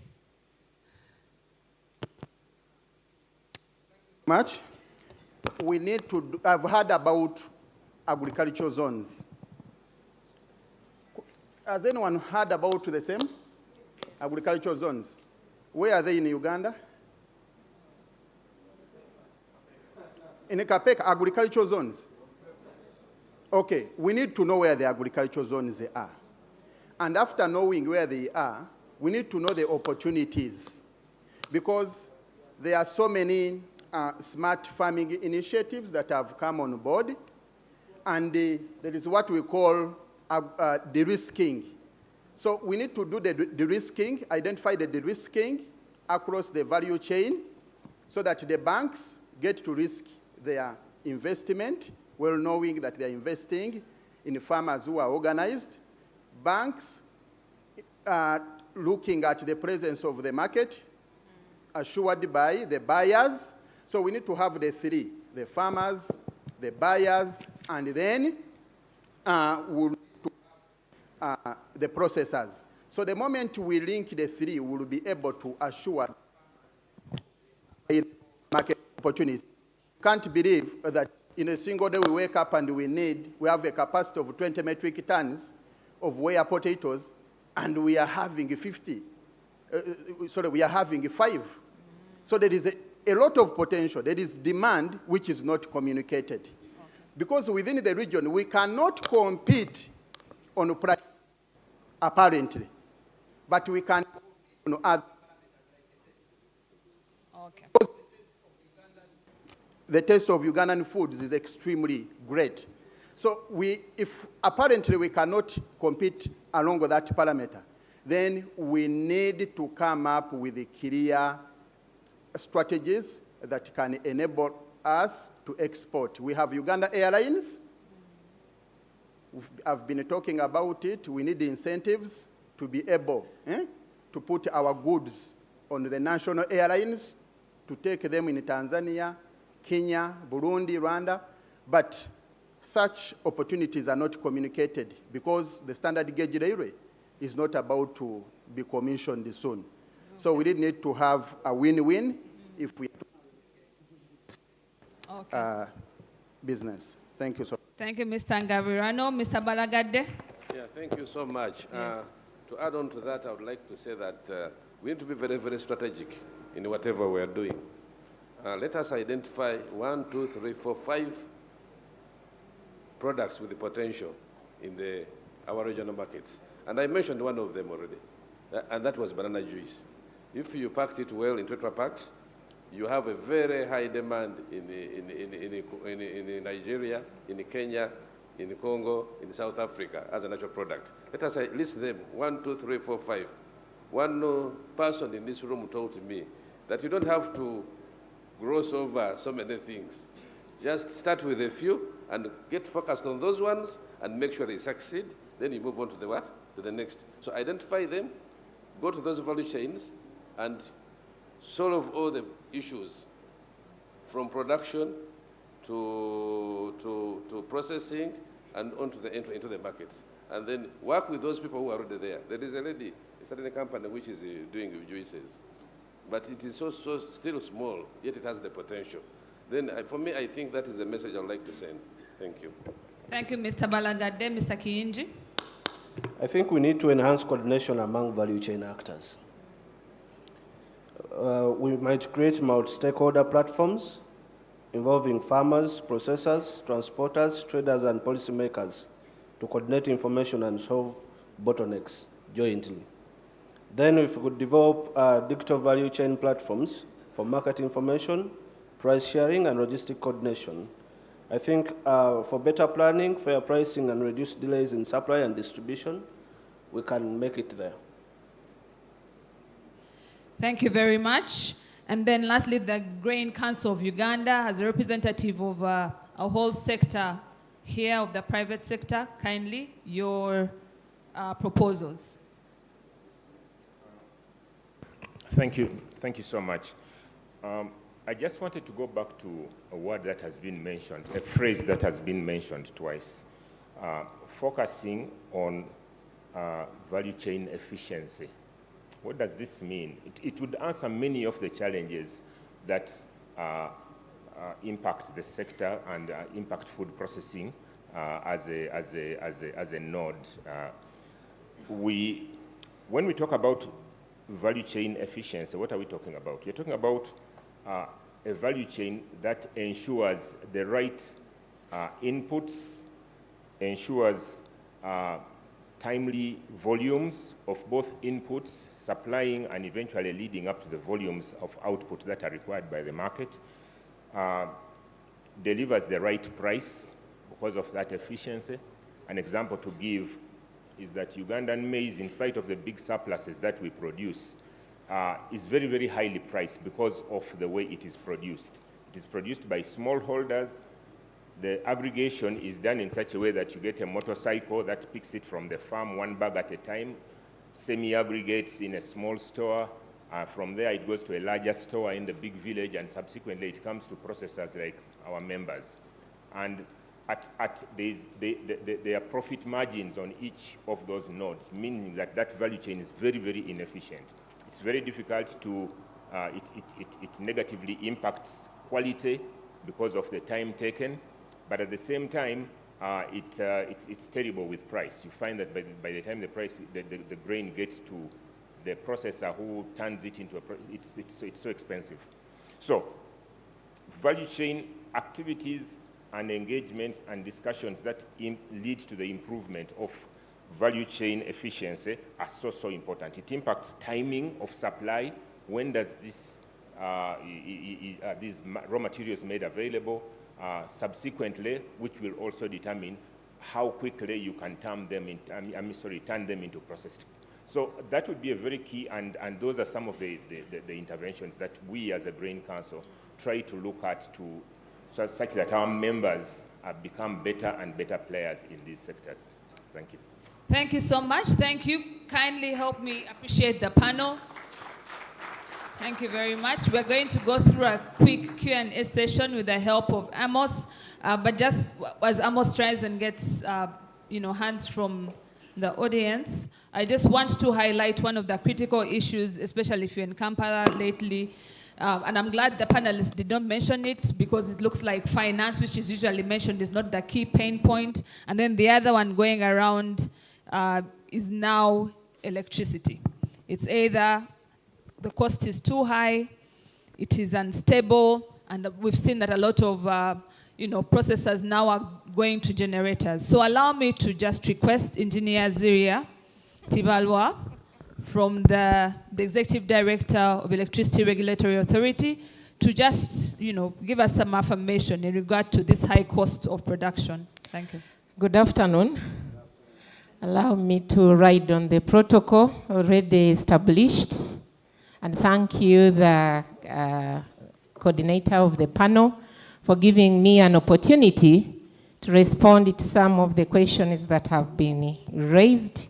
Some the PSST tried to respond to, but also to plant hope that the outages that we are seeing are not going to be perpetual, but there is work in progress. Now, I was invited in the capacity of the TVET Council member, and I'm here on behalf of Madam Aleni Kajina, but substantively, I'm the Chief Executive Officer of the Electricity Regulatory Authority, and it is pertinent that I share with you what we see, what we know, and how are we representing you to ensure that the perturbations are temporary and we are able to normalize very soon. Now, I will start with the cost of electricity. Is the cost affordable?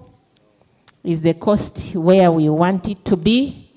Are there efforts being undertaken, already undertaken by government, to ensure that we progressively make this input to industrialization, to value addition, affordable, so that it does not wipe away our competitiveness? Now, there has been, one of the panelists I liked, he said that many times we don't have the facts. We work from lack of adequate information. We have some information, but it's not adequate. For example, by show of hands, who can share with me the percentage at which the electricity tariff reduced at the beginning of this year? By show of hand, who can share that percentage? No, we don't know. A full 30% pointing downwards. And this was not accidental, it's among other initiatives that are being done by government. Government privatized the electricity supply industry, especially the generation segment and the distribution segment, for the last 20 years. And along the way, the policy changed in favor of ensuring that the industry is not only attracting private investors, but also the electrons are affordable, competitive, and can support industrialization. And therefore, that is where we moved from the plants like Jagali that were funded completely by independent power producers with commercial debt, to now our own plants of Karuma and Simba that are funded by fairly concessional funding. The other initiative is the tax waiver on Bujagali, and I'm happy this is being coordinated by finance. A full 30% of income tax has been waived for the previous 6 years in favor of bringing the cost of electricity down. So where are the numbers? I have the table here of the numbers, and I lacked the email of the person who is managing the screen. But again, in numbers, we need to go with them and know them and appreciate them and know what are the opportunities in these tariffs. Because you believe with me, every tariff category has a cheapest tariff. But the person in that category need to understand the time zone to be able to exploit this cheap tariff. For domestic, where the tariff is fairly cost recovery at 756.2 per kilowatt hour, they have 3 opportunities. One, they have the lifeline tariff at 250 shillings for the first 15 units every month. How did we determine that number of 50 units? We worked with the Center for Renewable, Makerere, to establish for a rural person, if they are only using power for light C, for socket C, for what are those units that will win them, and they be able to use electricity as compared to kerosene. Now, the lifeline tariff, together with the free connection policy, which is ongoing, enables us to achieve government policy on accelerating access to clean energy. But turning very, very quickly to then the matter, I will leave the table and all of you will go back with it. I know that it's available on our website, but it is not enough. Because, for example, when I became the ED of ERA, the tariff for the majority of this category, which is in commercial, was above 1,000 shillings. We are now halfway at 560 per kilowatt hour, and we are still pointing downwards. How are we pointing downwards? In the recent past, government's objective, not renew Umeme concession, was based on making electricity affordable, because the cost of the capital that Umeme was bringing into the distribution segment that was filtering into the end user tariff was sustaining the price of electricity high, hence not achieving the objective of affordability. So what has happened then? Government then, after handing over the assets to UEDCL, and really want to share that we are aware that the reliability is not at its best, and there are steps that are being undertaken, and I'll share some of them to ensure that power supply is reliable. The reasons are also there. They are contractual in nature.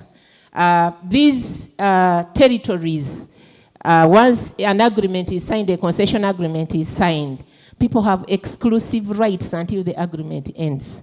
So government came back into this territory, which was being manned by Umeme, at the end of March 2025. And then between now and then, we are running both with coping with the demand that is growing on a daily basis, against a grid that now needs upgrade at the time when you are just procuring. And government has supported us. They've accredited UEDCL to reduce on the lead time for procurement, but still we are lining up the providers. And some of you may be not here, but some of our boo-boo, the transformers for distribution, come from here, from this country. The meters come from this country. But even when we say, please, can you supply the transformers? Then now the transformer manufacturers say we need 6 months to import the chemical, to import the cables, to import the copper, to be able to wind the transformers. So we have that gap, but we are bridging it very, very shortly. Luckily enough, the resources are available for UEDCL to invest. The resources are available, and we have shared this openly, that resources are not a problem. UEDCL has its exposure more than $100 million to upgrade the network. But it's aligning up the framework contractors, the suppliers, the providers, and they are running with the improved responsiveness to ensure that we surpass the service level that UMEME was offering, because we are not targeting that. Even during UMEME, we had pockets of poor power supply reliability. So we are looking at improved quality, improved reliability, reduced outages, reduced dim lights, power that is usable to add value and be able to speak to industrialization of the country. Now, I can go on and on that, but I still feel that the relationship between the energy sector and this team in this room needs to grow. Most likely, we need our own interface like this, where it wouldn't be the regulator speaking. Maybe the minister will speak for 30 minutes on policy. I will introduce the licensees, but you'll be hearing from the generators, the transmitters, the distributors, and you are able to ask questions directly. So I take that as homework for me to work with finance to give us this opportunity to be able to interface you with the licenses directly.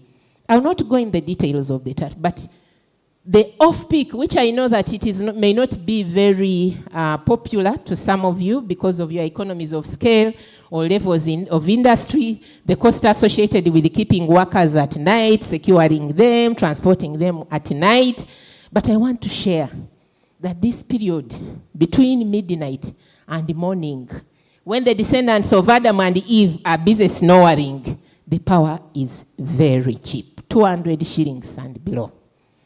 Now, can we sit together and see how can we tap into that period? Now, I will park that there, and I promise that we shall interface, because I don't want now to turn this into a power supply conference. I will revert so that we can get to where it hurts, and we are able to serve you adequately. I will quickly use 1 minute to put across a message from Madam Ellen Kajina, the chair of the Technical Vocational and Education Training Council, of which I am a member. One is to submit her apology that she couldn't make it here. She's on another official government engagement. Two is again to promise that we will reach you to come and sit on our skills expert committees. These are committees that are going to develop the new curriculum. And this new curriculum is what we are going to use now to license the providers of TVET, technical and vocational education in the country. And our objective is to have ready market employable product. TVET now is structured into 3. You have policy, you have regulatory, of which Madam Allen chairs and I sit on the council, and then you have the assessment, you have the Uganda Vocational Assessment, Technical Assessment Board, UTEB, and then you have UHAPAB, the Uganda Health and Allied Assessment Board. And then we have delivery, the many technical institutions that you see across that impart knowledge, that we want to orient, do a 360 shift to ensure that these skilled people, the skills are informed by the market need. Allow me to park it there. And again, on that side of TVET, promise that we shall interface with you so that we represent you and we deliver skills that are relevant for value addition. Thank you very much. Thank you so much, Engineer, for the explanation given and for the commitment to work with the Ministry of Finance to be able to have another discourse with the exporters and the processing community. So we are just right into our lunchtime now. We'll take just a few minutes out of this to have a brief Q&A. Yes, we have a lady over here. Afterwards, the gentleman at the very end in pink will come in next, and then we'll get about just 4 for the panel to be able to respond to. Thank you. Yes. Thank you, Chair. Please keep it brief. Thank you, Chair. I'll stand on the protocol already observed. Good afternoon, everyone.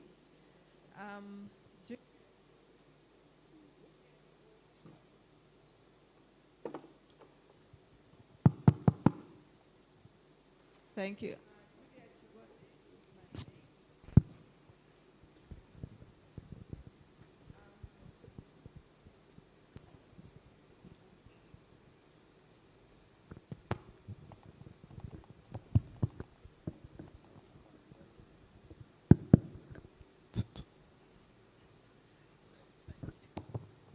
Sorry for that. Julia Chigoz is my name. I'm representing academia, particularly Makerere University. I'm here on behalf of the Vice Chancellor, Professor Nawangwe, but in my own right, I'm the Dean, School of Food Technology, Nutrition and Bioengineering. I feel in this conversation, academia has been lacking, and I'm grateful for this opportunity. Now, as academia, there's also a lot of things that we can do to add to this value chain. From the School of Food Technology, Nutrition and Bioengineering, we have what we call the Food Technology Business Incubation Center. In the last years, it's been a bit quiet because we didn't have funding, but we do have services to support this sector in many ways. We are able to support in new product development, product improvement. We are able to support in quality management systems, safety management systems, support in helping you achieve certification in terms of preparing you. We also are able to do skills training. So we do the long courses, but we also do the short courses. Under the FTBIC as well, we are able to incubate you to help you improve your products. Because at the end of the day, if your quality is not good, you're going to have a challenge. We do incubation on site. We also do virtual, which means we can be able to mentor you all through this process. Now, the other aspect that I keep hearing is the type of products. As a college, we are also able to help in developing varieties if we are allowed into this conversation. Now, the other thing that I wanted to quickly point out as well, we do have a program on graduate training that we are developing, where our students can come and work with you for a while and support you as much as you need. And given like the challenges with UNBS of maybe not having enough staff, we do have students we can engage in graduate training. The expenses could be less. Now, the reason that when we have a gap between us and the students we are teaching, then they lack the skills. But if we give them the opportunities to quickly engage with this sector, we develop skills, but you also get support in the way that you can do. I submit. Thank you. Thank you very much. The gentleman at the back. Thank you.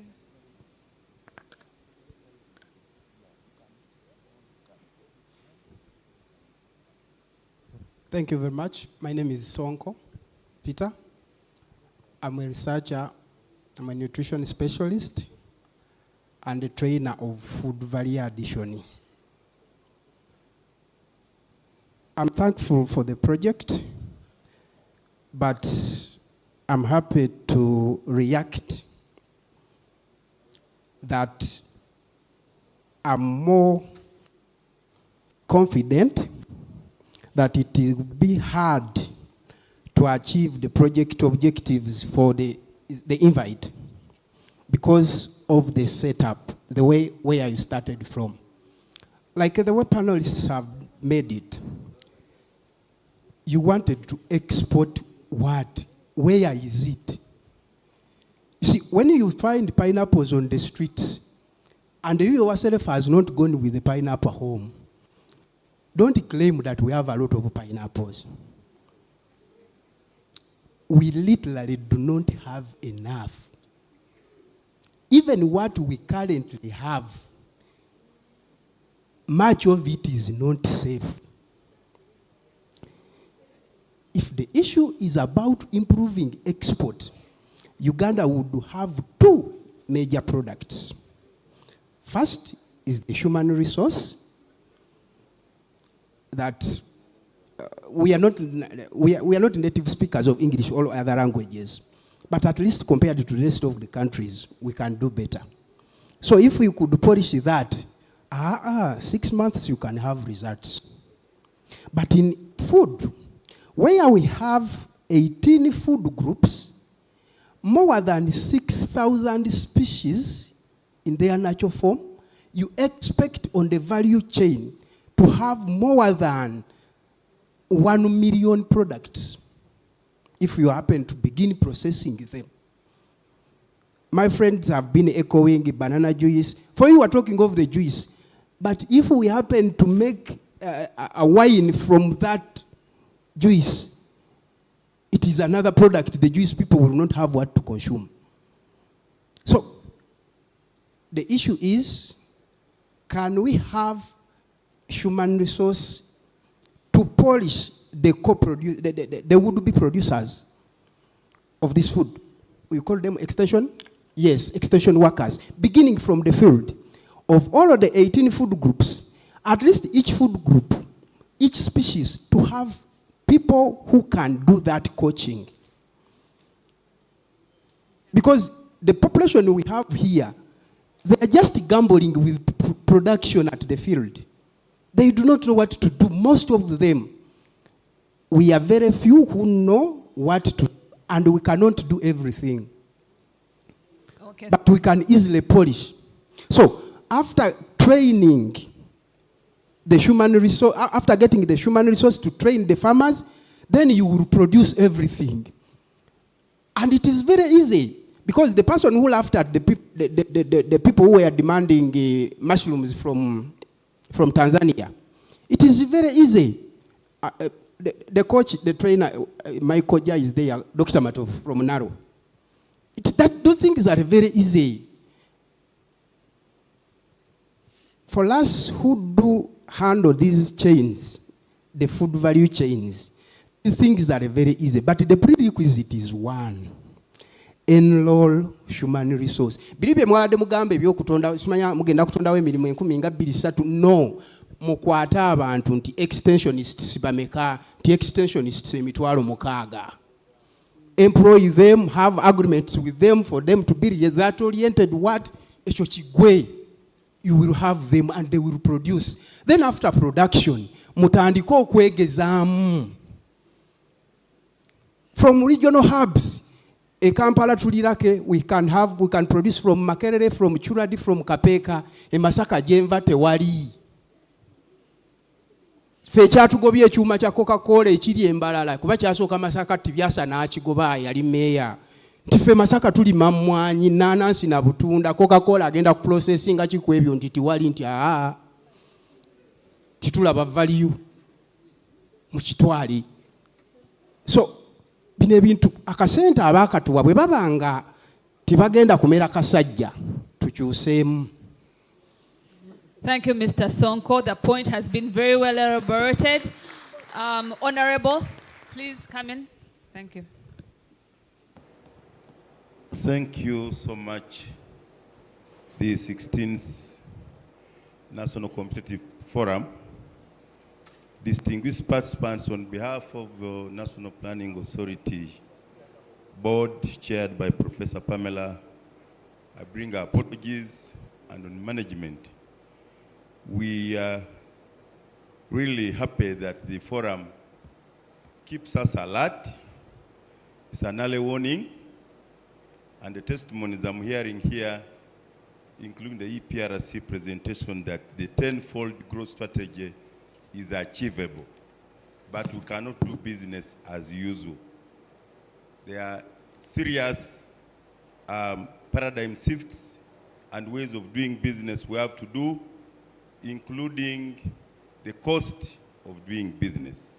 So as we roll out the NDP4, we are happy to hear that one of our ATMs, which we are looking at today, the agro-industrial loan, that we can actually double our GDP in this NDP4, and therefore grow tenfold by our vision target 2040. I want to start with the area of recognizing the potential in the regional market and sharing my testimony as a person who comes from a background of procurement logistics, who have been in export and imports as a tax agent before I went to Parliament. That our tariff, our transport, our means of transport which brings cargo to Uganda, most of the trailers are going back empty. We are lacking return cargo. And that shows of the excess capacity. I was even sharing with somebody last evening, asking me about the Hoima International Airport. If we had succeeded to get the air cargo, the planes would have also gone empty. And yet, where these planes would be going, you can export a lot of these many products we are talking about. So I just want to emphasize the fact, which has been in the NDP from NDP3 to NDP4, the question of a multimodal transport. The presenters in the morning talked about of the lack of the water transport, the need for not only SGR, but meter gauge is equally necessary, and the need for the air cargo. We shouldn't just always talk about the transport and even start discussing so much the AXO load, which is actually a non-tariff barrier for us who come from transport and logistics. The other point is what also we emphasize and agree with the private sector. Number one, we know as government that jobs are not going to be created by government anyway. We are not even having 700 jobs. The jobs are going to be created by the private sector, and that's why we speak of enablers. And Madam Ziria was also trying to, how do we bring back the cost of doing business, the cost of power, the cost of borrowing. But what we recommend in NDP4, taking it forward from NDP3, is that listening to the conversation, we must have specialized value chain cooperatives. You don't just discuss all the many products. When you're talking about dairy, you're talking about, say, textile apparels, if you're talking about the vegetable oil, it is important you do a Kalangala model. We separate what we are producing for subsistence with what we intend to do for commercial and export.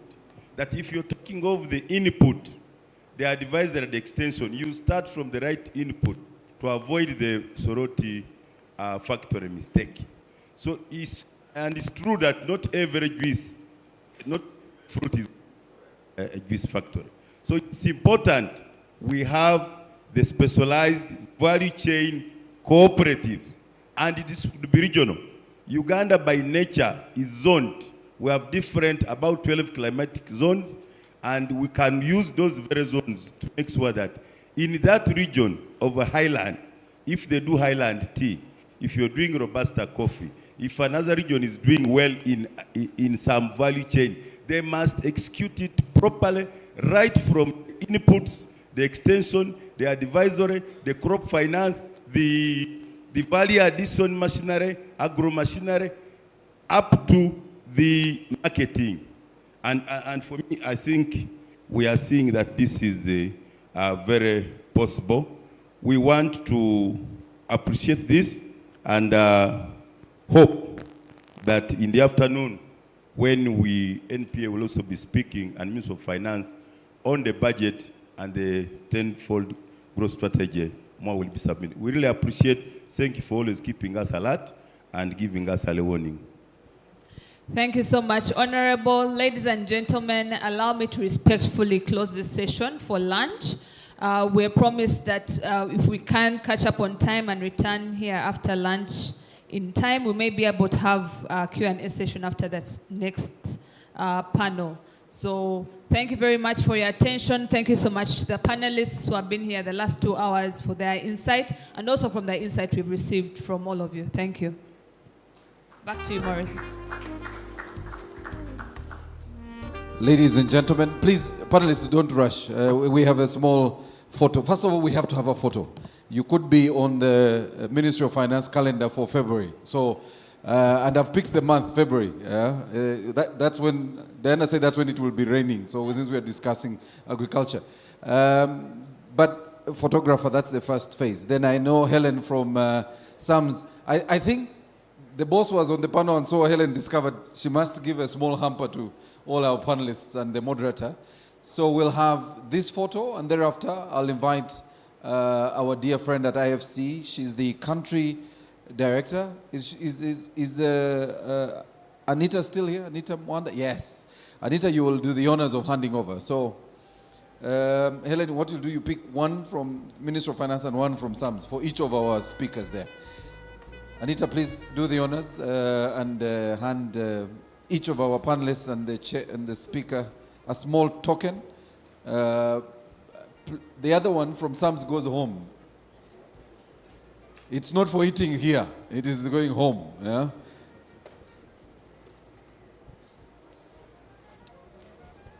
We want you in the photo first, and then we will give you. No, I mean, Gabirano, you'll also receive. You'll not get yours of SAMS, but we will give you the one of the ministry.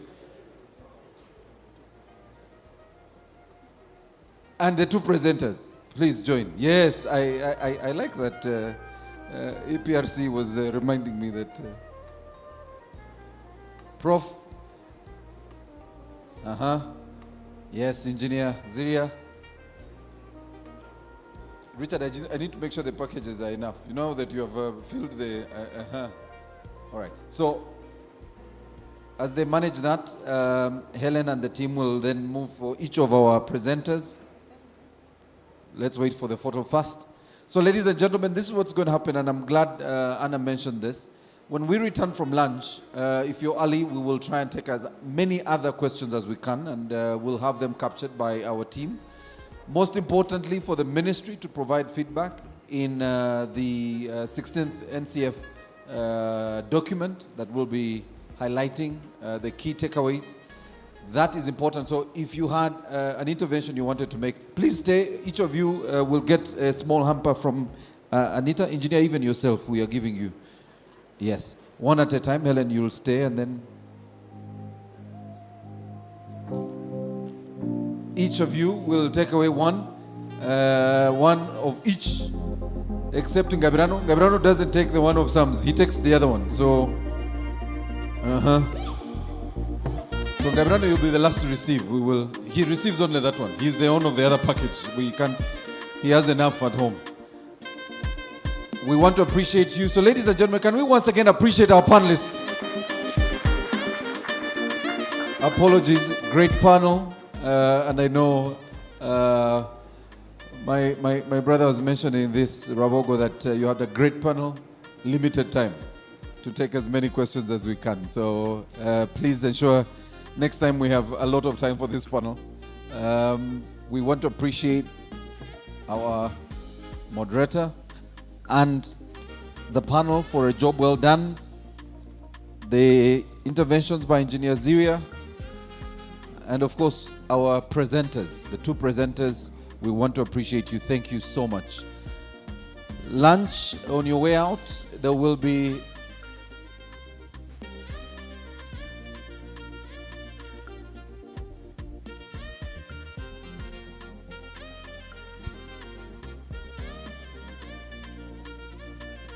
Thank you so much, Anita. All right, so now since there is nothing like free lunch, so let's try using your data on your phone, the QR code. Okay, this is mine. Okay, this is. I thought I had been forgotten. This one. Thank you very much, Sams. All right, the QR code. I see we're about 300 people in this room. Honestly, it would be nice to get 300 responses. And this is for question number 2. I'll share the question immediately after you've downloaded this QR, or at least scanned the QR code. You have the option of using the one on your program, but that one will allow you, you'll have to again open another site to go to menti.com. So this takes you to menti.com. Have you seen the question? If you're already in, you should see question number 2. Have you seen, anyone seen the question? Question number 2. It should take you straight to the question. Are we in? Are we there? Good. Bosco, I see you are in class. So please look at question number 2. Are we able to put the question up? And I can tell how many of you are already responding. So 87 of you have logged in, but only 6 have given me feedback. I can see that. So we are asking, what are your key takeaways from the discussion on opportunities in processed food exports? This is easy. A lot of you are exporters. A lot of you are food processors. So you're adding value. This becomes easier for you, and we have given you 4 options. Diana, clearly interventions to ease access to processing technology has no response. But information on existing interventions to boost access to financing, interventions to ease access to processing technology, and I know one of the companies that imports processing equipment is here. I think they will be, they are on a panel somewhere, I think I've seen in the next session. Existing regional market opportunities for processed foods and feeds, market entry challenges including standards.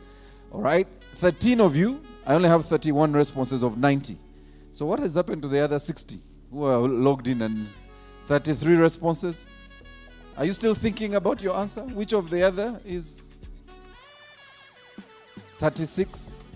If we hit 50, I'll allow you to go for lunch. Okay, so tell your neighbor, please. Or do you want the QR code again? You want the QR code again? Now you have seen it's exciting, right? QR code. Give me the QR code. For those of you who hadn't picked the QR code, then I'll come back and check if we've done. We had 43. 7 people and we go for lunch. QR code. You'll go straight to menti.com. Question 2 of the day. We'll have the other question after lunch, after the 3rd session. QR code takes you to menti.com. If you don't have a quick QR scanner on your camera, you can always download a QR scanner from the app store. Okay, question. Let's go back. I think we've hit 50. I need to let people have lunch. All right, 47. 3 more, we go for lunch. You have a coupon on your way out, and we are going to the restaurant. Richard, down? Lunch is downstairs. Okay. 48. All right, ladies and gentlemen, we've turned to 50, 51. We can go for lunch. Please return to the room. We are hopeful that at exactly 2 p.m., I'll be here at 2 p.m. So if you want to at least have your question captured, let's be here by 2 p.m. But we will start our next session at exactly 2:10. So you have 40 minutes for lunch. Bon appetit.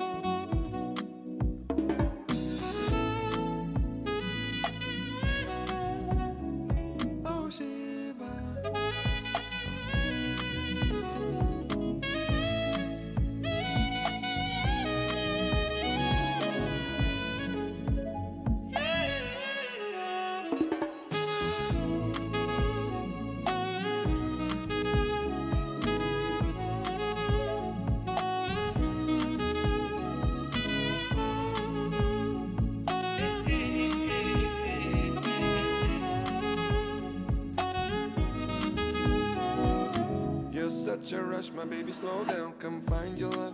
I'm hoping you see me, come serve it up. Loving when you stir it up, that body belong on TV. Oh, this feeling I can't hide. You're feeling up my mind, and I just don't know why.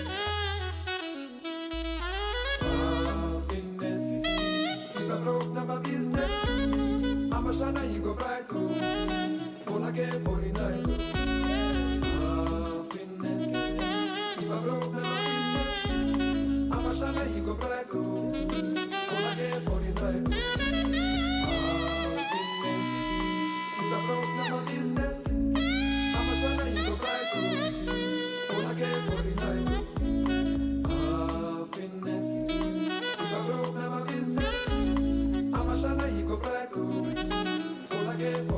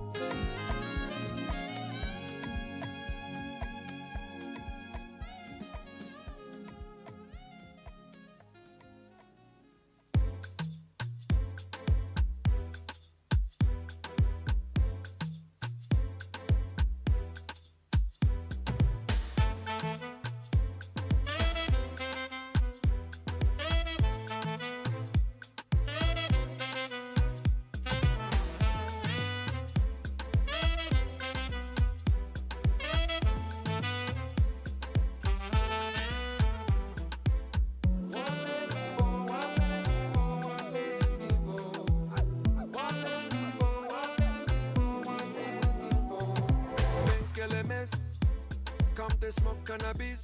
Doctor say make a pop one of this. Make me fly like say I'm Aladdin. Come bring some kind melodies. Oh, mama, myself no do pass like this. So many things inside of my jeans. I slide down the beatings, the beatings.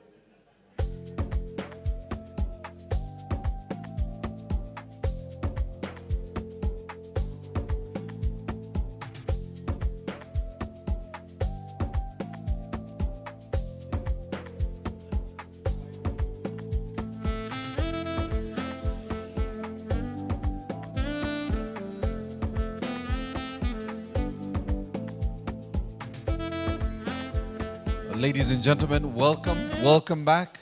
I honestly thought lunch would be for 30 minutes, but I failed myself. I see we like our food. So it's one thing to have really good food, but it's another to actually have time to respect the food. So I see we respected the food. Welcome back. Our next session is going to start shortly. Our chair of the session is here. However, as I mentioned, in case there is still outstanding questions,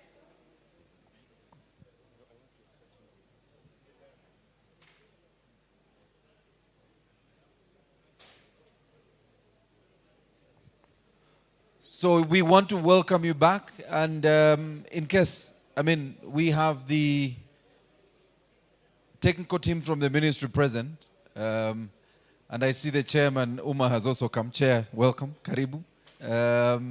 But also he's here in another capacity. So I am happy that he's here both as Uma and as an entrepreneur.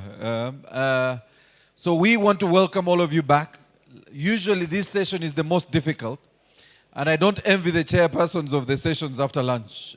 It's keeping you awake is a really big problem. And if any of you touched the cassava down there, that's your problem.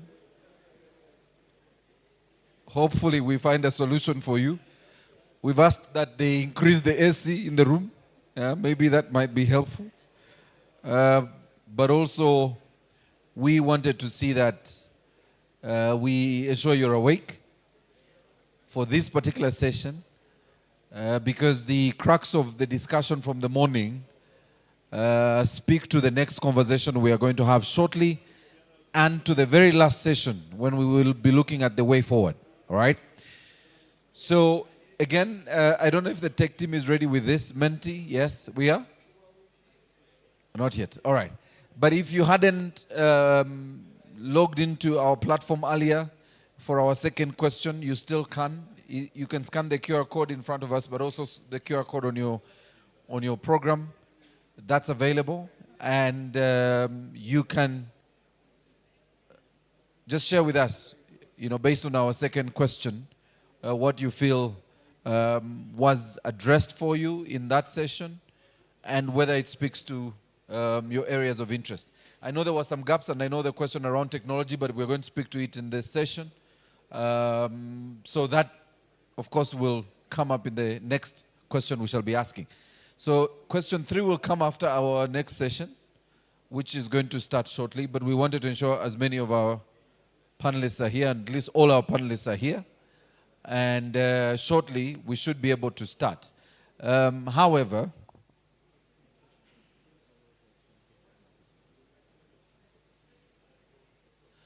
all right. So our question 2 is what we still wanted your feedback on, but we're happy if you have any other outstanding questions. I was just waiting. I didn't want you to begin posing some of the questions without our secretariat and the rapporteurs in the room. So I will probably hold that. But we want to appreciate the heads of agencies who are here. And we've been joined by some heads of agencies this afternoon, and we will recognize them. We want to appreciate all the key stakeholders that are here. And among them, of course, our exporters who are here in the room, the manufacturers who are here in the room, and of course, members of the civil society who are present.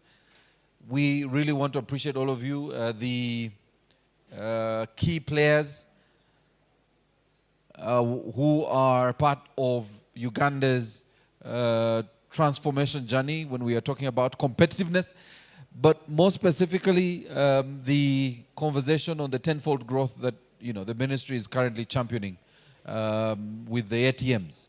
And as mentioned in the morning, a lot of attention today will be on the A, but also speak to some of the other services, or at least other sectors that will support Agenda A to address our tenfold growth plan.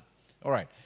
So I am just checking with Richard to ensure all our panelists are present for the next session, so that we are able to start with everyone in the room. We also have our a presentation that will be made shortly as the first item on the program. And that will, of course, lead into our panel discussion later this afternoon.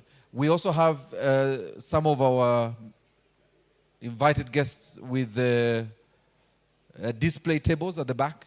And feel free to, when you can, at an opportune time to pass by the exhibition at the back, those who at least are here with their displays. And some of their items are available for purchase. So it would be nice to allow them to go back empty-handed and support their value addition to our products, Ugandan products. So shortly, I'll invite the session chair. We're just checking that everyone is here that needs to be here.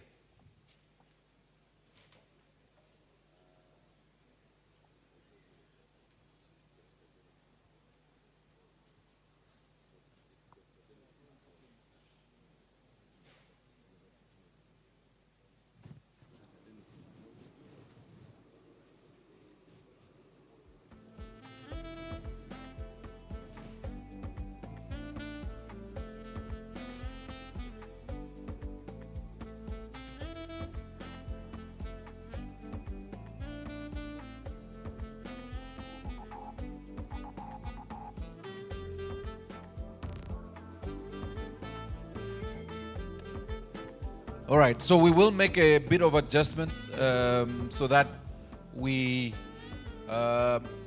include one or two other things within the program. But that is for purposes of ensuring that every single item that we had outlined in today's program is covered. I'm glad I'm seeing some of our stakeholders here filling in our... Can we get the question? Are you able to show the question? Able to share their feedback. And the question we had shared earlier, and my CEO at UVZEPA, I'm still trying to get used to the longer acronym. This was the second question, and it's nice to see 60%. I would probably call it 60% because it's 60 over 101. 60% of you have shared your feedback. And everyone seems to think that market entry challenges, including standards, was your key takeaway from our discussion on opportunities in processed food. I am just checking. Are you among the 60, or you are among the 40 who have you logged in, but you haven't given us your feedback? So 100 of you logged in. And if you didn't log in, I'm happy to take you back to the QR code so you can log in and give us your feedback. But we wanted to know, and if you are here, the conversation in the second session was focusing on the opportunities in processed food exports. And there were key highlights from that session that spoke to what is available now, where we are at the moment, and where we want to be, all right? What we need to do. So this is what we were really asking. I know we are still at 60. So if you would open the QR code, we can go back to the QR code. You will go straight to menti.com and answer this question. So if you're just in and you're joining us in the afternoon and you're not part of our very first two sessions, it would be nice to have your feedback. And I'm glad the CEO is now also joining our conversation. All right, so shortly we will have what would ideally have been the opening session, part of the opening session, and we want to welcome the Honorable Minister. Honorable Minister Karibu, welcome. Welcome, sir. He will be speaking to us shortly, and thereafter we'll dive into our third session. And we want to welcome you, Honorable Minister. Thank you so much for joining us. Can we warmly welcome the Honorable Minister? It's a very busy schedule. So to have a minister amidst you, I see you wanted to come closer to. All right. To have a minister with you within this period, it is really an honor.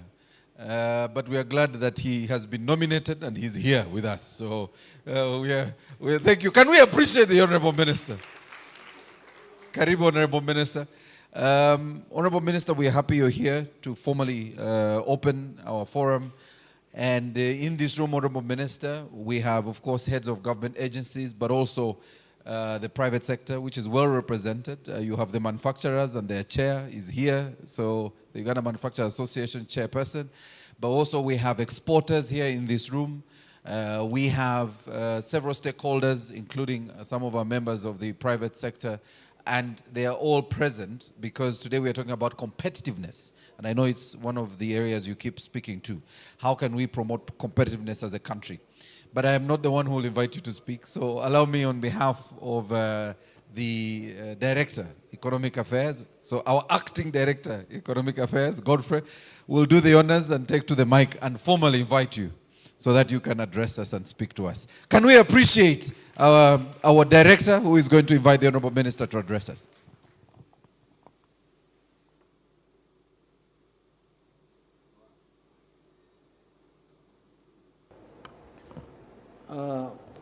Honorable Minister of Finance, Planning and Economic Development, in charge of planning, our guests, the funders, World Bank, IFC, Invite Trust, and MDS who are present, the private sector, ladies and gentlemen. Join me in welcoming the Honorable Minister. Let's give him thank you. Honorable Minister, you've arrived when we are going to session 3. We started with session 1, which was the opening session. We looked at what we have done, taking stock of the 15th NCF, and then we had a keynote address from the acting PSST, Mr. Chairap. We also looked at the Invite project in terms of how it, as an enabler of high-value manufacturing exports, and also how it is going to help the manufacturers to add value on more of our commodities that we are exporting. And after that, we also took note of the opportunities that are within the region that the manufacturers can take advantage of in both the agro-processing sector for food and also animal feed. We also looked at the export farm support facility under the Invite. This is a facility that is going to provide BDS to the manufacturers under these two sectors. And we had a panel of different private sector players from UNEA, Nutrop Holding Limited, the Family Grain Masters, Newman Foods Limited, Sounds Foods Industries Limited, the Grain Council, and the National Council of Science and Technology. So, Honorable Minister, we are remaining with 2 sessions, one on unlocking competitiveness of the animal feeds industry in the region exports, for regional exports, and also implications for the next budget. So before we go to these sessions, I would like to invite you to give us your remarks to open the forum. Honorable Minister, you are welcome.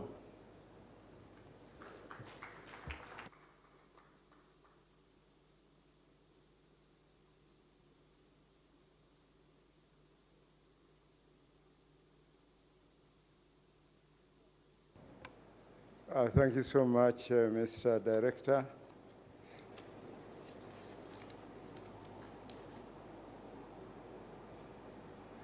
The permanent secretaries, if any at the moment, the different heads of government institutions, development partners, I've heard the World Bank is here, and others, the private sector players, who are the engine of growth of this economy, civil society representatives, the academia, media, distinguished guests, ladies and gentlemen.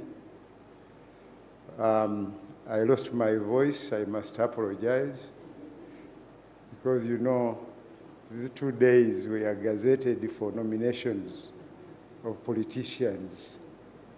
You must be very surprised that I'm here. I'm meant to be in a rural area somewhere in my constituency. But there's a lady called Diana. She was really on my case to make sure that I come and make a political statement at this conference, which is very vital.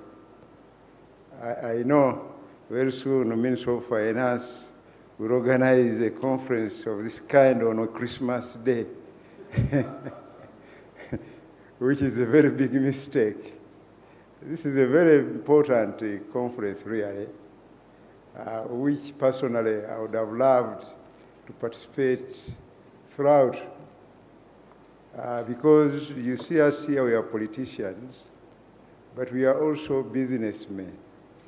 As politicians, especially the Ministry of Finance, we are in charge of the economy and issues relating to investment policy, financing are very, very important to us.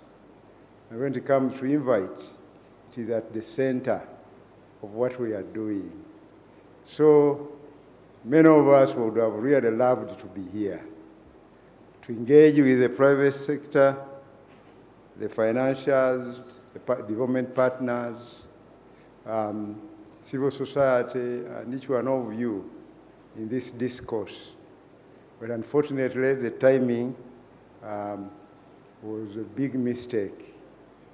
But we hope there will be another opportunity when we come to engage more seriously. Besides being politicians, most of us in politics are business people as well. I'm a player in the grain value chain. I run a big warehouse quietly. You don't know. But I'm there. And what you are doing really is something I enjoy to listen to as a private sector player. When it comes to livestock, I'm a cattle keeper, as well as a person that keeps goats. So I'm really at the center of this whole thing. I would have enjoyed to be here. And what we are talking about is very important. In many cases, I'm involved in meetings within the continent, within the ESC, and the region, the sub-region, concerning matters of economic integration, the integration of markets. We cannot participate actively in these markets unless we raise our level of competitiveness. Otherwise, we shall continue to be recipients of goods that are produced elsewhere. We need to be competitive at every level of the value chain so that we are able to export into the ESC, into COMESA, and now into the Africa Continental Free Trade Area. That one is a must. We must outcompete all other member states and dominate these regional and continental markets. And for us to be able to do that, projects like the Invite become very, very important for you, especially the business people. And I've been talking about competitiveness.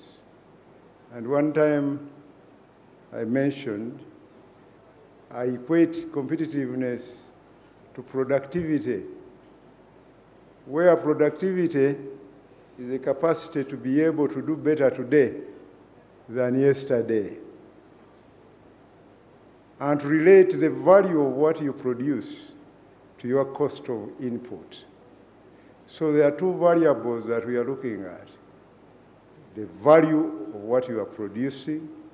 Are you generating more and more value every day as you produce?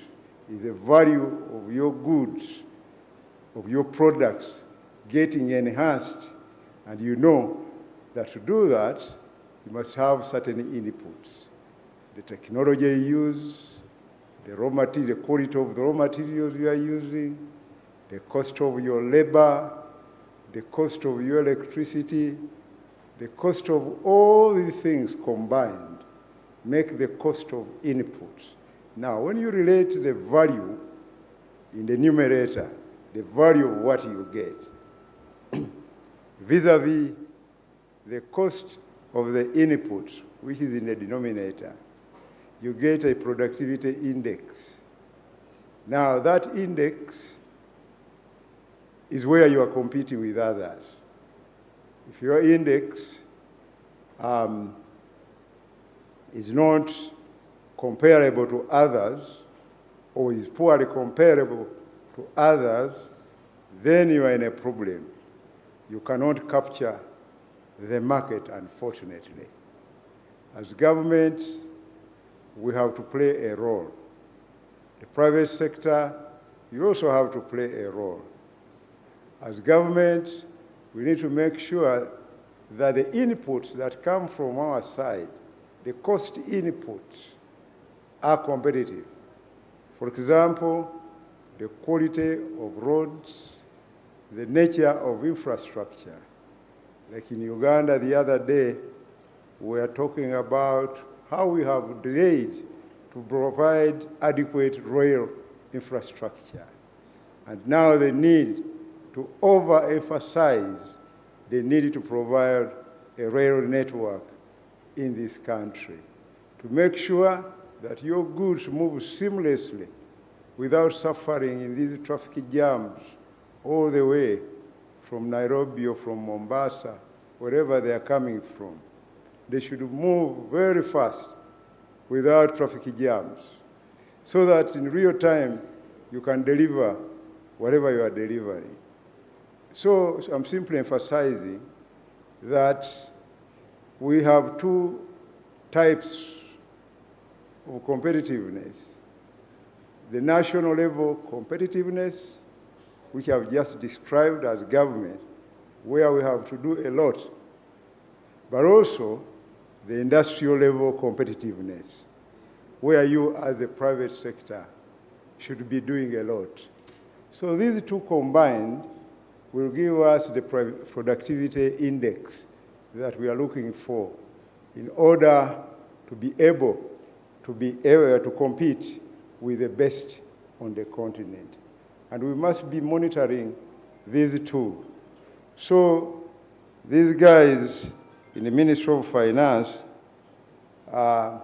should be able to be monitoring these, to be able to measure the national level of productivity index or national level of competitiveness, as well as the industrial level competitiveness. And therefore, give us that level of productivity that will make Uganda and its producers the best in terms of competitiveness. So I thought I should make those off-the-cuff remarks. They are not part of the script that I have here. I'm sorry. Those are coming from my heart.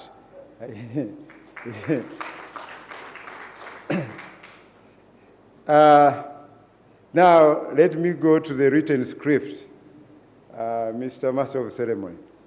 This year's forum is the 16th in a series under the theme, Leveraging Regional Opportunities to Grow Food Processing and Animal Feed Sector in Uganda. This theme is in line with the Government of Uganda's objective of enhancing value addition on agricultural commodities under the agro-industrialization pillar of the 10-fold growth strategy. The strategy seeks to propel our GDP to $500 billion by the year 2040. And this will be achieved partly by increasing the export value of agro-industrial products to US dollars 20 billion annually. In other words, this is a five-fold growth. Implementation of the 10-fold growth strategy is aligned to the framework of the National Development Plan. This means that each year our national budget will be aligned to the same. Because in the NDP, agro-industrialization is one of the programs that has been emphasized and identified one of the key priorities in that plan. The strategy identifies food processing as a key component of agro-manufacturing to drive the export-led economic growth agenda for this country. This is because food processing accounts for 61% manufacturing value added, and the food items account for 49% of Uganda's manufactured merchandise exports. Relatedly, the NDP4 identifies establishing a competitive animal feed sector to enhance value addition on key raw materials, including maize, soybeans, oilseed industry. And such enterprises received about 1 trillion under the PDM initiative. You know, this paragraph I've just presented to you is so important. The issue of animal feed is perhaps why we are less competitive. I engaged in fish farming, and I opened about 17 fish ponds, large ones, to start fish farming. I failed on the first round. Why? Because the feeds I had to use were all imported and very expensive. When I compared the cost of inputs with what I was getting, I was making a loss which I could not sustain. And therefore, my ponds are there full of water, but without fish up to now.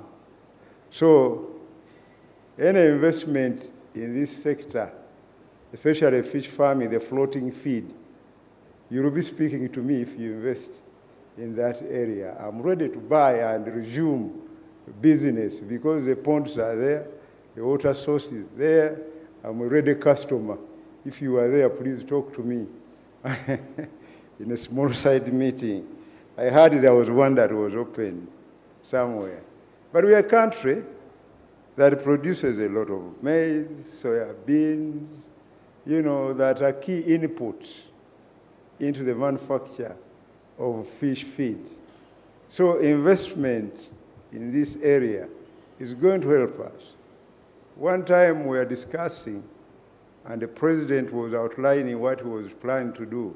We were discussing issues relating to climate change and how to free the water,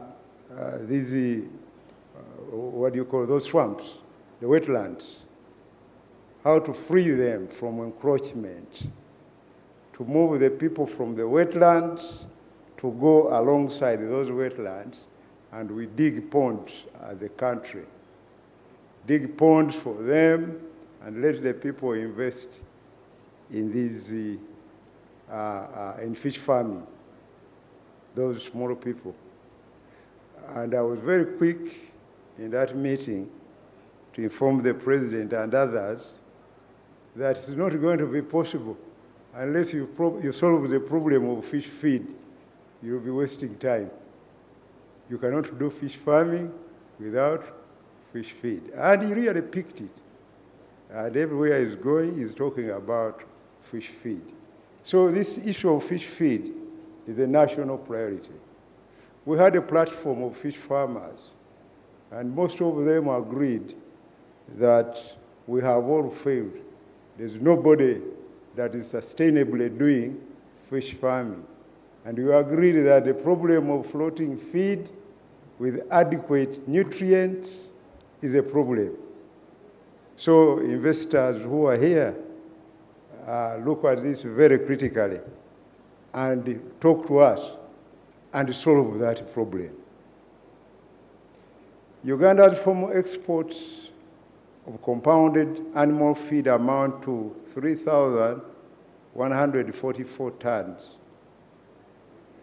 Let me repeat that. Uganda's formal exports of compounded animal feed amount to 3,144 tons, valued at $1 million. So it's very little. While imports amount to 136,878 tons, valued at $52 million. Just compare that. We're exporting 1 million, we are importing $52 million. This calls for rapid implementation of the import replacement and export promotion strategies. 40% of the animal feeds exports go within the EAC region, while the 60% is traded in Uganda. However, the country still lacks enough capacity to produce high-quality processed food and animal premixes, attracting significant amounts of imports for high-quality processed food and animal feeds inputs. It is therefore important that through this dialogue, we understand the missing link and explore strategies of closing the gaps with a view of making two sectors competitive. This therefore shows that going forward, issues to do with value addition are non-negotiable.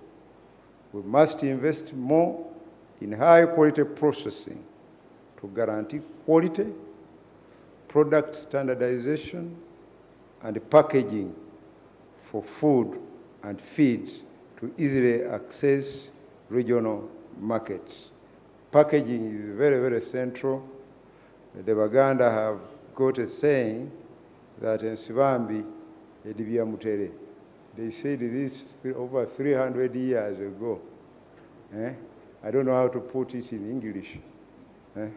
But that when you package it poorly, you cannot market. They said this 300 years ago.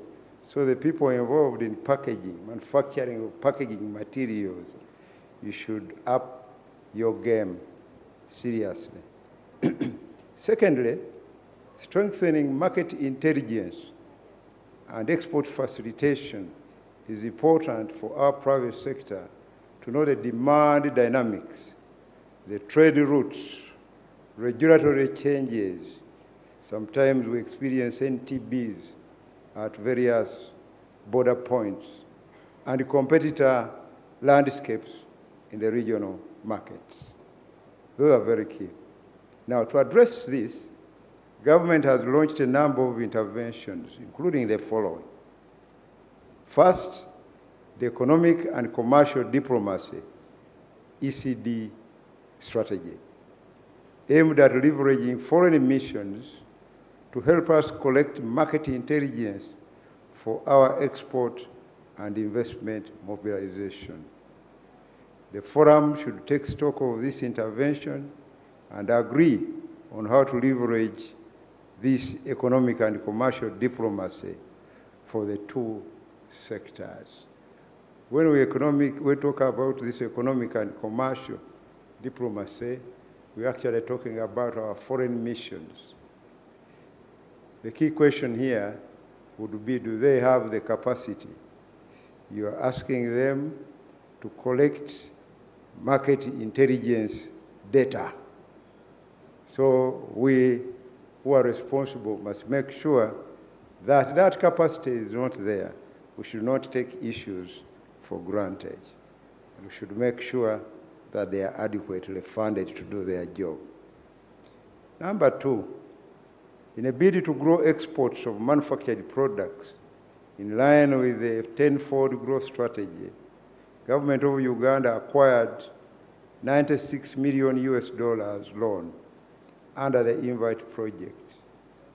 US dollars 154 million is a grant, and US dollars 18 million as part of Malt Donor Trust Fund. These resources are expected to boost exports of manufactured products, including the sectors under discussion today.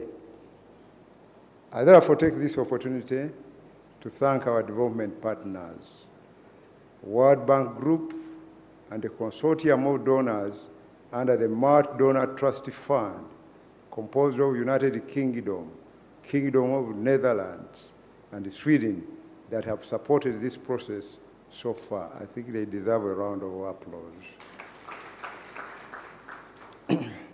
As I conclude, I want to challenge us today to look at the 10-fold growth strategy and guide government on the key priorities and strategies needed to drive growth, especially under the industrialization pillar. Our aim is to deliver 5-fold growth of export value of agro-industrial products. So your wisdom, your knowledge, and the transfer of that knowledge to us to make this work is very much appreciated. And please don't keep it to yourself. Share it with us so that we can make our lives better. Ladies and gentlemen, I wish to thank the World Bank Group, the International Finance Corporation, and the respective ministries for their support in convening this forum. And I want to take this opportunity to declare this forum opened belatedly, and I wish you fruitful deliberations to inform the financial year 2026-2027 budget. Before I totally conclude, I want to say that I was officially nominated as an NRM flag bearer yesterday. And I'm requesting for your prayers for God and my country. Thank you very much.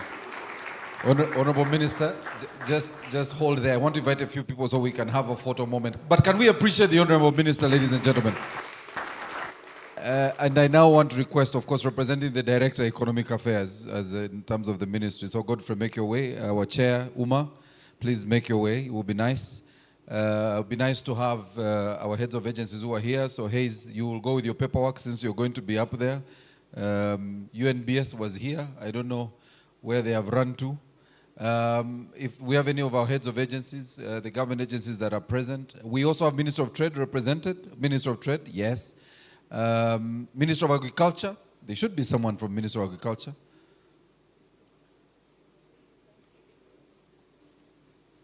Yes, NPA, yes, Honorable. You wanted me to get fired by the team. Diana, you are the one hosting us. You should also be there. But also that's to make this photo gender sensitive. Yes, yeah. The other stakeholders that would have helped us with this photo are not here, but it would be nice to I'm glad she's in the middle. Okay.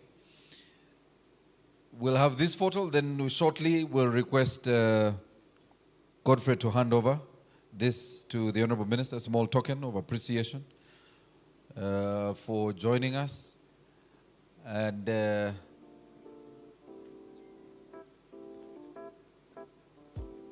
all right, thank you. I'll invite Godfrey, please hand over this small token. The rest of us can take our seats. So Godfrey will hand over this small token to the Honorable Minister. And I'll invite the CEO, Sam's Foods, to come and also do the honors. Honorable Minister, we know you have a family. We have a small package for the family at home.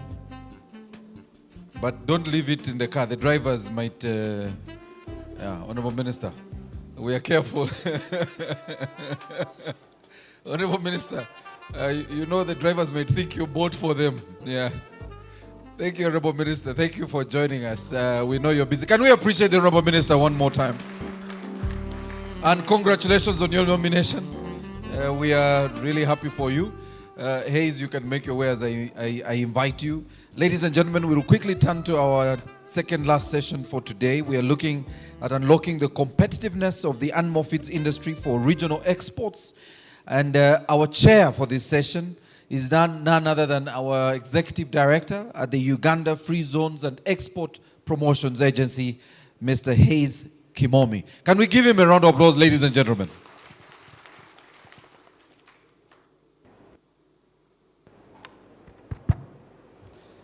Thank you, Maurice. The Honourable Minister, oh, he has left. Well, in absentia. Colleague, public servants, the private sector here present, development partners, the media, distinguished participants, ladies and gentlemen, good afternoon.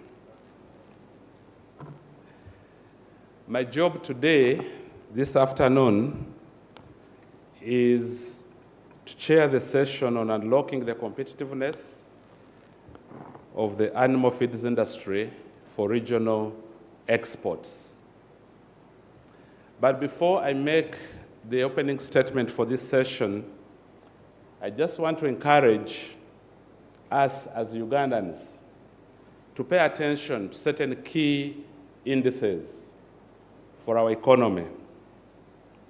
One, the Global Competitiveness Index, as measured by the World Economic Forum annually. It's an important indicator of how competitive our economy is. Number two, the Global Innovation Index, very important indicator of how innovative we are and how quick we are at adopting new digital technologies in our production systems. And number three, the National Entrepreneurship Index. Those are key indices to watch.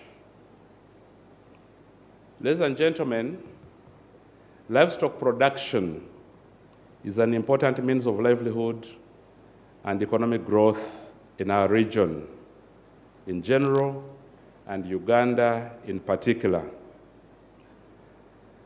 The sector makes substantial contribution to export revenues as well as national GDP.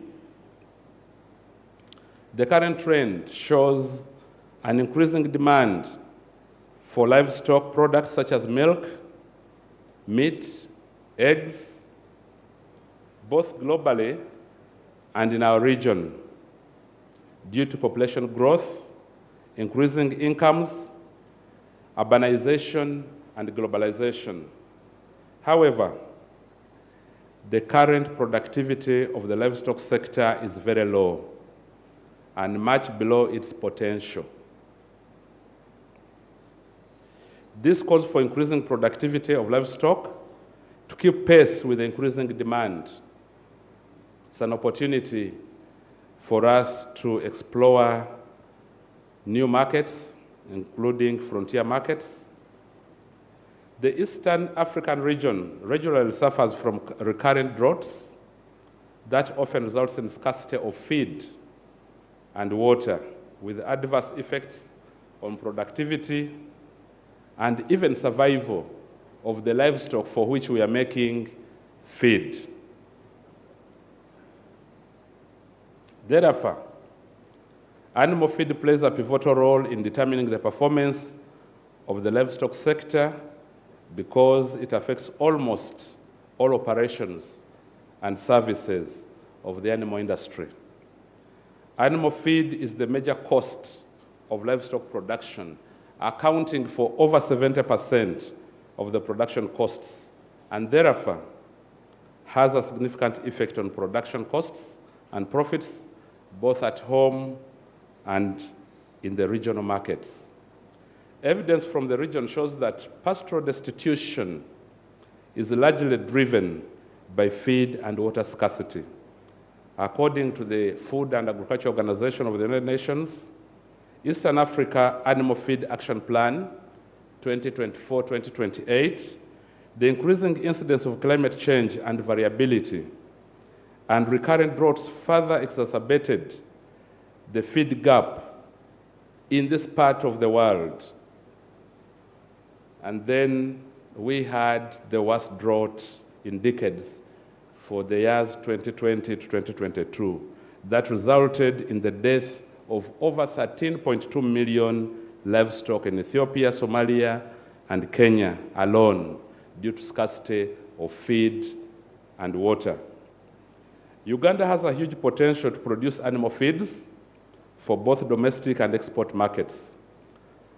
Again, a report by the Food and Agriculture Organization of the United Nations estimates that the potential of Uganda's animal feed basket, and this is data of 2022, was estimated at 121 million tons. Despite this huge potential, the report said Uganda's actual feed basket, estimated at 48 million tons. That is 40% of the possible national feed output potential. So what that means is that we are operating at 40% capacity. We have a whole 60% within which we can grow before we hit the glass ceiling. These statistics demonstrate a high potential for unlocking the competitiveness of the animal feeds industry and harnessing the huge potential. This requires revitalizing the production of key crops like cotton, soya, and sunflower to ensure a steady supply of high-quality raw materials for feed production and looking at the entire value chain of animal feeds and addressing the bottlenecks at each stage of the value chain and ensuring integration into these very lucrative regional and continental markets for animal feeds. Joining me to dissect today's sub-theme on unlocking the competitiveness of the animal feeds industry for regional exports is a team of industry leaders and professionals. To begin with, we'll have a presentation from Ministry of Agriculture, Animal Industry and Fisheries. For information, the ministry's mission, that's the Ministry of Agriculture, is to advance a competitive, profitable, and sustainable agricultural sector. Its mission is to transform subsistence farming to commercial farming. To achieve this, the ministry formulates and implements policies, strategies, and regulations across crop production, livestock, and fisheries, while promoting innovation, investment, and modernization in the sector. By supporting commercial farming, value addition, and sustainable practices, the ministry plays a pivotal role in improving productivity, strengthening resilience, and expanding Uganda's agricultural contribution to national development. Ladies and gentlemen, join me in welcoming Dr. Dennis Maholo from MAIF, who is our presenter for this session. Thank you very much. Dennis, please take up your seat.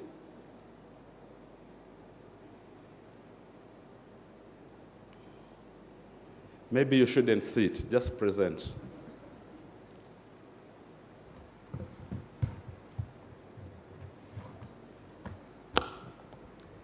Thank you, Chair.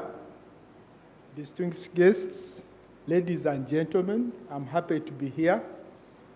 And the things I'm going to present, some of them have already been presented. That's my name. I'm the Assistant Commissioner in charge of Animal Nutrition in the Ministry of Agriculture, Animal Industry and Fisheries. Next page.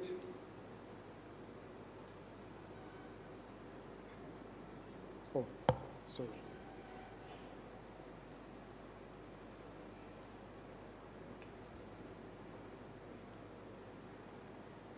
Just like you have been told, the livestock sector is at the cornerstone of rural livelihoods in Uganda and agro-industrialization. And I think you have seen stories that right now we are trying to penetrate so many markets, including Algeria.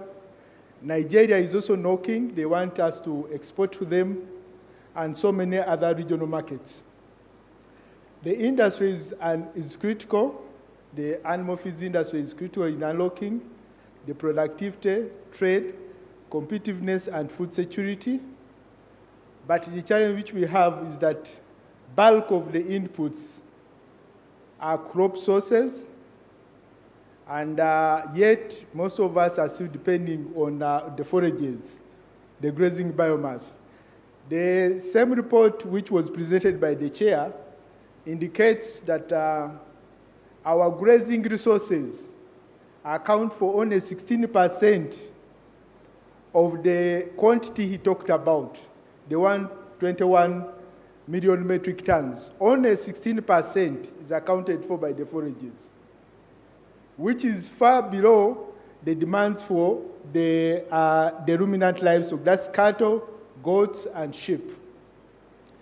It is also having oilseed mills, and also we are having a few fish products that feed in, but that one is reducing. The industry is further dominated by small-scale holders, both the farmers, the producers, the processors, and distributors.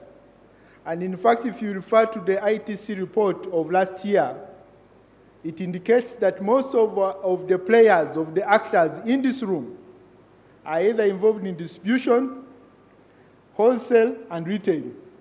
The real processors are very few, and I think that's something that we have to take note of.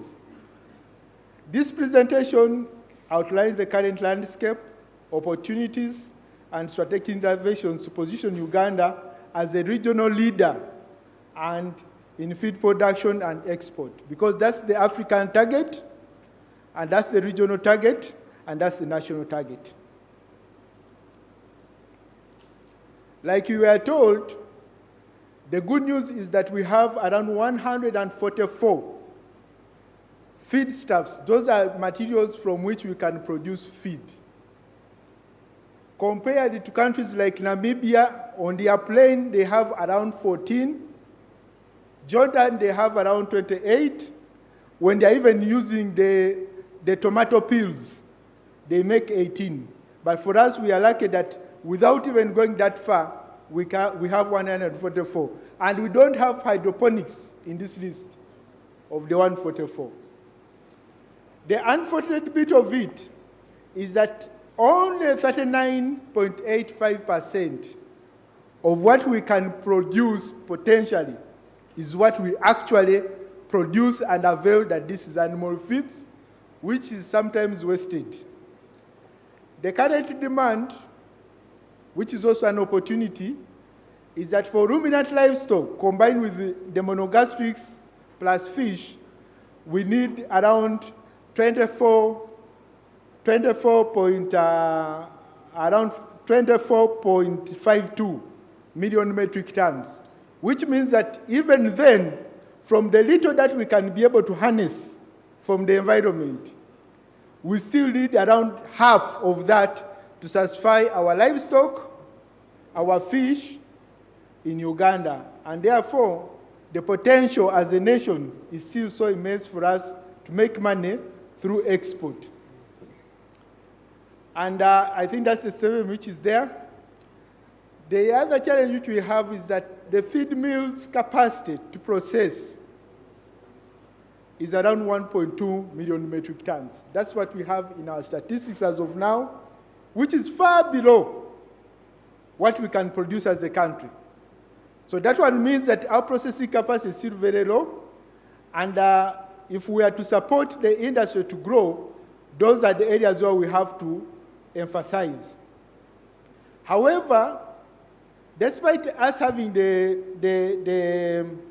surplus, as we have talked about above, we realize that most of the businesses and people who are handling feed don't have the capacity to manage and handle it well, And as a result, every year we are having businesses collapsing.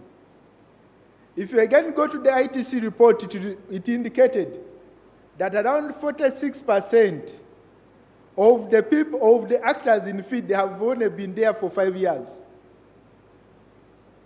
And 10 years, they are only 56.6%, which is still very low. Just 10 years, a decade. So if you are talking about 2 decades, so many drop out with time, and that is dangerous for us. But also on a bad side, that within country we have differences in the distribution of feed. As a result, we have scarcities in some regions, Karamoja being one of them, Karamoja and Teso, West Nile, and Eastern Highlands. This is Bukedi, Bugisu, Sebei, and Busoga. We have deficits.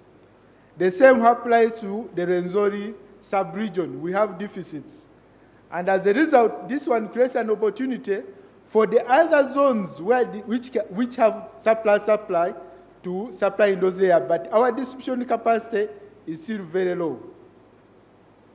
Furthermore, most of the facilities, we are talking about the 1.2 million metric tons installation capacity. They operate at between 40 and 60%. On the export, if you look at this table, it might be a little bit deceptive and it might be contradicting with what the minister said. But on the export side, despite the fact that we have a value of 85 million shillings, $1 million, most of the feed that we export is either exported as oilseed meals or cakes, maize bran or wheat bran or rice bran, or dog food. Most of the compounded food actually which dominates is dog food, dog and cat food. But notwithstanding, we see that the importation is growing, and it is growing around 6.1%. Now, when you see these values, because we are using value indices here, you may imagine that probably in the quantities that are exported, we are not growing. Actually, the quantities are growing around 3.9% in the quantities that we are exporting every year. Unfortunately, because they are not processed, the value and the benefit we are having is in negative trends. And that's the reason why the chairman said that we have to correct this so that we are able to perform better. So what are we saying about exports and import trends? The exports fluctuate but show a gradual recovery after 2021, and we expect that by 2028 we will reach around $87 million if we are to maintain the current production structure. But if you adopt the tenfold model that has been explained before, you realize that we may be able to double that or even triple it. The imports remain higher, and this is because the production processes of the live animals have improved across board. People have improved in the way they are managing their cattle, they have improved in the way they are managing their poultry and their fish, as the minister explained. What I wanted us to note is that Uganda feedstuff trade indicates a rising import dependency despite a modest export growth. So what does that show? Uganda has surplus that can be supplied to the regional areas, including the continent, and we have the potential to replace the imports because we have most of the things produced within here. And we have a strong base for regional export, as explained by the chair. Indeed, all the countries that are surrounding us, apart from Congo, where we haven't done a feed balance sheet, South Sudan and Rwanda, all of them have a deficit of between 56% to 64% in feed. And that is a very good potential for us to explore as Uganda. Opportunities for diversification. Like enough in our feed, we have potential of producing a lot of crop residues. In the feed basket that the chairman explained before of 121 million metric tons, 64.6% is actually crop residues. And that one we can actually improve it or add value on it by fortifying it and producing pellets. We also have an advantage of oilseed mills because of the growing investment in oilseed production. And here we can be able to ride on it by producing protein concentrates. I want to tell people here that the compounded feed which we are registering as imports, most of it come as protein concentrates, not premixes, as some people used to think. They are protein concentrates. And therefore, that is an innovation advantage which we can take care of. Secondly, we have surpluses, as I showed you, on the regional level. And there we can also invest in silage and hay production. But also, we have advantages that Uganda is a mineral company, a mineral country. Almost everywhere in our landscapes, we have so many minerals. And as a result, we can explore on harvesting some of the mineral additives. And also, we have so many forages that we can export. Indeed, we can explore the niche markets in the Middle East. As you realize right now, every year we are experiencing so many companies in the Middle East requesting a Minister of Foreign Affairs to help them identify people who can supply forage feed. And that's the hub feed we are talking about. And then also we have advantages in the cereals that we massively produce. And we have experimented with some few players here. They're already producing dehydrated distillers dried grains and solubles, which can also be used as animal feeds as an added advantage. What are the value chain upgrades that we require? Quality assurance system. We have to improve our access to testing services because people have complained the testing services are a hindrance to them investing in the feed sector because the labs are very few in the country. The other one is improving our inspection services and certification, and then also having quality monitoring processes where we are deploying artificial intelligence as has been discussed in the forums that were here before.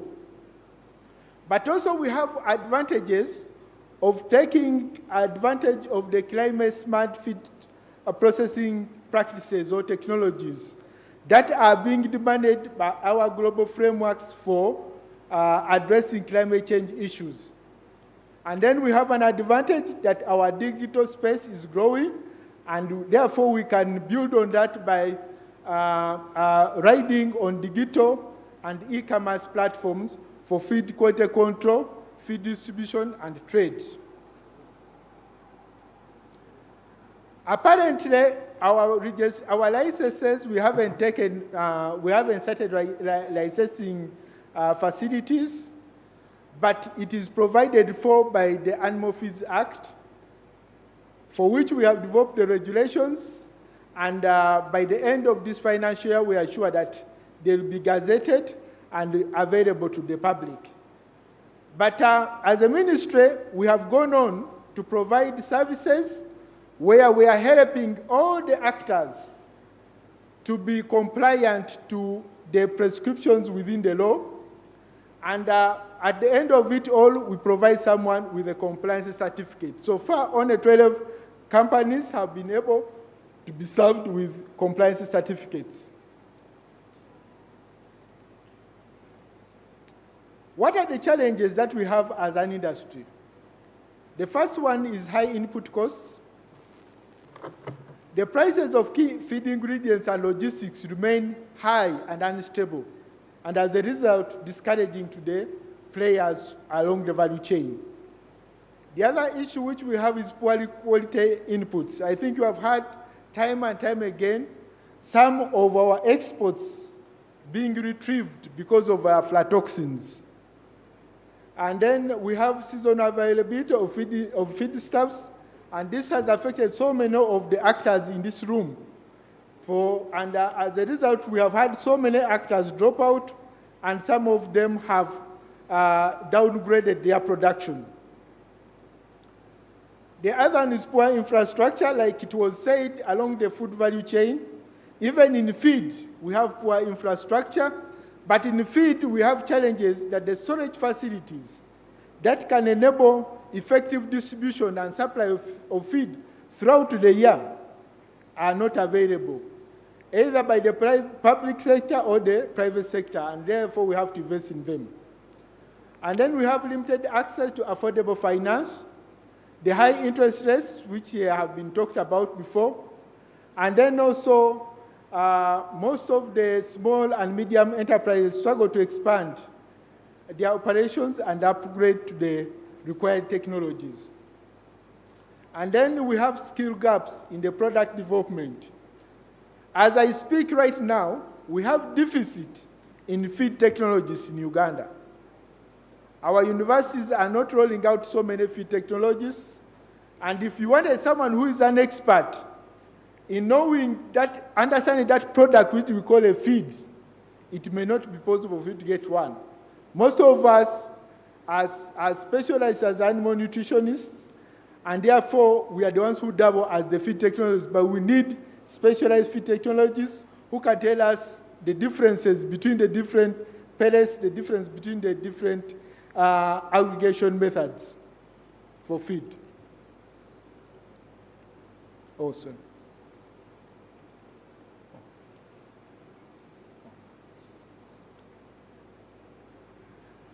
What are the strategic interventions that we are undertaking as a ministry? One of them is feed bulking and distribution centers to be established, and this one has been prescribed in some of the projects that we are undertaking under the ministry. The second one is we are emphasizing efficient feeding systems for deficit zones. Gone are the times when we thought that if for you want to provide feed for, let me say, the Elgon area, you need to have a feed facility in the Elgon area. You may not need to have one, but it depends on the feeding models that you have, so that you provide the feed in the right time for people to utilize it very well. So we emphasize producing feed in the most efficient production zones and then distributing it using the best models for it to be accessed by the livestock farmers for utilization. The other area of emphasis is establishing agro-processing hubs in the high-yielding zones. For instance, if someone is to establish a concentrate facility, it's better to do it in the north. Why? Because most of the protein source mills are coming from the north, and that's a hub where we can have such an intervention. And similarly, if you wanted to have like maize, you can take the facilities to Kasese, you can take the facilities to Elgano area and so many other, and Bunyoro, where we have a comparative advantage in production of such feeds. And then the other one is continued investment in science and technology. As you have heard from the previous presenters, there's need to specifically invest in science and technology for research and development to be effective. The other, on the enabling side, we have been negotiating with the help of means of finance, with all the other actors, provide low interest credit facilities for our farmers and our actors in the feed value chain. But we also want to simplify the certification and the testing. Right now, we believe and we are working towards making sure that the certification process for the animal feed value chain will be digital because of the so many players who are involved. Because in the certification, we shall have the involvement of UNBS, we shall have the involvement of crop inspection and certification, as well as veterinary inspection and certification. So for us to handle it very well, we need to have digital systems that can move the things very fast without you looking for individuals for clearances. And then we need to continually capacity build our SMEs and mentor them in animal feed production.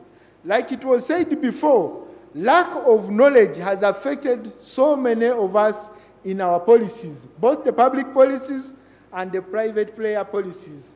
They have not really been effective to tap into the markets that we have around.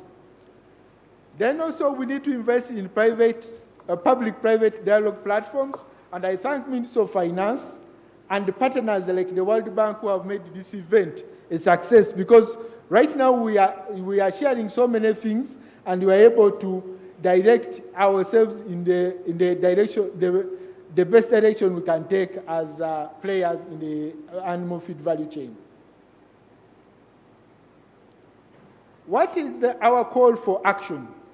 Let us invest in the feed value chain infrastructure. Let us formalize and regulate most of our actors who are informal. Let us promote regional trade, and let us have certification systems that can be able to provide.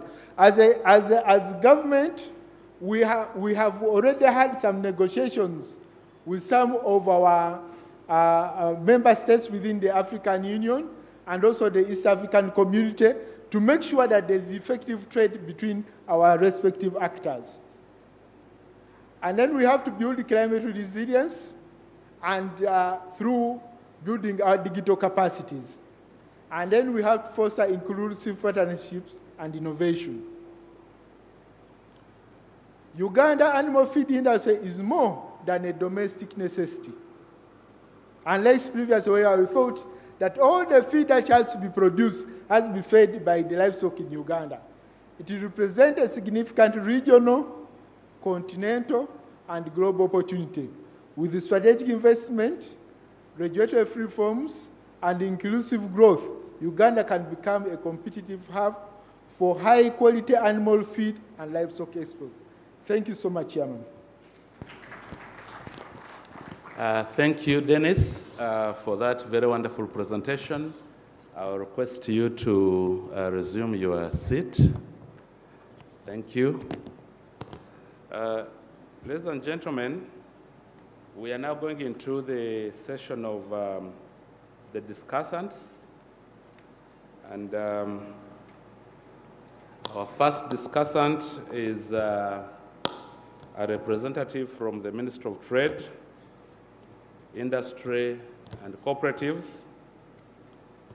Just for information, the ministry's mandate is to formulate, review, and support policies, strategies, and plans and programs that promote and ensure expansion and diversification of trade, cooperatives, and environmentally sustainable industrialization, appropriate technology development, and transfer to generate wealth for poverty eradication and benefit the country socially and economically. Representing the Ministry of Trade, Industry, and Cooperatives is Ms. Georgina Nampera. Ladies and gentlemen, Georgina, please take up your seat. Thank you very much. Our second discussant is from Binzika Poultry International Limited. Binzika is one of Uganda's leading integrated poultry companies with operations spanning breeder farms, day-old chick production, poultry feed milling, broiler processing, and retail under its flagship Pearl Chicken brand. Established in 1990, the company has grown into a vertically integrated agribusiness with multiple production sites across Uganda, serving both local and regional markets. Its feed mills and hatcheries supply thousands of farmers with quality inputs, while its processing and cold chain operations deliver fresh poultry products to consumers nationwide. Ladies and gentlemen, allow me to invite Mr. Henry Mambwe from Binzika Poultry International Limited. Our third discussant is from the Hughes Uganda Limited. It is the Ugandan subsidiary of Royal de Hughes Animal Nutrition, a Dutch family-owned global leader in animal feed production with more than a century of experience. Established in Uganda in 2018, the company has become a major player in the country's animal nutrition and aquaculture sectors, operating a modern feed mill in Njeru, Buikwe district, with a production capacity of up to 100,000 metric tons annually.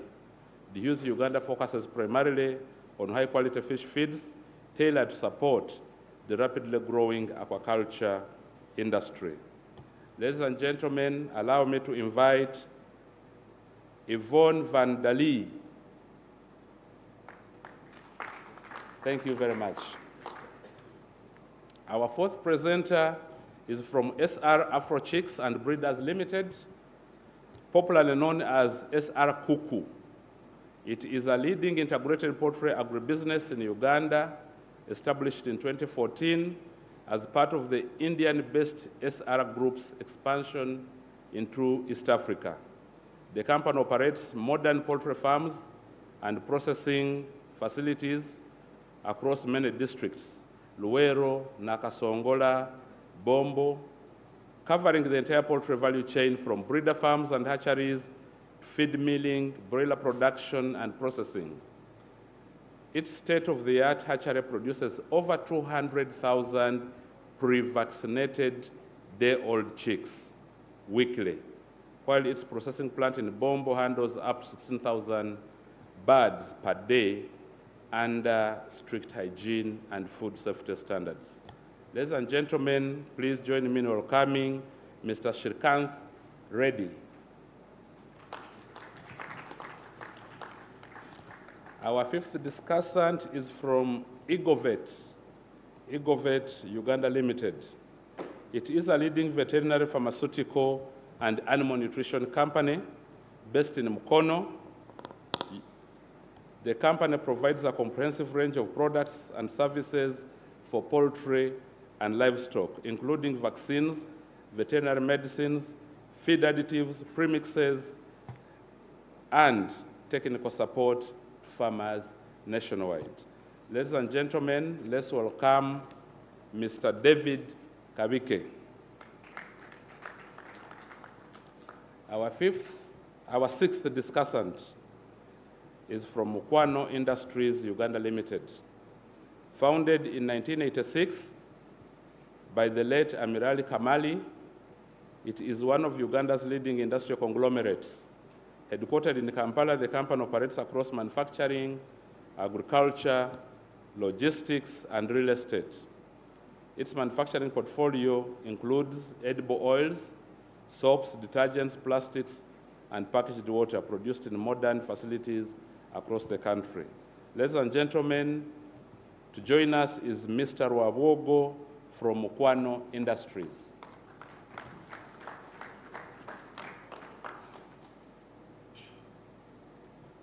Now that the panel of discussants is fully constituted, and given the time constraint that we have, each discussant will be allowed 5 minutes. And to go fast,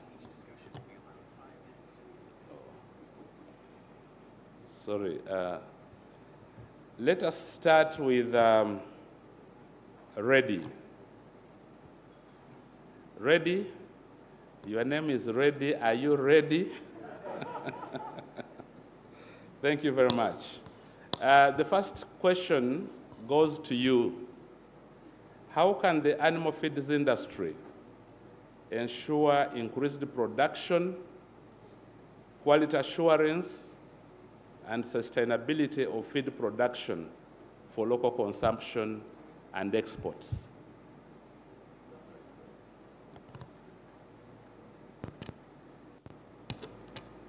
Good afternoon, everyone. To start with, I think we already covered the topic about the quality of raw materials first. So we know that the feed represents nearly 70% of the total animal production cost. So we want to be reasonably competitive. Our biggest leverage point is improving feed quality. So through raw material consistency and scientific verification. The major concern here is we are importing so many feed additives and premixes from all over the world, but we don't have enough laboratories to verify the products which we have been imported and which we are making the feeds. So what we want is that we can set up a laboratory combined with the feed mills which are in the country, along with MAVE, so that we can verify the raw materials which are being mixed into the feed. So if we can certify our inputs and if we can verify our outputs, that's where we can animal feeds can be we can benchmark that our feeds are verified. So we will be able to export the products into the East African region. So I think raw material consistency, and one is enough laboratories in the country. That's what can help us to improve the quality of the feeds. Okay, thank you. Thank you very much, Reddy. That's very good timekeeping. Thank you. Henry, having been in this industry for a long time, please share with us the lessons you have learned along the way and the opportunities available for regional expansion. Lessons and opportunities. Thank you. Hello. Thank you, Mr. Alinda. We've learned a lot of lessons. Ours is a very active industry. And before I go to the region, let me look at Uganda first. I think that's where we always need to focus. Uganda, for me, is self-sufficient in a lot of the raw materials that we can use in feed production. We have enough maize, we have 2 seasons, fertile land, abundant rainfall in Uganda. We've got a lot of manufacturers who are able to provide us with soybean meal, sunflower. So for me, I would say we have everything that we have in this country to be the best quality suppliers of feed in Uganda and in the region. Now, I wouldn't say it's a lesson learned. I would say it's a challenge that is still ongoing, and I like what Reddy mentioned. We do have raw material challenges in terms of quality. More specifically, obviously, high aflatoxin levels. As you know, that can tend to be carcinogenic. But that we need partnership with the government in terms of getting our pre- and post-harvest handling procedures across the whole of Uganda sorted out. Basically, we test all our raw materials coming into our plant, and we do note aflatoxin levels, for example, total aflatoxin higher than 100, which is not what you want in accordance to UNB standards to produce poultry feed. Okay, so that's one.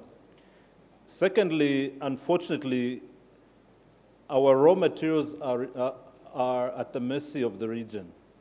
We are seeing a lot of our raw materials exit in this country.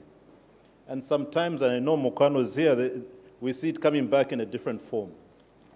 We need our raw materials in Uganda to step up the production. I think Dr. Maholo was talking about to meet all our local production here. Why should maize be going out? I mean, at the beginning of every season, we see Kenyan trucks, Rwandese trucks. Everyone is there taking the maize out of the country, taking the soybean out of the country. Why should we be importing soybean meal? Everything is in Uganda right now, and we do have quality producers like Mukwano for soybean meal that we can buy from at the best price possible. So that is another challenge we have.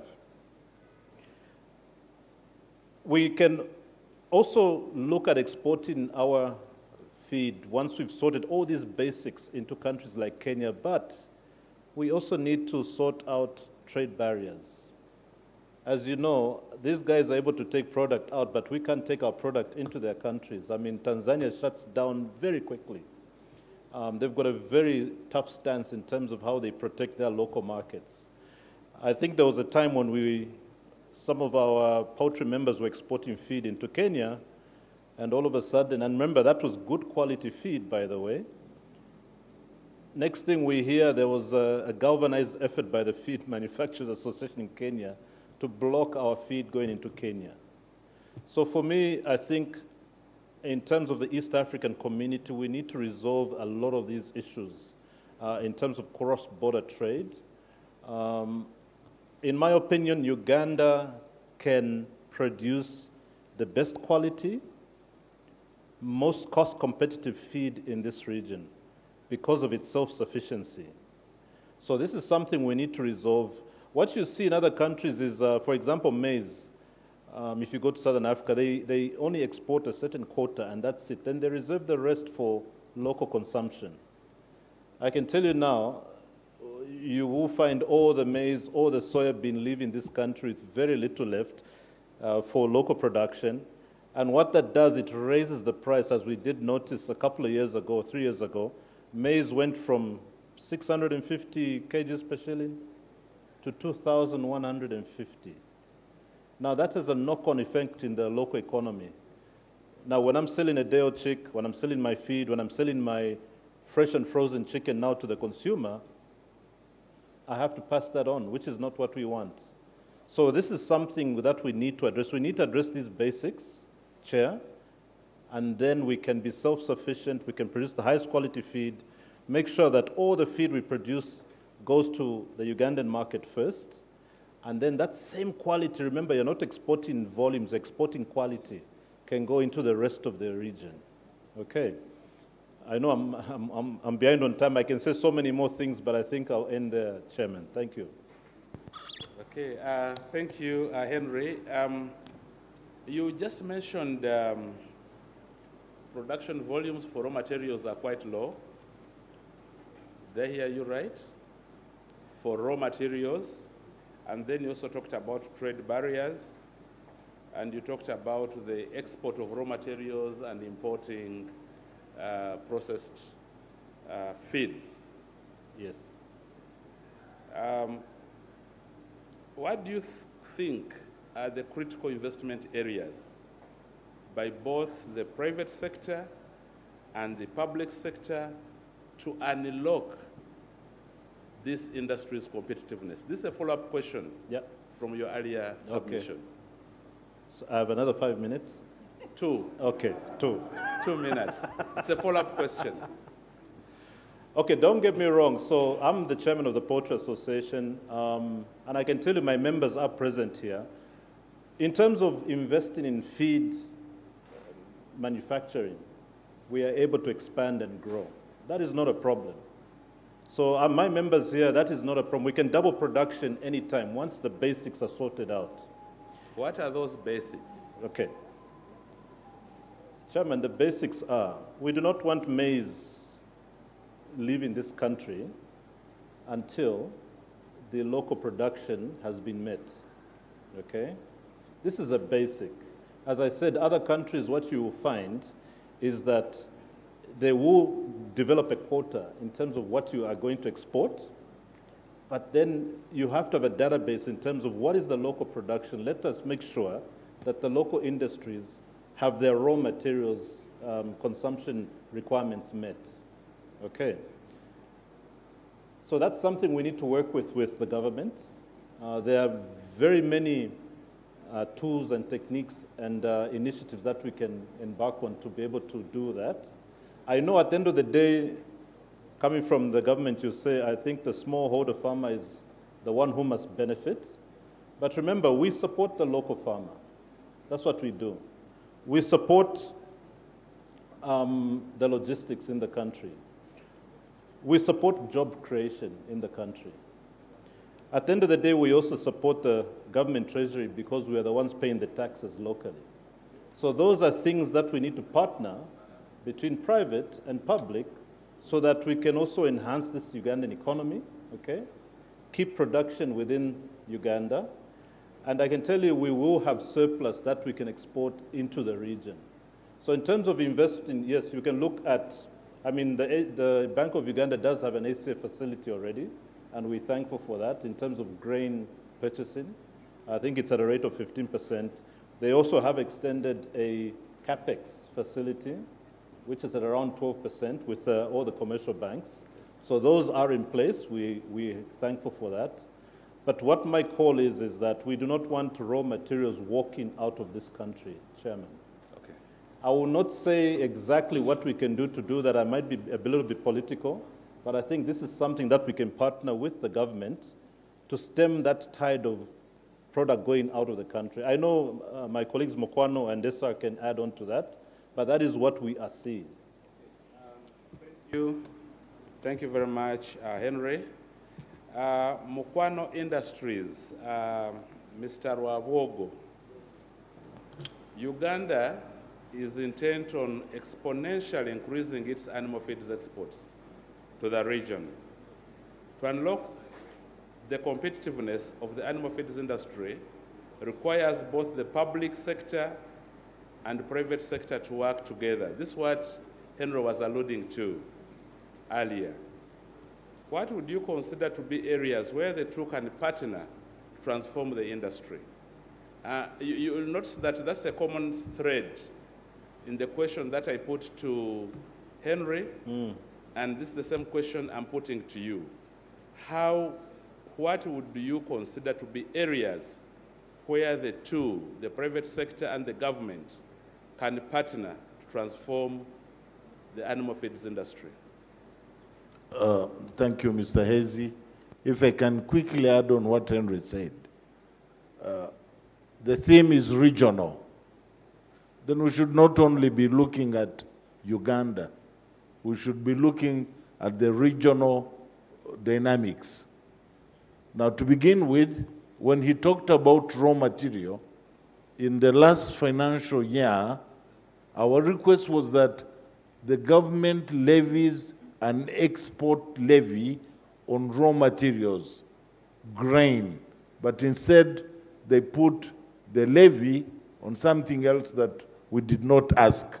So we don't know in whose interest that was.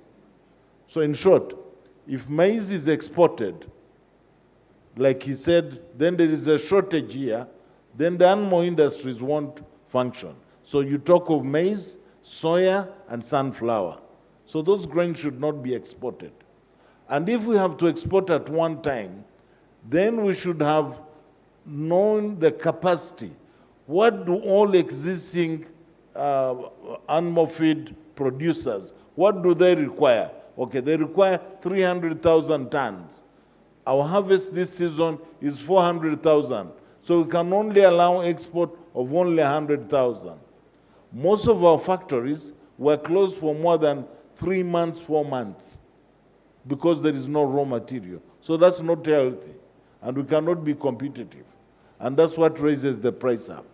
Now back to the question where you're saying what we need to be doing. First of all, we must have the right seeds to give to the farmers. There must be right regulations, not to allow Tom, Dick, and Harry to come on the market if it is a harvesting time, and he buys, and wherever he takes, he takes. That's what he was talking of, Rwanda trucks, Kenyan trucks, Tanzanian trucks come here.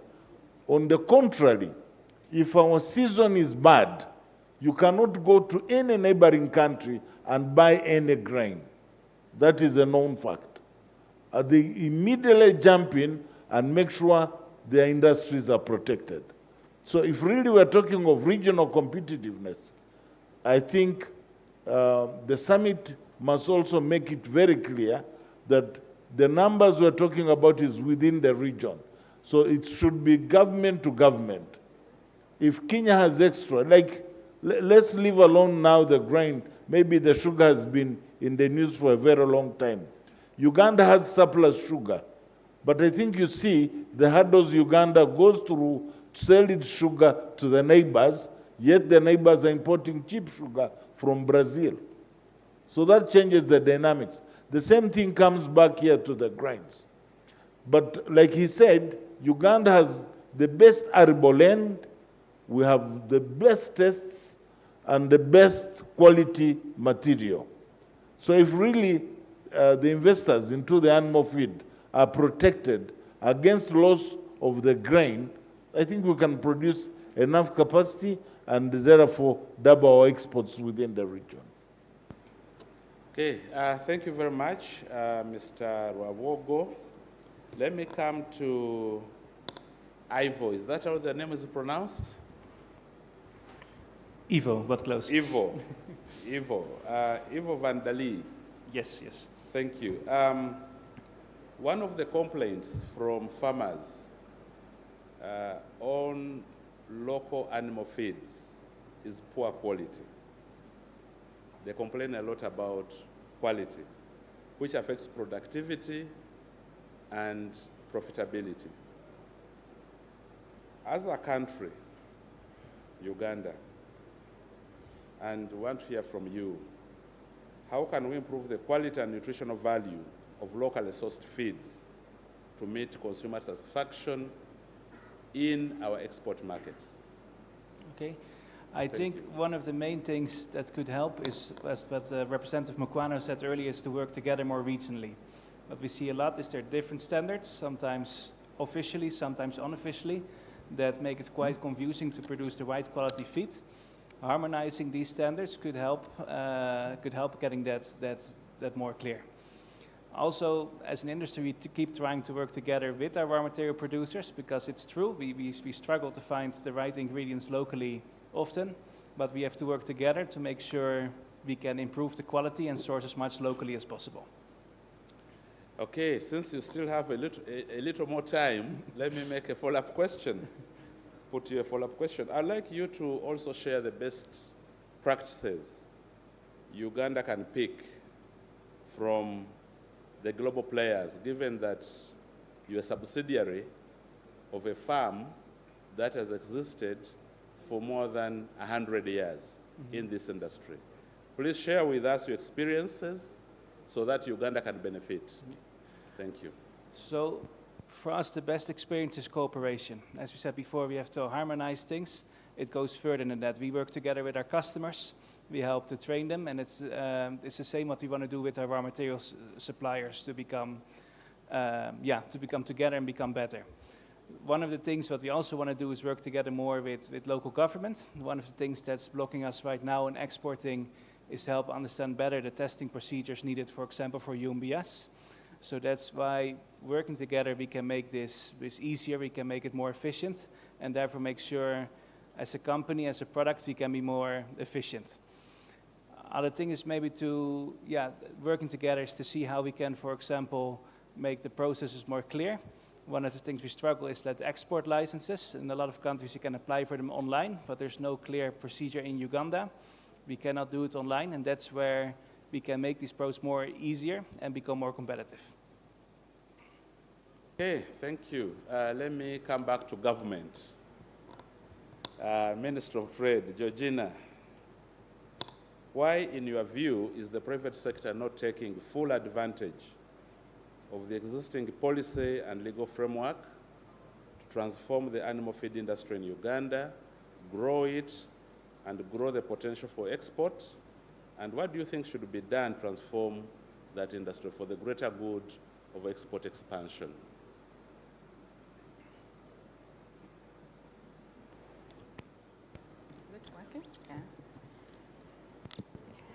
Thank you, sir. And good afternoon, everyone. Greetings from the Ministry of Trade, from the Permanent Secretary. We are very happy to be here, and thanks to the Ministry of Finance enabling us to have this space and speak to you. Our view is that the private sector is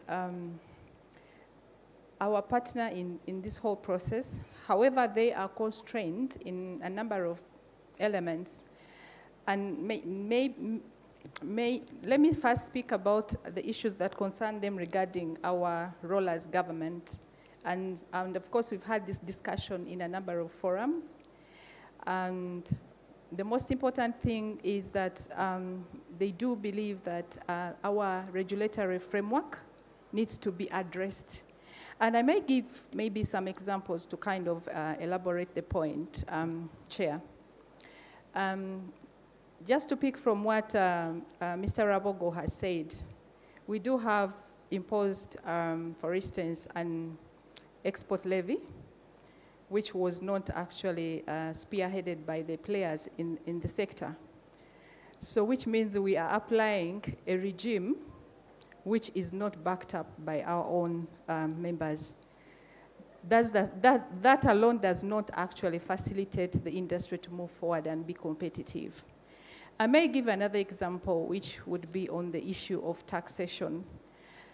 Some of them have, in the past, complained that we have given them incentives in terms of import of infrastructure. They're able to bring their machinery and they're able to process. However, when it arrives, we are now imposing taxation on, for instance, if it's an equipment, we request them now to give tax on the screws that come with the equipment. That makes the industry become uncompetitive in terms of their, and even taking advantage of the incentives that they have in the industry. The other thing that has already been raised is the issue of the NTBs within the region. And of course, this is a very big animal where we, of course, as government, we have played a very big role to see that we're able to harness the discussions and address the NTBs across the region.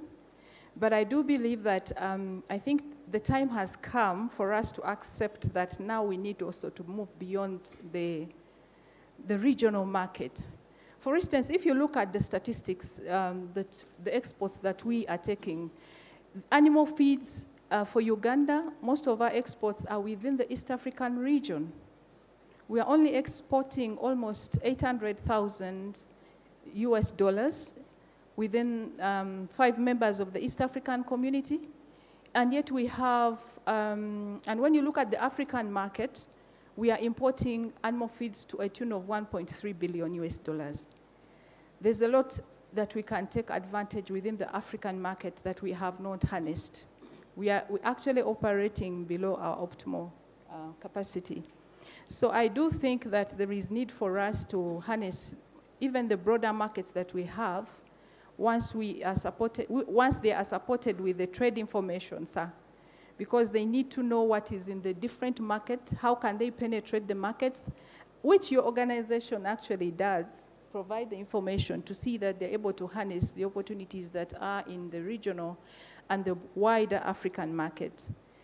Other issues relate to our, even the policy regime that we do have.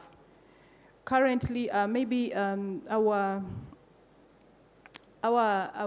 commissioner from MAIF can verify this, but in the past we have required them to get a certificate of the sanitary certificate within 10 days before they export as a must. So that makes the situation a bit cumbersome for the private sector. So how can we as government try to simplify our procedures, our regulatory framework, so that they're able to compete favorably with others? And if you look at even the statistics, Uganda is the highest importer of animal feeds within the African market. You'll be surprised if you look at the statistics.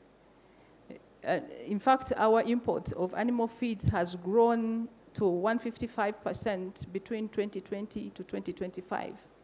If you look at the statistics, that is a very huge growth. And we are importing from Zambia, we are importing from Vietnam, Netherlands, and so there's need for them to have that kind of partnership with other countries that are able to come and invest in our country and see that they're able to harness their potentials. Because we we know that, like they have presented, there's potential for us to grow our production and also to enter into the value chains. Thank you. Thank you so much. Thank you very much. You know, listening to the discussion, one thing that has really intrigued my mind is we produce a lot of raw materials. We export these materials in their raw form, and then we import. Now, to me, I think that could be an issue of orientation in terms of what we do as a people. I was having a discussion with someone, a businessman, who told me, most Ugandans fear machines. We don't want machines. And these machines are very cheap. A machine of, I don't know how much money, but many of us are driving factories on the road. No, you would call him as a moderator. And then we export our raw materials. So I think we need mindset change. I would like to encourage Ugandans, let's become friendly to machines, producer machines that create value. In that way, we'll create a market, an internal market for the maize, for the soya bean, and all the other raw materials that we export when they are raw and then spend more money to import them. Ladies and gentlemen, I would like to open up this session to the plenary. And, sorry? Oh, sorry. Sorry, my apologies, sir. David Igovet. I don't know why Igovet was on a different page. Yes, David, and it's good that I was alerted because this is a very important question which was going to go unanswered. How can the animal feed industry improve consumer trust and transparency regarding the ingredients and production methods used? Trust and transparency. Thank you very much, moderator, and good afternoon, everybody. There is no industry or there is no country which can develop without implementing policies. The feed industry in this country is one industry whereby every Tom and Duncan enters today and sells. It is impossible for you to have trust in anybody who is not regulated. I'm very happy somebody from the Ministry of Agriculture talked about the feed bill. Around 2008, we had a project working on the feed bill, and this was funded by UNDP, but thereafter I know what happened. It never came out. Recently, the feed bill has come up, and hopefully this time round to be implemented. The issue is implementation here from the Ministry from government. There's no way everybody will come in and do whatever they do without regulation. I'm very happy I was in UNBS, and UNBS I also participated in the standards. I don't know whether this time around the standards will be implemented, because the issue here is standardization. Do we have the same standards? Would the Kenyan market allow your products when they know when we don't know what is there, and when we don't know what's happening around you? How are you processing the product right here from handling? Do you have the good manufacturing practices? Are you certified? So when all that we go through all this, people will be able to appreciate what we do and also have trust in what we say. Oftentimes, somebody has got certification, but are we doing the right thing? Are we able to source material from accredited people? Are we registered, and the materials coming in, are they being standardized? Because if you talk about maize from Chiboga as versus the maize from Busoga and maybe from Chilandongo, they have different nutritional value. I know when we are making all this feed, we take all this into consideration. But is the consumer given an opportunity to have access to these results or not? Because that's the only way the regulator will be able to give confidence to me, the consumer, that whatever you are producing is of quality. We have seen issues whereby someone has claiming it's a very good product, but the chicken or the cow somewhere is telling him the product is not very good. That comes in as out of a regulatory authority. Are they monitoring or not? Because it's not just enough to give somebody a certificate, but are you monitoring his activities? Because that's what will help the private sector to do very well.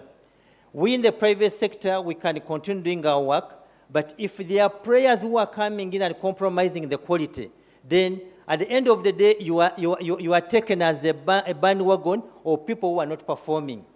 Today, when you go on the market, you find so many brands of feeds, but some of these are not feeds. These are just materials put together. Have they been put together in the right proportion? Have they been formulated by someone who is knowledgeable in that? No. It's because the regulator is not doing her work, and that's the government. That's why it's my prayer that this time around, the Minister of Agriculture and Industry, the feed bill should come out boldly, and also the standards must be established, that whatever is produced has a mark and it has a standard which is acceptable throughout the region. Short of that, it becomes a problem. Even as I had still somebody from Minister of Agriculture saying they have not gone ahead to certify the premises or the machinery making all this material or making all the feeds. I find that ridiculous, because what we call a feed, it must go through the raw material, but also the machinery doing this work must be certified.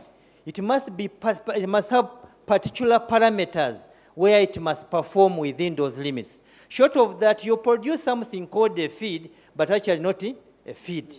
So we need to be helped in those directions. As we private sector also, we encourage ourselves to be able to produce locally as much as possible. I know we have got a lot of imports. The figures talk about very huge imports. But are all these even coming in? Are they certified? Are they tested? Or we just rely on people saying, oh, this is coming from Europe, it must be passed. Oh, it's coming from America, it must be passed. Are they the right standards or not? Today, if you go in the market, you can find Indian soya. They claim it's the best. We know theoretically it may be, but is it the right quality? And is it the right time for us to bring in Indian soya in this country with all this vast production of soya around us, so that we can end up with such a product in this country? So we really need to do our job, and probably we pray this forum we can come up with good career guidelines to make the private sector and the feed industry do a good job. The thing is, without the feeds, it will be impossible even for you to export quality chicken food or quality chicken material or quality chicken eggs. If the feed is poor, an egg is not just a mere egg. What matters is the nutritional value. The milk we are exporting is not just mere milk, but the nutritional value. But what has the animal been given? If we do that, life will be better for us, and probably shall get the best out of it. Thank you. Thank you. I'm aware that His Excellency the President of the Republic of Uganda assented to the Animal Feeds Act on the 24th of May, 2024, and we expect regulations to be prepared and gazetted by the Ministry of Agriculture, Animal Industry and Fisheries. And so the submission from David should be an input into those regulations, because I have not seen them. I think they're still under development, but that's a very useful input. Thank you very much, David. Thank you. So yes, Chair, we have 12 minutes, so you can decide how many questions you can take. Thank you. Let's take a few questions. We'll have 2 rounds of questions, and each round will be 4 questions. All right. As we pick the question, I think there's an intervention there, very quickly. Okay. Ruabogo, very quickly. Chair, what I wanted the rapporteur to capture very well. We don't export raw materials. Because we have no regulations here, everybody in the neighborhood enters and buys. So it's not the Ugandans. And that's largely because we have the East African Community Customs Union protocol and Common Market Protocol. What we call exports under the law, they actually transfers.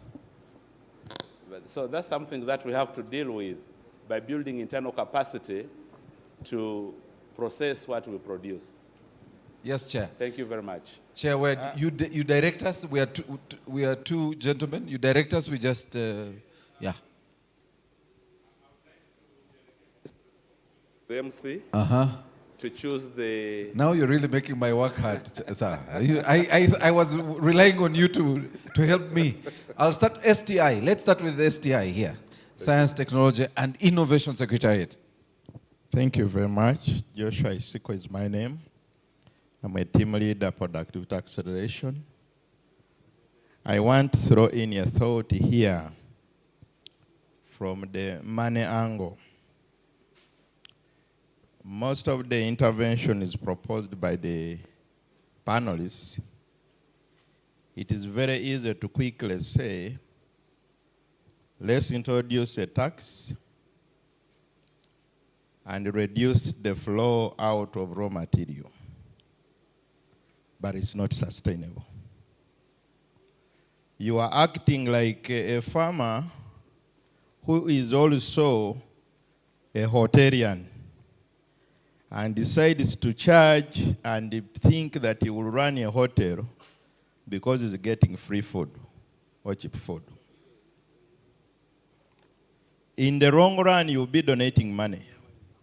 I've just calculated that if I'm a formulation expert, I'm one of the few in the country, I'm feed formulation expert. But I want to tell you that on average, we include 60% grain, which is maize, in the feed formulas. Now, I just calculated that if you just say, I am going to force maize to stay at 500 shillings per kilo, even if it would be exported at up to 1,000 shillings a kilo, and you operate with the figure that our colleague from Maifu presented told us of 121 million metric tons per year, and just say if I operated a quarter of the year, it will mean that if you produce that feed and give it to the farmer will in turn sell his products cheaply, thinking he has gotten cheap feed, and the consumer will eat it cheaply because he's thinking it is cheap. You will lose 7 trillion. What do we now have to do? We need to balance this if we are to grow the economy.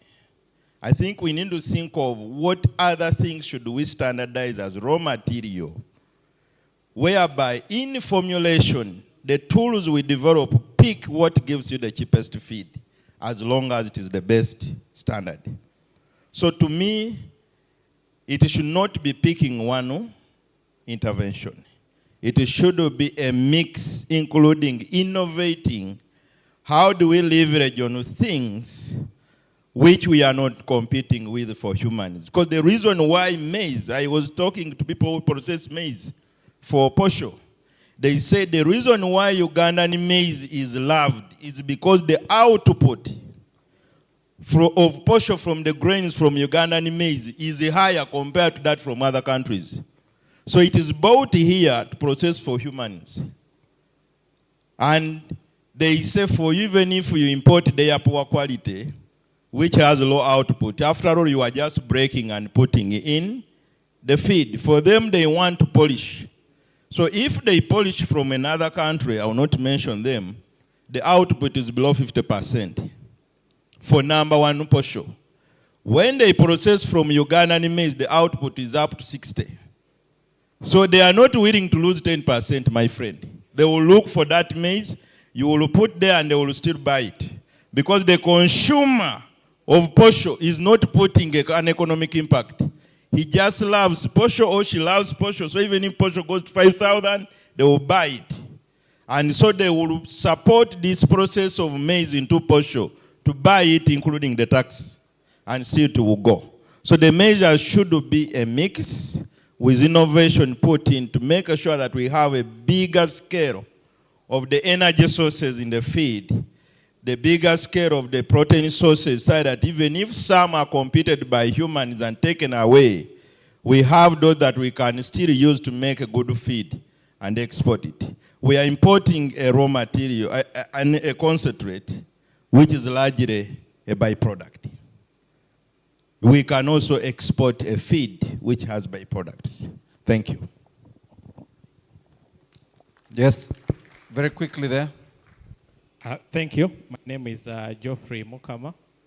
I'm from the Hughes Group, Cowdice in particular. I just want to give, I also want to agree with Joshua that taxing may not be a solution. However, I want to suggest in a different way when it comes to grain. Can we quantify how much, for example, we need? And can government try to push and reserve as much as what we want, and they from the farmers at a premium price, keep it for a certain period and release it, just like other countries do? Because the biggest problem we have now is if we say we are going to restrict export, then the price will go low for maize. If it goes low, the farmers will not go back to farming. So I don't think it works that way, given also the regional trade barrier, trade treaties that we have consented to. Two, I want to talk about soya. We talk about Uganda producing a lot of soya and all this. Unfortunately, as Joshua has said, what we use mostly in the feeds may not be the real grain the way it is. The biggest problem we have in this country is the soya processing. We find almost 50% of the soya ending up into the artisan processors, the small-scale processors. And when they process, ideally, they either under-process or over-process. Now, I've also looked at the standards that UNBS puts forward. When you look at what they look at, they are looking so much at the nutritional values, they are also looking so much at the contaminants, and avoiding the most important thing as us manufacturers look at for feeds, which is the processing of soya. If it's over-processed, it becomes useless. If it's under-processed, it becomes actually equally useless. And that most of the soya is ending up in the hands of such people. The people like Mukwano and other people that are processing to the standards that we are looking out for may not have enough. And so we end up crying. Finally, I want to go to the cries of the person from Ministry of Trade, which is also the classification. I want to give an example. When we were importing in our equipment for the factory in Jinja, we are given an exemption on the machinery, all the machines, the manufacturing equipment. Then when we reach here, they classify some parts as steel, and they wage a tax on them. We are not importing steel because there is no steel in Uganda, but we are importing steel because there is no steel of the quality that we are looking out for our factory. And that's why we are importing that quality of steel. And it's coming as part of the entire machine. And we have the same cry because very soon we shall also do another investment.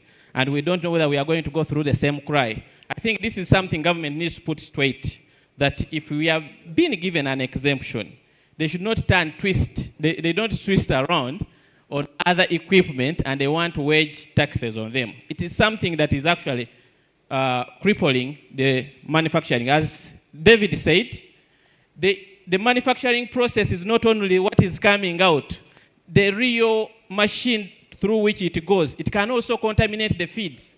And we are so keen about this as we are installing our machines. So we need this to come out so clear. Okay. The government intervene into this. Thank you so much. Thank you so much. I only have 2 minutes. I have to manage the other questions.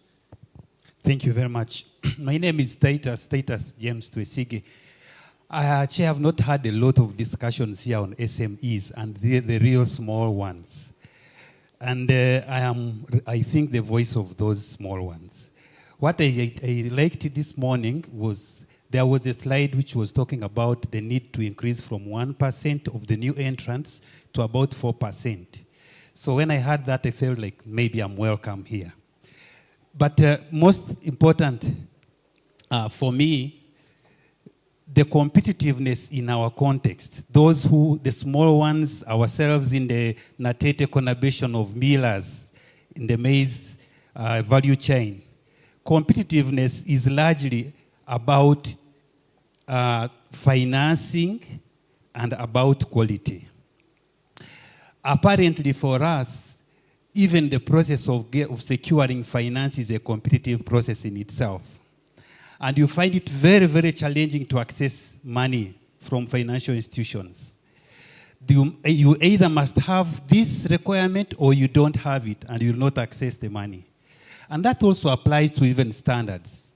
For me to get a Q mark, you either have this or you don't have it. You will not get the standard. So you almost have no way of being able to compete when it comes to the market of your products. I want to agree with those who have said that as we delve a lot into the competitiveness for export, I think it would be good to strengthen competitiveness here, even locally, so that we have those entities that are able to compete locally for them to be able to compete at the export market. So, Chair, for me, the process of reaching competitiveness has to have a start. We have to start fast. We have to grow. We'll be able to compete so that we are able to sustain. Then we will be able to compete even for export. Now, my key question after I saw the presentation from Invite, my question was that are the kind of our standards invited in Invite? Why? Because in the slides they mentioned that for those with the potential to export, they might be considered. I think the slide was very clear. May be considered. So I think we have a major challenge to access resources as the major issue if we are to strengthen competitiveness at our level. The capital we need was defined as affordable capital. And another term used was patient capital. But sometimes I think the major question also is friendly capital. In our case, for example, the key challenges for SMEs, I will not go into the greater details. For the maize value chain, storage. Storage is a major, major hindrance. We have a seasonal crop that is working at a 6-monthly basis. You get a loan. You are supposed to service monthly. You don't have storage to buffer for the period. It is a huge, huge challenge. We have a challenge of power. Here we have been talking about only tariffs. But it's not about tariff. How do you access 3-phase? How do you access a transformer HT to get these lower tariffs? It's a huge challenge. But when you get funding, they will probably fund you on working capital. When I have working capital and I still have huge challenges of power, I have huge challenges of storage, I have huge challenges of the market, I have a huge challenge of the downstream challenges of dry and not maize which is not dry, which is not sorted, which is, you will give me the money, I will fail to perform.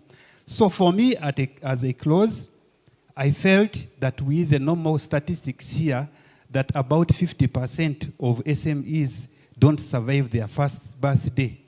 I consider my company to be, it's a startup about 4 years now.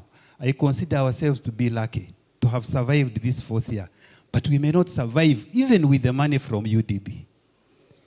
Even with the money from UDB. So we will soon reach foreclosure just because UDB was sorting one area and not sorting the other. So friendly capital should be holistic capital, financing that can be able to keep people in business and be able to grow. Otherwise, we will improve from the 1%, maybe even to the 10%, and later go to the export. Thank you. Chair, he said he was speaking for the SME, so I couldn't stop him. It's very difficult. He's representing a big group. 30 seconds, can we do that? Yeah, thank you so much. My name is Baligea Stephen. I work with the Farmer Uganda. in the cassava value chain. We are in Chiriandongo. Still, I'm an advocate of cassava value chain. A value chain which is, I may say, underlooked. No one has mentioned the cassava ever since we started here. So, and to my knowledge, If we asked, what is the one takeaway you want captured in the report on cassava? So that now we take it away as a, and then you will know we have actually now mentioned cassava. Let's take the one takeaway on cassava value chain. Yes. Cassava, we know that cassava is a very good feed ingredient for aquaculture, for livestock, and others. But as Farm Uganda, we are really looking for collaborations. The US, SR, Afrochicks, and others. Let us work together and develop this value chain. All right, excellent. Thank you. All right. Azan, you have the last word. Thank you very much. Azan Karmali from Mukwano Industries Chair. I am cognizant of time, so I won't take too much of it.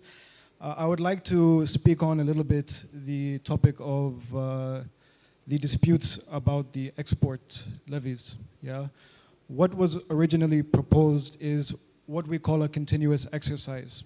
You ascertain the size of the crop season by season. Based on that, you decide what is captive consumption. Whatever is balance, go ahead and export. Yeah?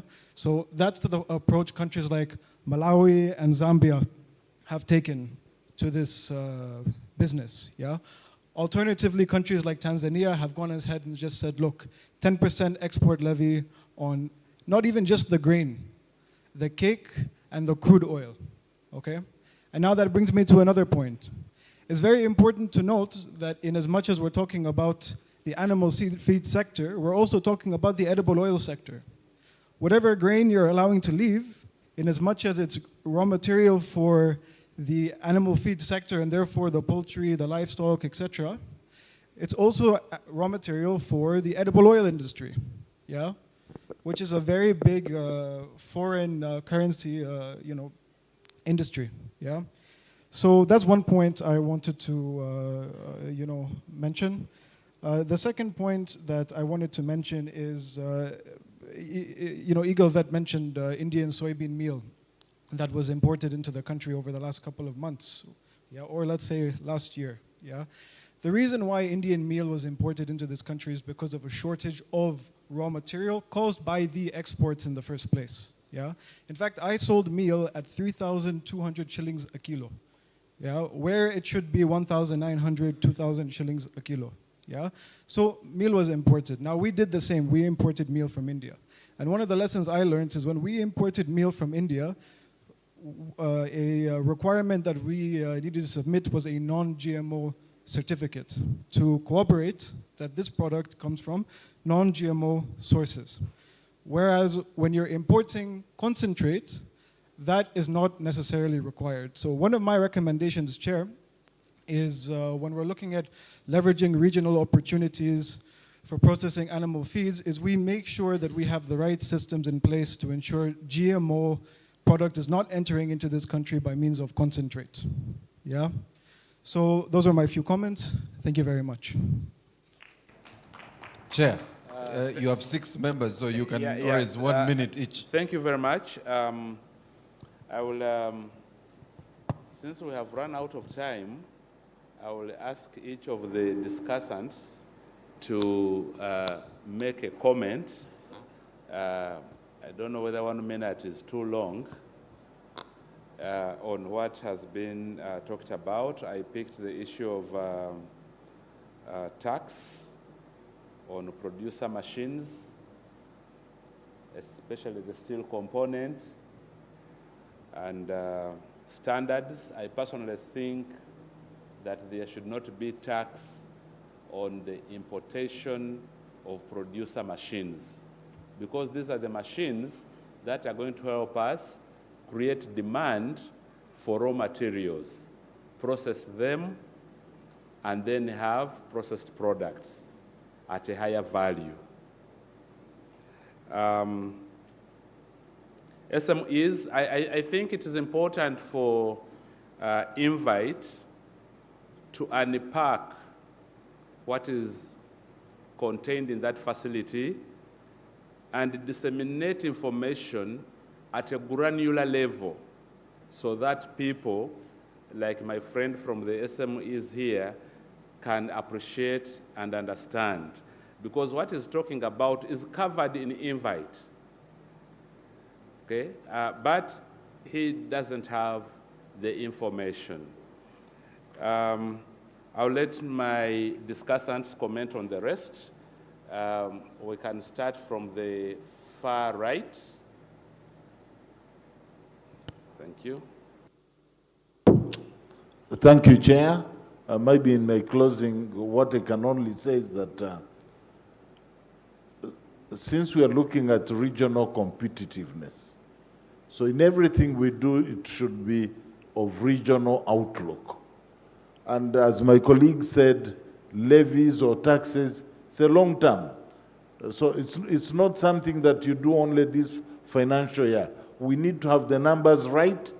And for example, the money that is going to try and encourage export in this sector. For example, if it set out good silos and put money to buy from farmers at an agreed price, that we processors buy from a central region, takes us back to cooperatives, that would iron out all these other issues. So instead of putting the money there, put this money in 2 silos so that post-handling issues are arrested. Pay the farmer the right price, and I buy from you. And there will be no issue. Thank you. Okay, thank you very much. David? In life, quality is everything. And quality can only be enforced when there are standards, so that we know what you are working on. With that, everybody will be online, and everybody will develop confidence in whatever you produce. Thank you. Okay, thank you. Thank you. I think we talked about quality. So if we can give the farmers the necessary storage facilities and to test their raw materials, they can get the price and also the exports which are going out. We as a farmers, we can buy because we as animal feed productions, there is a lot of requirement for the raw materials. So there is no need for the raw materials to be going out. If we can have the price standardization, that would be a benefit for the animal feed industries. Thank you.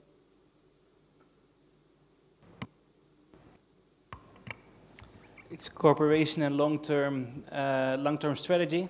As we said, allowing machines in and understanding the taxes that come in will allow more investment, will allow us to be more competitive and become more competitive in the long term regionally. Thank you, Chairman.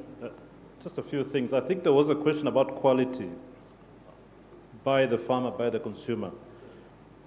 One thing is, you did mention, we do have the Animal Feed Act.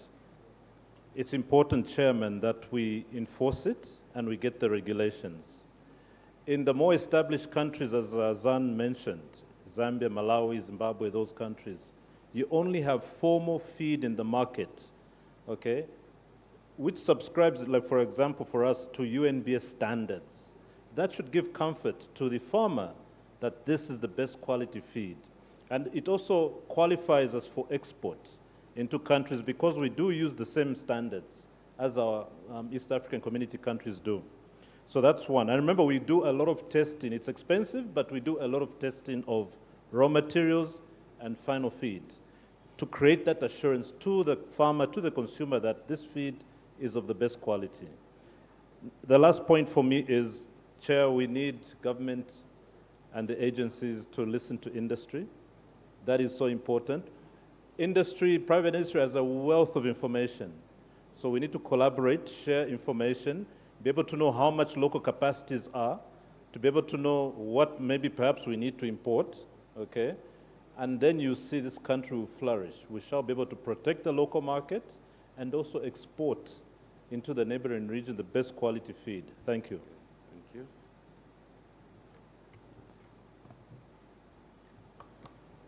Thank you. Thank you, Chair. Mine are 3 proposals. One is we need to create a balance between our investment policy and the industrial policy so that we're able to harness our development interventions. Second, on the issue of standards, I do think that, Chair, there's an issue that has also not been raised, but when it comes to fish feeds, our exports have faced barriers because the UNBS standards, which are the ESC standards, do not match up to some of the international standards in the market. So there's need for us to harmonize moving forward so that we can scale up our international standards. And second of all, another recommendation, like the gentleman from STI, I think there's need for us to look at the concentrate and use STI to help us look at the value chain in terms of beefing up on our exports. And thirdly, of course, I will emphasize that there's need for Ministry of Finance to invest in the infrastructure that is needed to support the industry. Thank you so much. Okay, thank you. As I conclude, I just want to make 2 comments. One, I want to agree with my friend Rwabogo. I don't know whether it was Rwabogo or David. When we are talking about competitiveness in Uganda, we need to be cognizant of the fact that we have signed on certain protocols in the ESC. We are one market. And therefore, that competitiveness should be looked at with the regional lenses. That's one. 2, I believe, as somebody from the Export Authority, I believe that tax on exports, such as maize or soybean, runs the risk of causing or leading to price collapse because supply will outstrip demand. And that is not good for our farmers. Thank you very much. And on that note, I'd like to end this discussion. And thank you, audience, for being very good participants. Thank you very much. Ladies and gentlemen, can we appreciate our chair and the panel? So we'll have a group photo here, chair, with your team. Let's have a photo. Then immediately after that, Diana can delegate whether she wants to delegate upwards when she can ask Godfrey to hand over. But Agnes Chiraba was complaining, even in the Q&A, I was not gender sensitive. Agnes, I have taken note of that. I am going to be gender sensitive going forward. And this photo also, again, as usual, one person, and we always think it's gender sensitive. So Diana, because we must have some gender sensitivity in here, we will ask that you hand over, you take a picture and hand over to each of you. And for this session, the Hughes has a small package for each one. So it's only Ivo who won't get the rest. So Ivo, in your pack, you remove the Hughes and hand it over to somebody else. So can we now have photograph if you're done? I'm happy to. Can we? Yes, no, it's there. It's inside. We have put it inside. Don't worry. So please give Diana. Diana will do the honors. You can start with Rwabogo since he's here. And then we'll move all the way to our session chair. Just note that the one that has, when Ivo gets his, he removes his pack and gives it to someone else. Thank you, Rwabogo. There. So as we do this, we want to load the QR code. Can we have our QR code for this? The last bit of engagement we want from you, which is really for you to post your question. This time it's open. It's open-ended. You will be able to ask a question that is going to be banked by the team, the Secretariat, and PSDU at the Ministry of Finance. So I vote remove the Hughes. Oh, they've removed it? Yeah, remove the Hughes and hand it back to Diana. That can be Diana's. All right. You can feel free to hand over that. Yes. That is now yours since it has the Hughes. And the last one?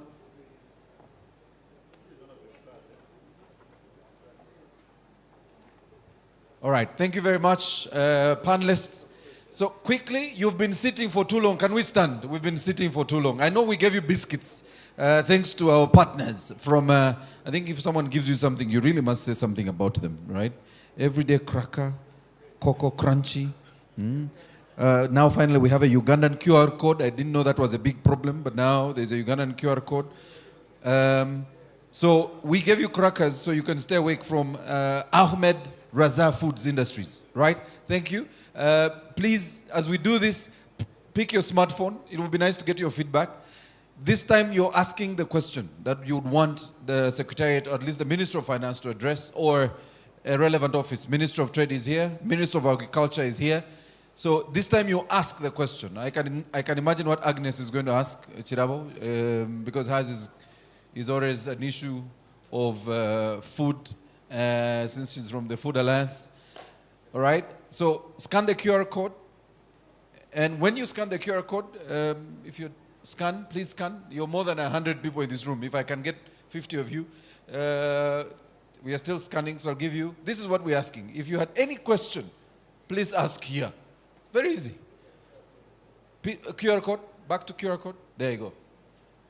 If you had a question, because this helps Dan and the team put together these questions, so then they can provide in the report answers to each of these questions. All right, so take your seats, take your seats.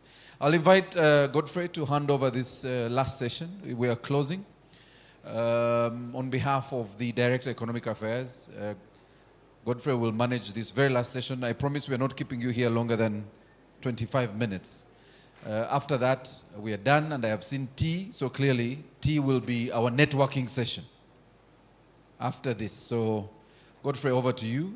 You will have 25 minutes, but you're also the boss, so you're the one paying for the tea at the back, so I don't know how to manage you, sir. It will become very difficult. Thank you, MC. First of all, I want to thank everybody who has managed to stay this far. I think we have done it justice, and we should really clap for ourselves. Having said that, we have come to the last session on the implications of the budget for financial 2026-2027, NDP 4 and 10 for growth strategy. And we have Mr. Agase Karara, Jr., Chairperson UMA, who will be presenting the summary of the issues, the top issues that have been identified by our team. And then we have somebody representing NPA.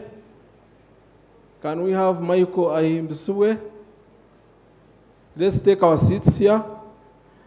And then, do you have anybody from Director Budget? Those two I will handle. And then lastly, we shall have the closing remarks from PS Minister of Trade. Now, before I call Mr. Sekarara to give us his summary, allow me note that we have seen the opportunities. We have seen the opportunities in terms of market, but we have a big challenge in terms of the product that we want to take to the market. And I think that's where now we need to focus the product. People are talking of quality, people are talking of quantity. How much are we able to produce? And now when you look at government interventions, they are also in place. And we are talking about how fast we can actually take advantage of these interventions, be it large-scale commercial farmers, be it ACF, be it invite. Are we moving as fast as we are talking about 10 for growth strategy? I think for me, this is where now the missing link is. We need to take advantage of these initiatives as fast as possible. Now, I want to talk about PDM. PDM has so many pillars, but there are two key pillars. One on financial inclusion. Financial inclusion has been implemented so successfully in a few years. money is now reaching the last person, the beneficiaries. But when you go to Pillar 1, which is about production, productivity, storage, value addition, and marketing, I think that's where the problem is.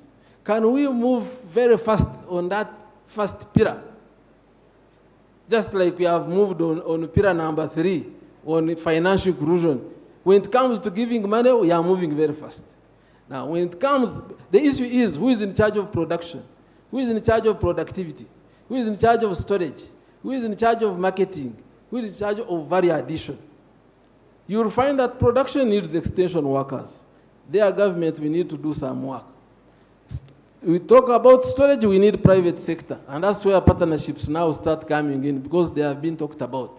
We talk about value addition, we need private sector and maybe the enabling environment. So we need to work out modalities on how we can implement this pillar number 1 of PDM, leave alone the fact that it is targeting the 39% who had been out of the money economy. It also affects even those who are in the money economy, because they need to produce better, they need to produce quality.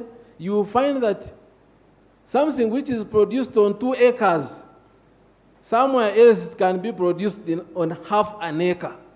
So why should it take us long to understand that and find a solution? Government has attracted an investor to manufacture fertilizers. Can we do that one very quickly and see how we can actually work with the private sector to ensure that we get what we want? Lastly, the NDP4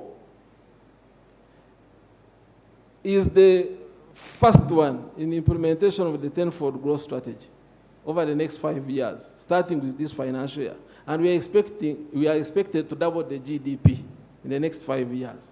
However, when you look at the cost of implementing this NDP4, it's about 500 trillion. 30% of that is expected from the private sector. Is the private sector aware? We need to bring it on board. 70% from the government.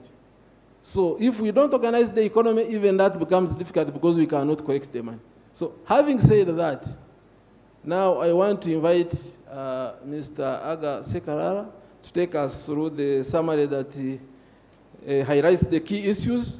And if there is anything that has been left out, we are going to ask for it so that we include it, and then we can look at how we can influence the budget process so that these strategic issues are captured. Thank you very much, Mr. Sekarara.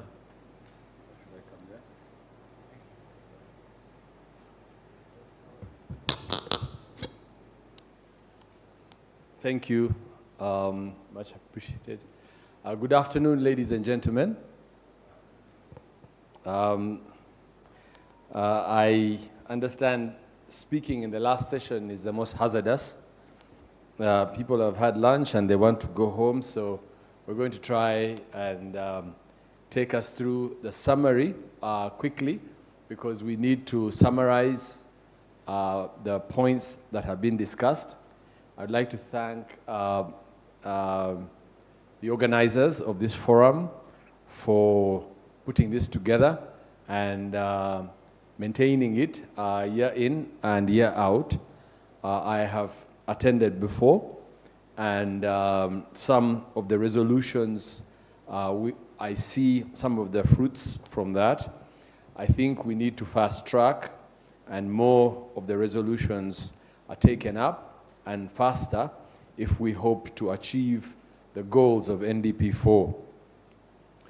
From the Uganda Manufacturers Association point of view, agro-processing and instance feed manufacturing is critical because it's integrated with PDM in order to achieve the results or achieve the tenfold growth.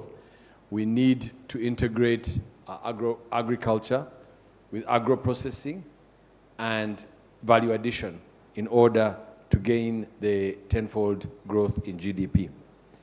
I will start by making just 2 or 3 comments in general, which I think that we need to bake into the discussion, and it will enable a little bit more clarity from my seat as a feed manufacturer and also as a player in the poultry value chain, where we produce day-old chicks, and we also produce animal feeds, and we produce dressed chicken. All of these products, a component of which we export, but majority of which we sell in the local market. I think that it's important to understand that there are various aspects of the animal feeds value chain. And it is important to understand that they are the full-on raw materials. And I think you've had discussion about withholding, holding, exporting, not exporting, but these would include maize grain, soya grain, sunflower grain, cotton seeds, and a whole host of raw materials which are in the raw form as they come from the individual gardens. These need to be looked at and understood where they fit in the value chain and whether we can get the maximum value addition from those. Then we have the second category, which are milling byproducts. And the milling, when I say milling byproducts, it means that the seeds that we have talked about earlier, for instance, the maize, has been turned into a maize pollard or into a maize ugali or into a maize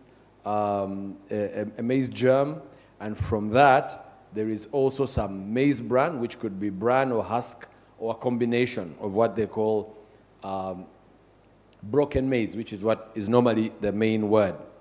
Then there is also a byproduct of wheat. Wheat is predominantly imported for purposes of making wheat flour, and the byproduct of that is wheat bran.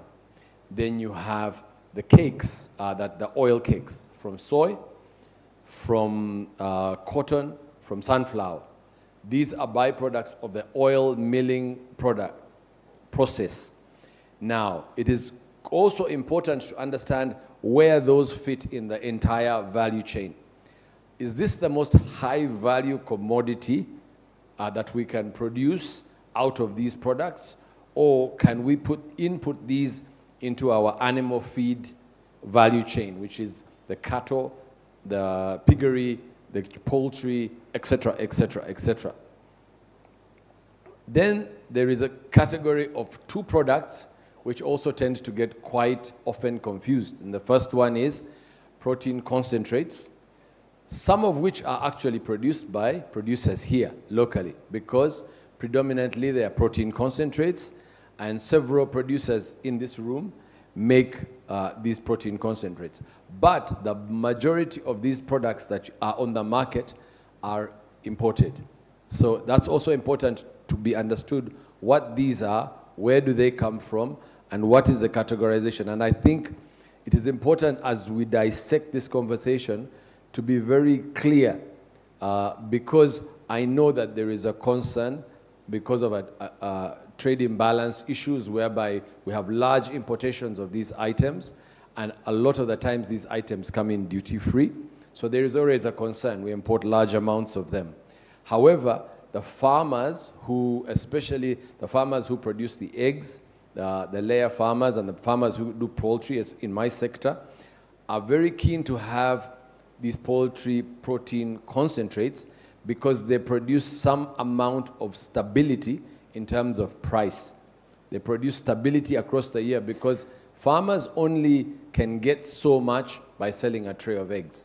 So what is not good for them is high input prices. So poultry concentrates also as a category needs to be dealt with on its own. So I request that poultry concentrates and then premixes, which are just purely vitamins, minerals, amino acids, some of the salts and different things, all these products are looked at in their own category as opposed to bunching them up, because if they're bunched up and called animal feeds together, it creates a little bit of lack of clarity, because some people are talking about importing, some people are talking about exporting, but these products are actually different. And I think to be able to break this conversation down, it would be critical to get the key players and try to make sure that we break down and understand what is happening, why are there requirements one way or the other for each of these products. Then there is the finished feed, which is constituted feed, which could be in a pellet or a mash form, which is given to poultry, pigs, cattle, and fish. So those are separate things along this whole general category, which have slightly different treatments and have slightly different requirements. So they need to be understood. So I'm hoping that that can be baked into the conversation for purposes of trying to seek a little bit of a deeper clarity. And that's why you will notice that there has been a little bit of a difference amongst the players. So one's talking about we need a bit more of this, we need a little bit of control here, but it is largely because all these products have been lumped together as one. So that's my request to the organizers.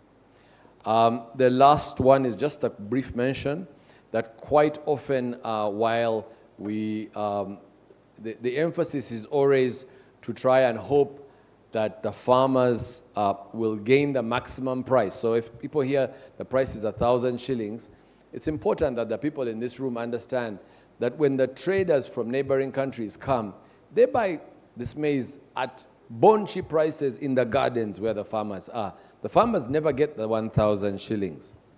The farmers never get the 1,500, the very high prices. No, that doesn't happen. So I think it's important also to be clear that it does not necessarily mean that the farmers will get the maximum price because exports or open exports are allowed. So I think all of those points, if they are borne in mind, I think they can enable a decent discussion. I will quickly just try to do a wrap-up summary of the discussions that we have had today. They have been well noted, and all the participants will be able to share this. I'm told this will be presented online, so you'll be advised where this can be found. But I will just take on about 3 points from each of the sessions, which I think are the most important. From the opening session, I'll summarize. There was a request, there was a need, a consensus around fast-tracking infrastructure enablers, electricity, reliability and cost, digital transformation, transport corridors, critical for the tenfold growth agenda. There was a need to encourage large-scale farming, more than 50 acres, by taking advantage of large-scale commercial farmer facility. And there was a need to accelerate information dissemination to ensure timely and transparent flow of opportunities.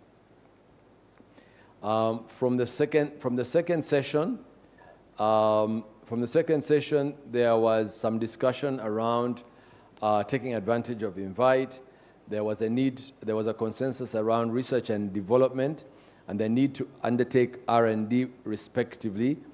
This provides opportunities for import replacement, since there was some conversation around gonja imported from the DRC. There was a need for the Minister of Finance, Planning and Economic Development should review the financing model and needs for UNBS. I think that this one is a current and ongoing. It also comes up with all the discussions Minister of Finance and Planning has with the Uganda Manufacturers Association. The need to massively roll out extension services came up also, and there was a need to invest in aggregation facilities, silos, digital tools to guarantee sustained production.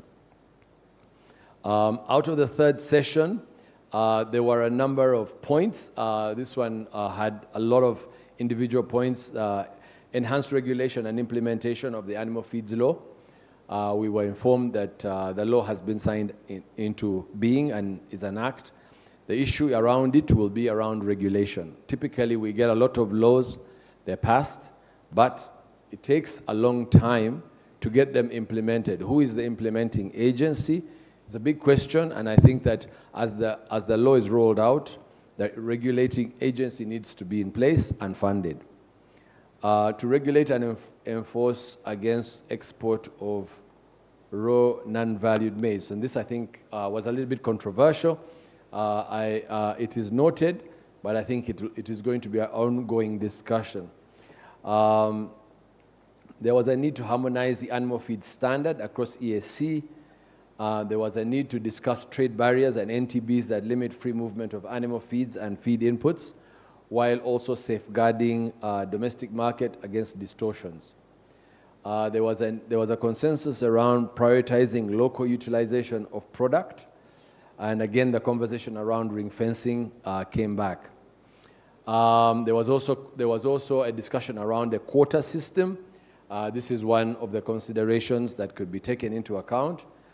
And then there was a need to invest in building capacity of animal feed specialists around the human resource issue.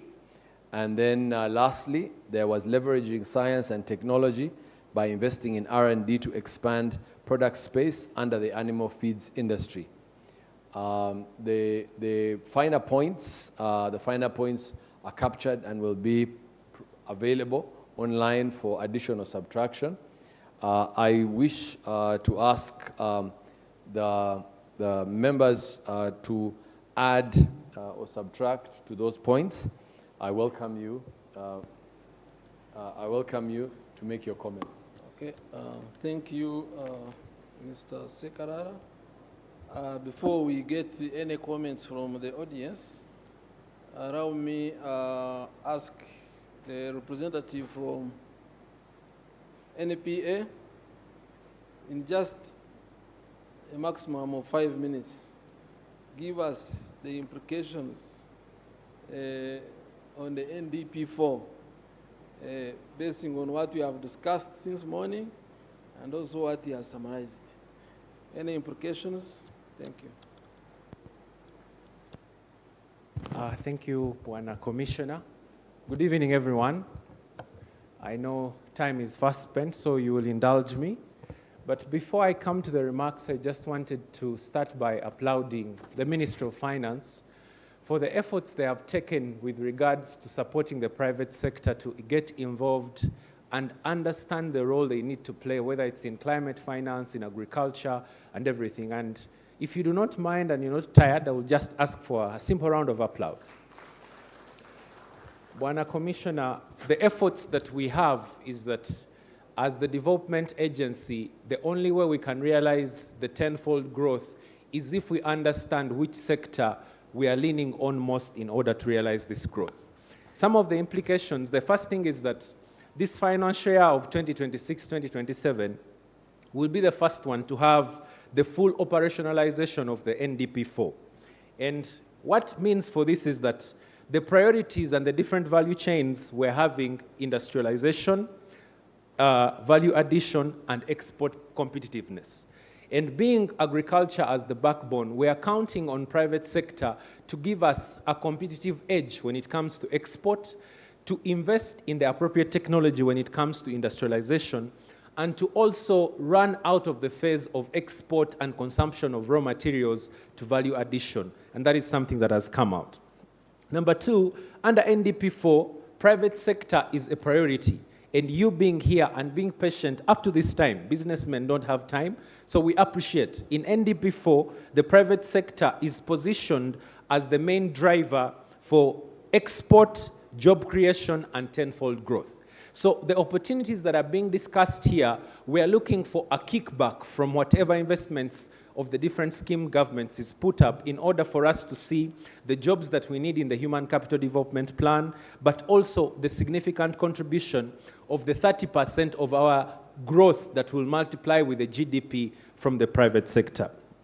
There are also stronger budget signals that support productive investment. And you realize in the financial year 2026-2027, agro-industrialization, value addition, regional trade, industrial park and infrastructure development, all these things are an avenue to support and create private capital for the private sector to grow. So the development plan has all these aspects that you can take occasion of in order for you to tap into the regional markets, but also capitalize on where we have the strongest supply of raw material. Next, as we look at the development agenda, there's a shift of the incentives away from just primary production. Someone was talking about some of the tax holidays that are shifting goalposts, but one of the shifts that I want us to take note is that there's a shift of incentives from primary production to processing, packaging, and export of high-value goods, looking at cereals, grains, and animal feeds, which is key to this. So in whatever investments that are going to have a better chance to have a competitive edge outside are those whose inclination is shifting from just having massive production, increasing yield, but having an angle of where we're looking at processing, appropriate packaging, and export of the high-value products. Then the NDP4 is also working to increase regional access to the markets. If you look at the African Central Trade Area, the East African markets, there are also budget interactions that are strengthening the logistics coming to certifications. So we're streamlining or supporting the certification process that you need in order to export otherwise. And some of the standards are high and cumbersome, but for us to compete, they need to be there. The plan also looking at export support infrastructure, and some of this is already ongoing and planned for you to easily move goods. The infrastructure also looks at procurement of both air, land, and cargo shipments in order for us to have our goods out there. Then through Invite, which today was here, through the export farm support facility, NDP4 is looking at these vehicles as avenues for you and for private sector to access affordable finance. Someone highlighted it's not just accessing of finance, but affordability in that regard. And we're looking at having support where government can point you either to concessional funding, to support you in the processes as exporters, and also the value addition for the priorities that we have under the plan. Then the plan also looks at co-investment, PPPs. We're looking at partnerships with private sector when it comes to storages, both cold and warehousing. We're looking at processing, we're looking at logistic hubs, and all these things, the priority under the plan is under the agro-industrialization cluster. And another thing that we also want to encourage private sector is to align their investments to the demand-led production. Government is putting a lot of effort in the ATMs. So what is being demanded and supported by government is agriculture, tourism, minerals, and the rest. And we are looking at how you guys can align, sorry for calling you guys, how you can align best to benefit from the physical incentives, but also the market development programs for minerals, for agriculture, and other value products. Then we are also having an implication that relates to who is going to do what. Someone highlighted that we are talking about all these things, but who is ascertaining the skills of the product development, the certification? So under the Human Development Plan, we're having support to skills and technological investments, where the agenda looks at industrial skilling, technological adoption. Private firms are expected to invest in quality packaging, product innovations in order for us to stay competitive. So there are chances of having a target for not just have jobs created, but also get the right skills to execute the jobs and be competitive. My third last point is a strong emphasis on import replacement.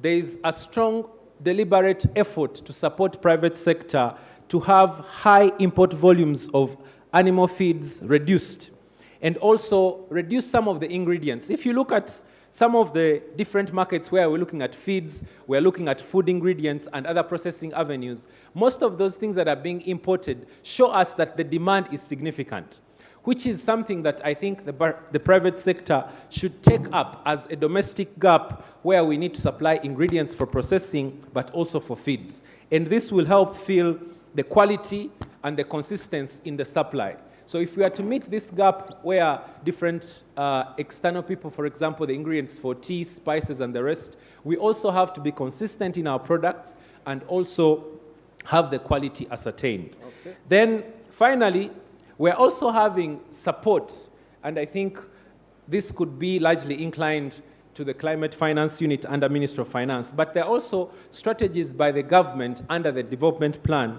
for strategies to support private sector to participate in the green economy, resources that can be accessed by private firms when they are having sustainable solutions, green products, and all these things can be streamlined for us as partners for development in Uganda in order to have a growth that is sustainable. And if we are to do all this, we are looking at having a shared competitiveness where we partner with government in order that we're held accountable to track the performance. We also are counting on you to share reliable and relevant data that will help push policy in order for us to mainstream. Like Mr. Sekalala here has highlighted, when it comes to the data that we need and the policy required, if the policy is generalized and all the different nitty-gritties, for example, for feeds are not taken care of, when regulations come, they are not properly inclusive. So we rely on you who are actually on the ground working to avail us with the data that will push the policy reforms that we need, that will lower the production costs and the export implications. Thank you, Michael. Yes, that is the final thing. And would like to thank you and look forward to having you hold us accountable to the plans and the development agenda that we set in order for us to get the best out of you and also have you contribute to the country's development. Yeah, thank you very much, Michael. Let's give them a round of applause. What Michael has done is to confirm that there is alignment between what we have discussed and the NDP4, as well as the tenfold growth strategy. Now, what remains is to plan and budget and ensure that these are captured within the planning and budgeting framework. Now, if there are no additional comments, if we all agree with what has been summarized, I'm going to give concluding remarks and guide on the way forward. Anybody who has something that we have missed out? I see only one. Quickly, let's have those two and then call it a day.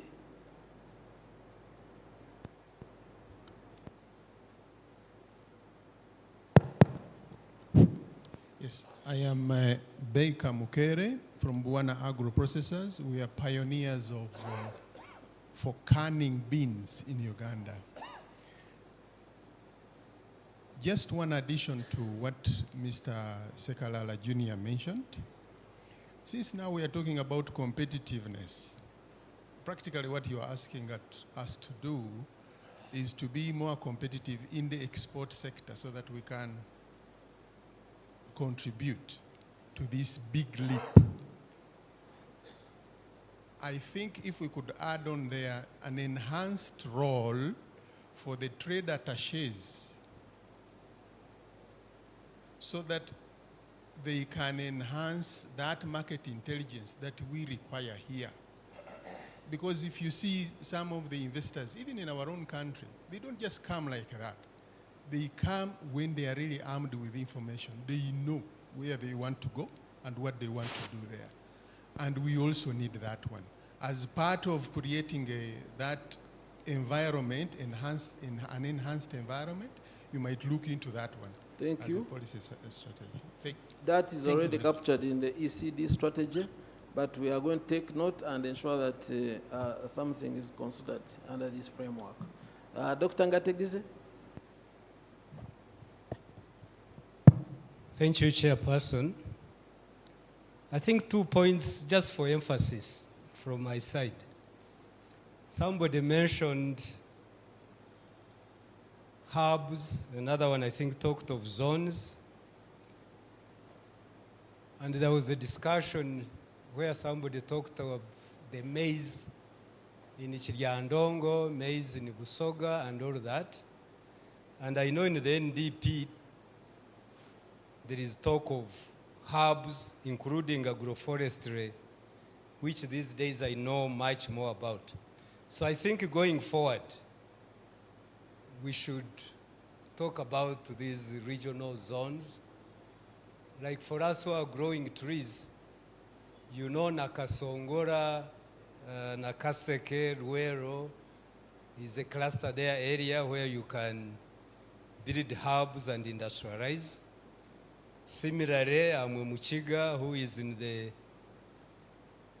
vegetable sector, Historically, we dominated this area in Ichijezi so that we build those clusters and make them competitive. Lastly, Chair, I also want to join others, commend the Minister of Finance and the Private Sector Development Unit. But in light of the intensity we have had here throughout the whole day, possible also think about on a quarterly basis. You have a national one, but maybe have quarterly regional things so that at times you deal with the different sector platforms. Thank you. It sounds simple, but I believe it could even be budget neutral, but worth doing. I thank you, sir. Thank you, Doctor. I think you also deserve a clap. Maybe you will give more when you know why I'm saying so. He's the pioneer. He's the one who initiated NCF before he handed over to Diana to lead the private sector development unit. So he equally should be given the applause. Please, let's clap for him. Now, we are coming to the end of this forum. But before we go to the last remarks, I want to guide as follows. At the beginning, the PSST guided that we need to provide input into the process that is ongoing in formulating the implementation plan for the tenfold growth strategy. Okay? So we need to look at these subsectors that we have discussed and pick out key issues that should be incorporated in the detailed implementation plan, specifying the key action areas that need to be considered during the process. So PSD, you should take note of that. Two, the output, the key output from this forum is a budget position paper. And that budget position paper informs the budget for the next financial year, which is financial 2026-2027.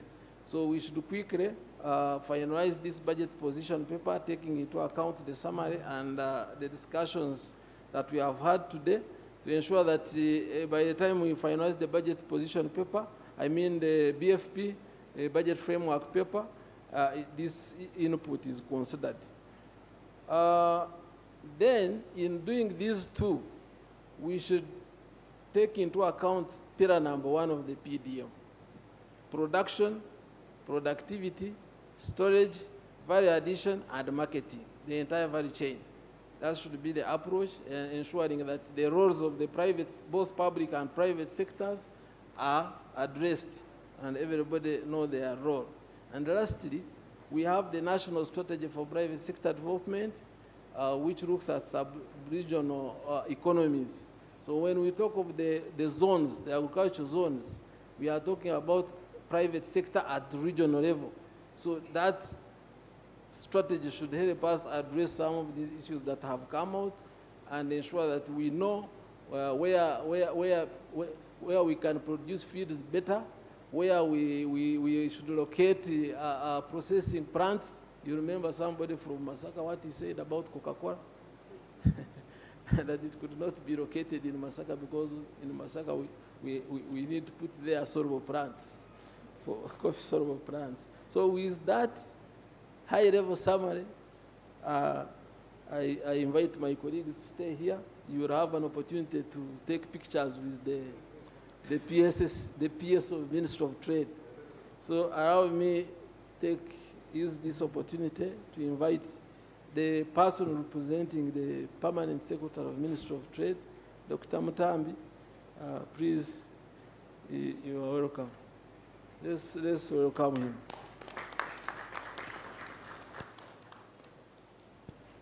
Thereafter, the MC will take over. Thank you. Okay. Thank you, Chair, the Acting Director, for giving us the opportunity to have this round of dialogue.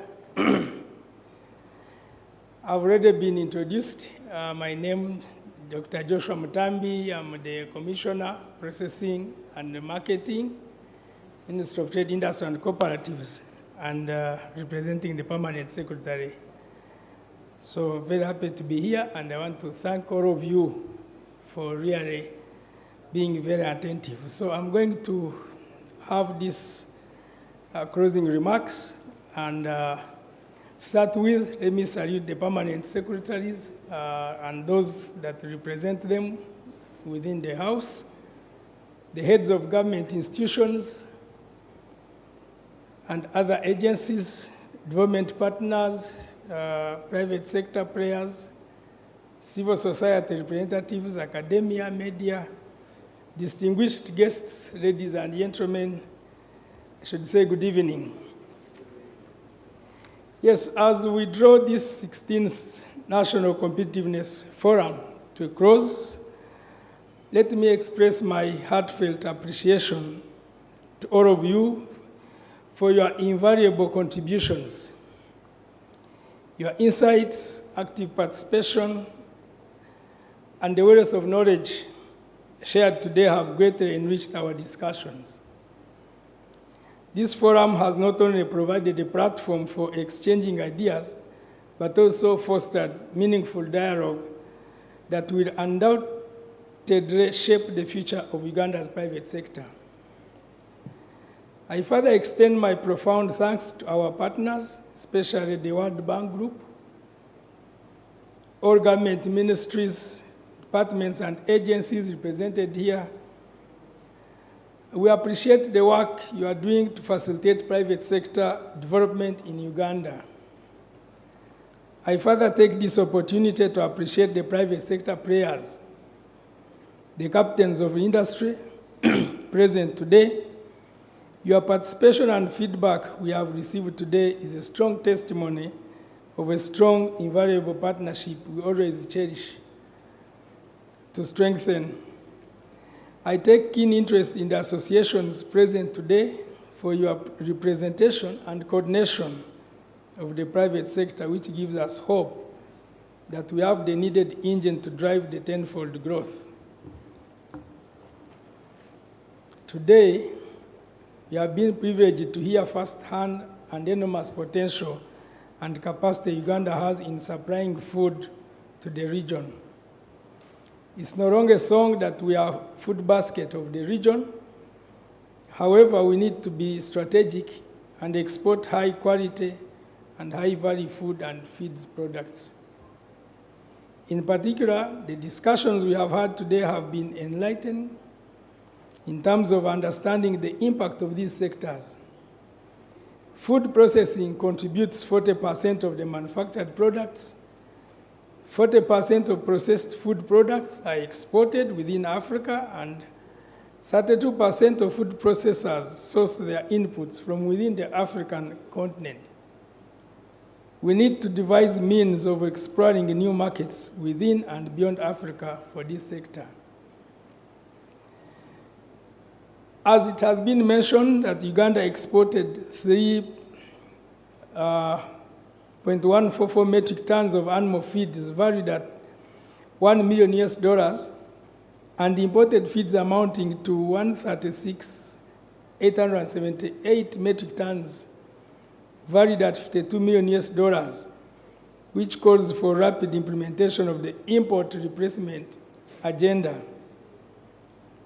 Over 40% of the animal feeds companies sell their products within ESC, and 60% of feeds are sold in Uganda. Animal feeds production is supported by the abundant availability of maize, soybean, cottonseed cake, and sunflower seed cake, which are locally sourced ingredients forming the backbone of the feed industry. The feedback from this meeting is vital, as has already been emphasized, ensuring that our efforts to boost import replacement and export promotion agenda has to be achieved. This will enable us to achieve the tenfold growth aspirations. The reforms proposed are not only impactful, but also aligned with the real needs of the business community. These discussions and feedback will directly inform our next steps as we work, as well as achieving the tenfold growth agenda. This forum has provided not just valuable insights, but a platform for partnership and collaboration as we move forward in enhancing Uganda's private sector development efforts. In conclusion, I would like to once again express my gratitude to our development partners, World Bank Group, the consortium of donors under the Donor Trust Fund, and all of us that have participated. We hope that the INVITE project will provide the needed resources to boost exports of manufactured products, including the sectors discussed today. I must say that I also wish that in the INVITE project, we could ring-fence some funding towards this specific sector. Let us continue working hand in hand to realize our shared vision for a better business environment. I look forward to the continued collaboration, and I'm confident that with your support, we'll achieve the ambitious goals we have set. Thank you, and I wish you all continued success in your endeavors for God and my country. Thank you.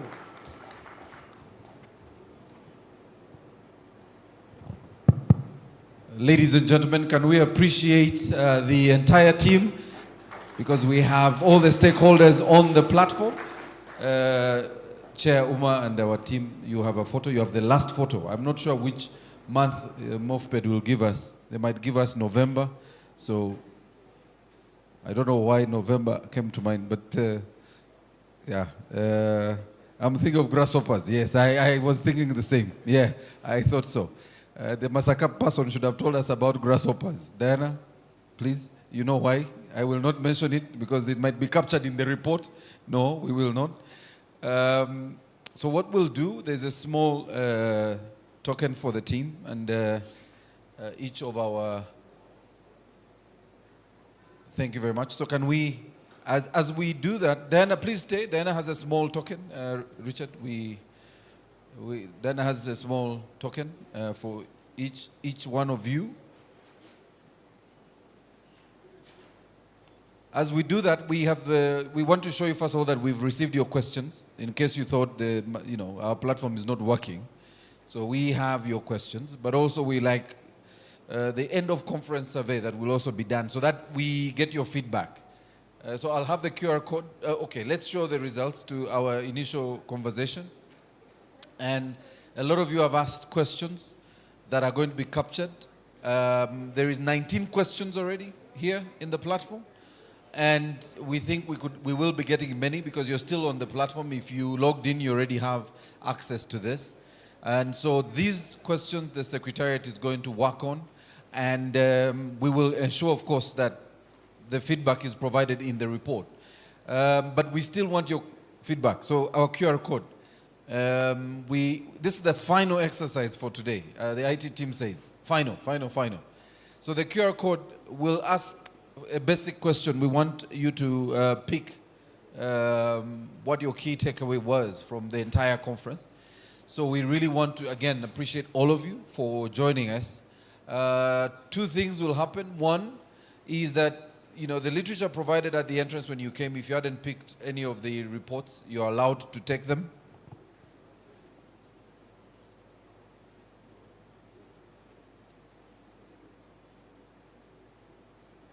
So we are just asking, please scan the QR code. At least if I got feedback from half of you in this room, it would be nice.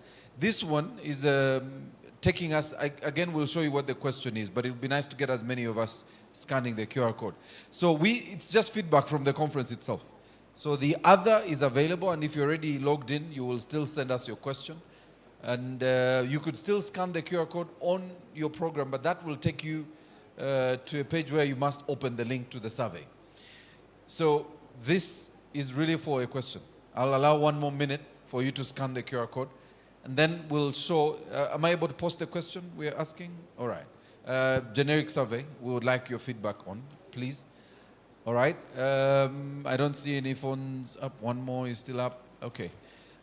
So we are asking, again, for your feedback on this.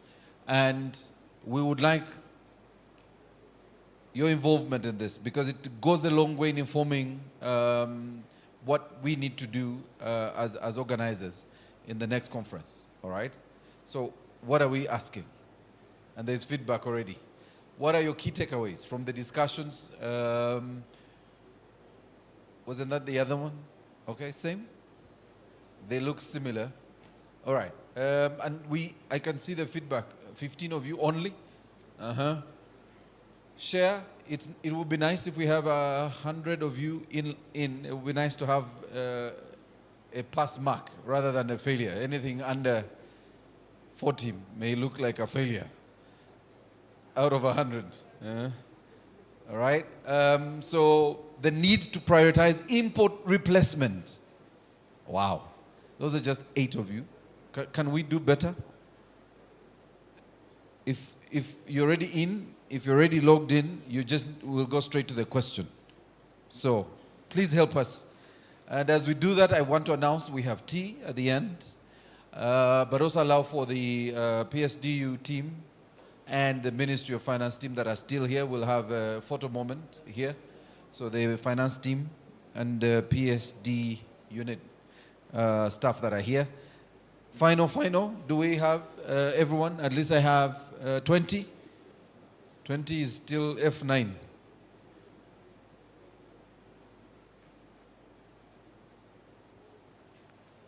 We're almost there, 21.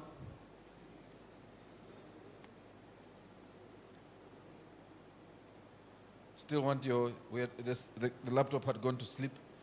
There you go. 22. Any others? All right. So we want to appreciate everyone, and on behalf, can we appreciate each other? Can we clap for each other for being here until the end? You're the last team that ensured that we enjoyed the tea and coffee. But also the networking is important. Through the day, I've met people saying they were here to learn, but here also to engage and network. This is the moment we have, and at the back we have some tea and coffee. Feel free to join us for tea and coffee, and the networking continues. And, okay, opportunities. Is there another question? All right, so since we're already in, load the second question. As you have tea, please give us your feedback. It would be nice. Which session was the most informative? Is the last question we will be asking. Again, you can fill that in as you're having our coffee. It's already on your phone. Just refresh menti.com on your platform. It will take you to the last question. Let us know which was the most informative session. Join us for tea. See you at the next edition. So there will be several questions coming. Please don't close that platform, menti.com. Find time later to answer any of the other questions that will keep coming. Let's handle this at a time. All right. So let us know which of the sessions was interactive. Ask a colleague who was here to do the same. If you take the program guide with you, that platform or the QR code gives you a lot of literature, but also allows you to take the survey. And so you can take the survey of our entire forum. So join us for tea and coffee at the back and pick a snack and let the networking continue. On behalf of the private sector development unit, we want to thank you, and we request the PSDU team, PSDU and the Minister of Finance team. We have our group photo here, Minister of Finance team.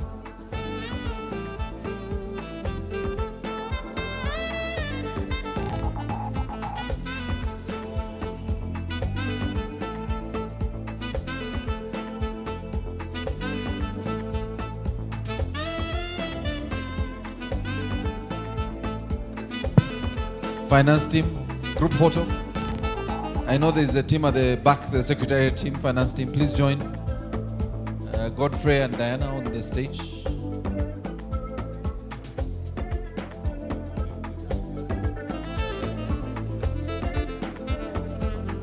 you.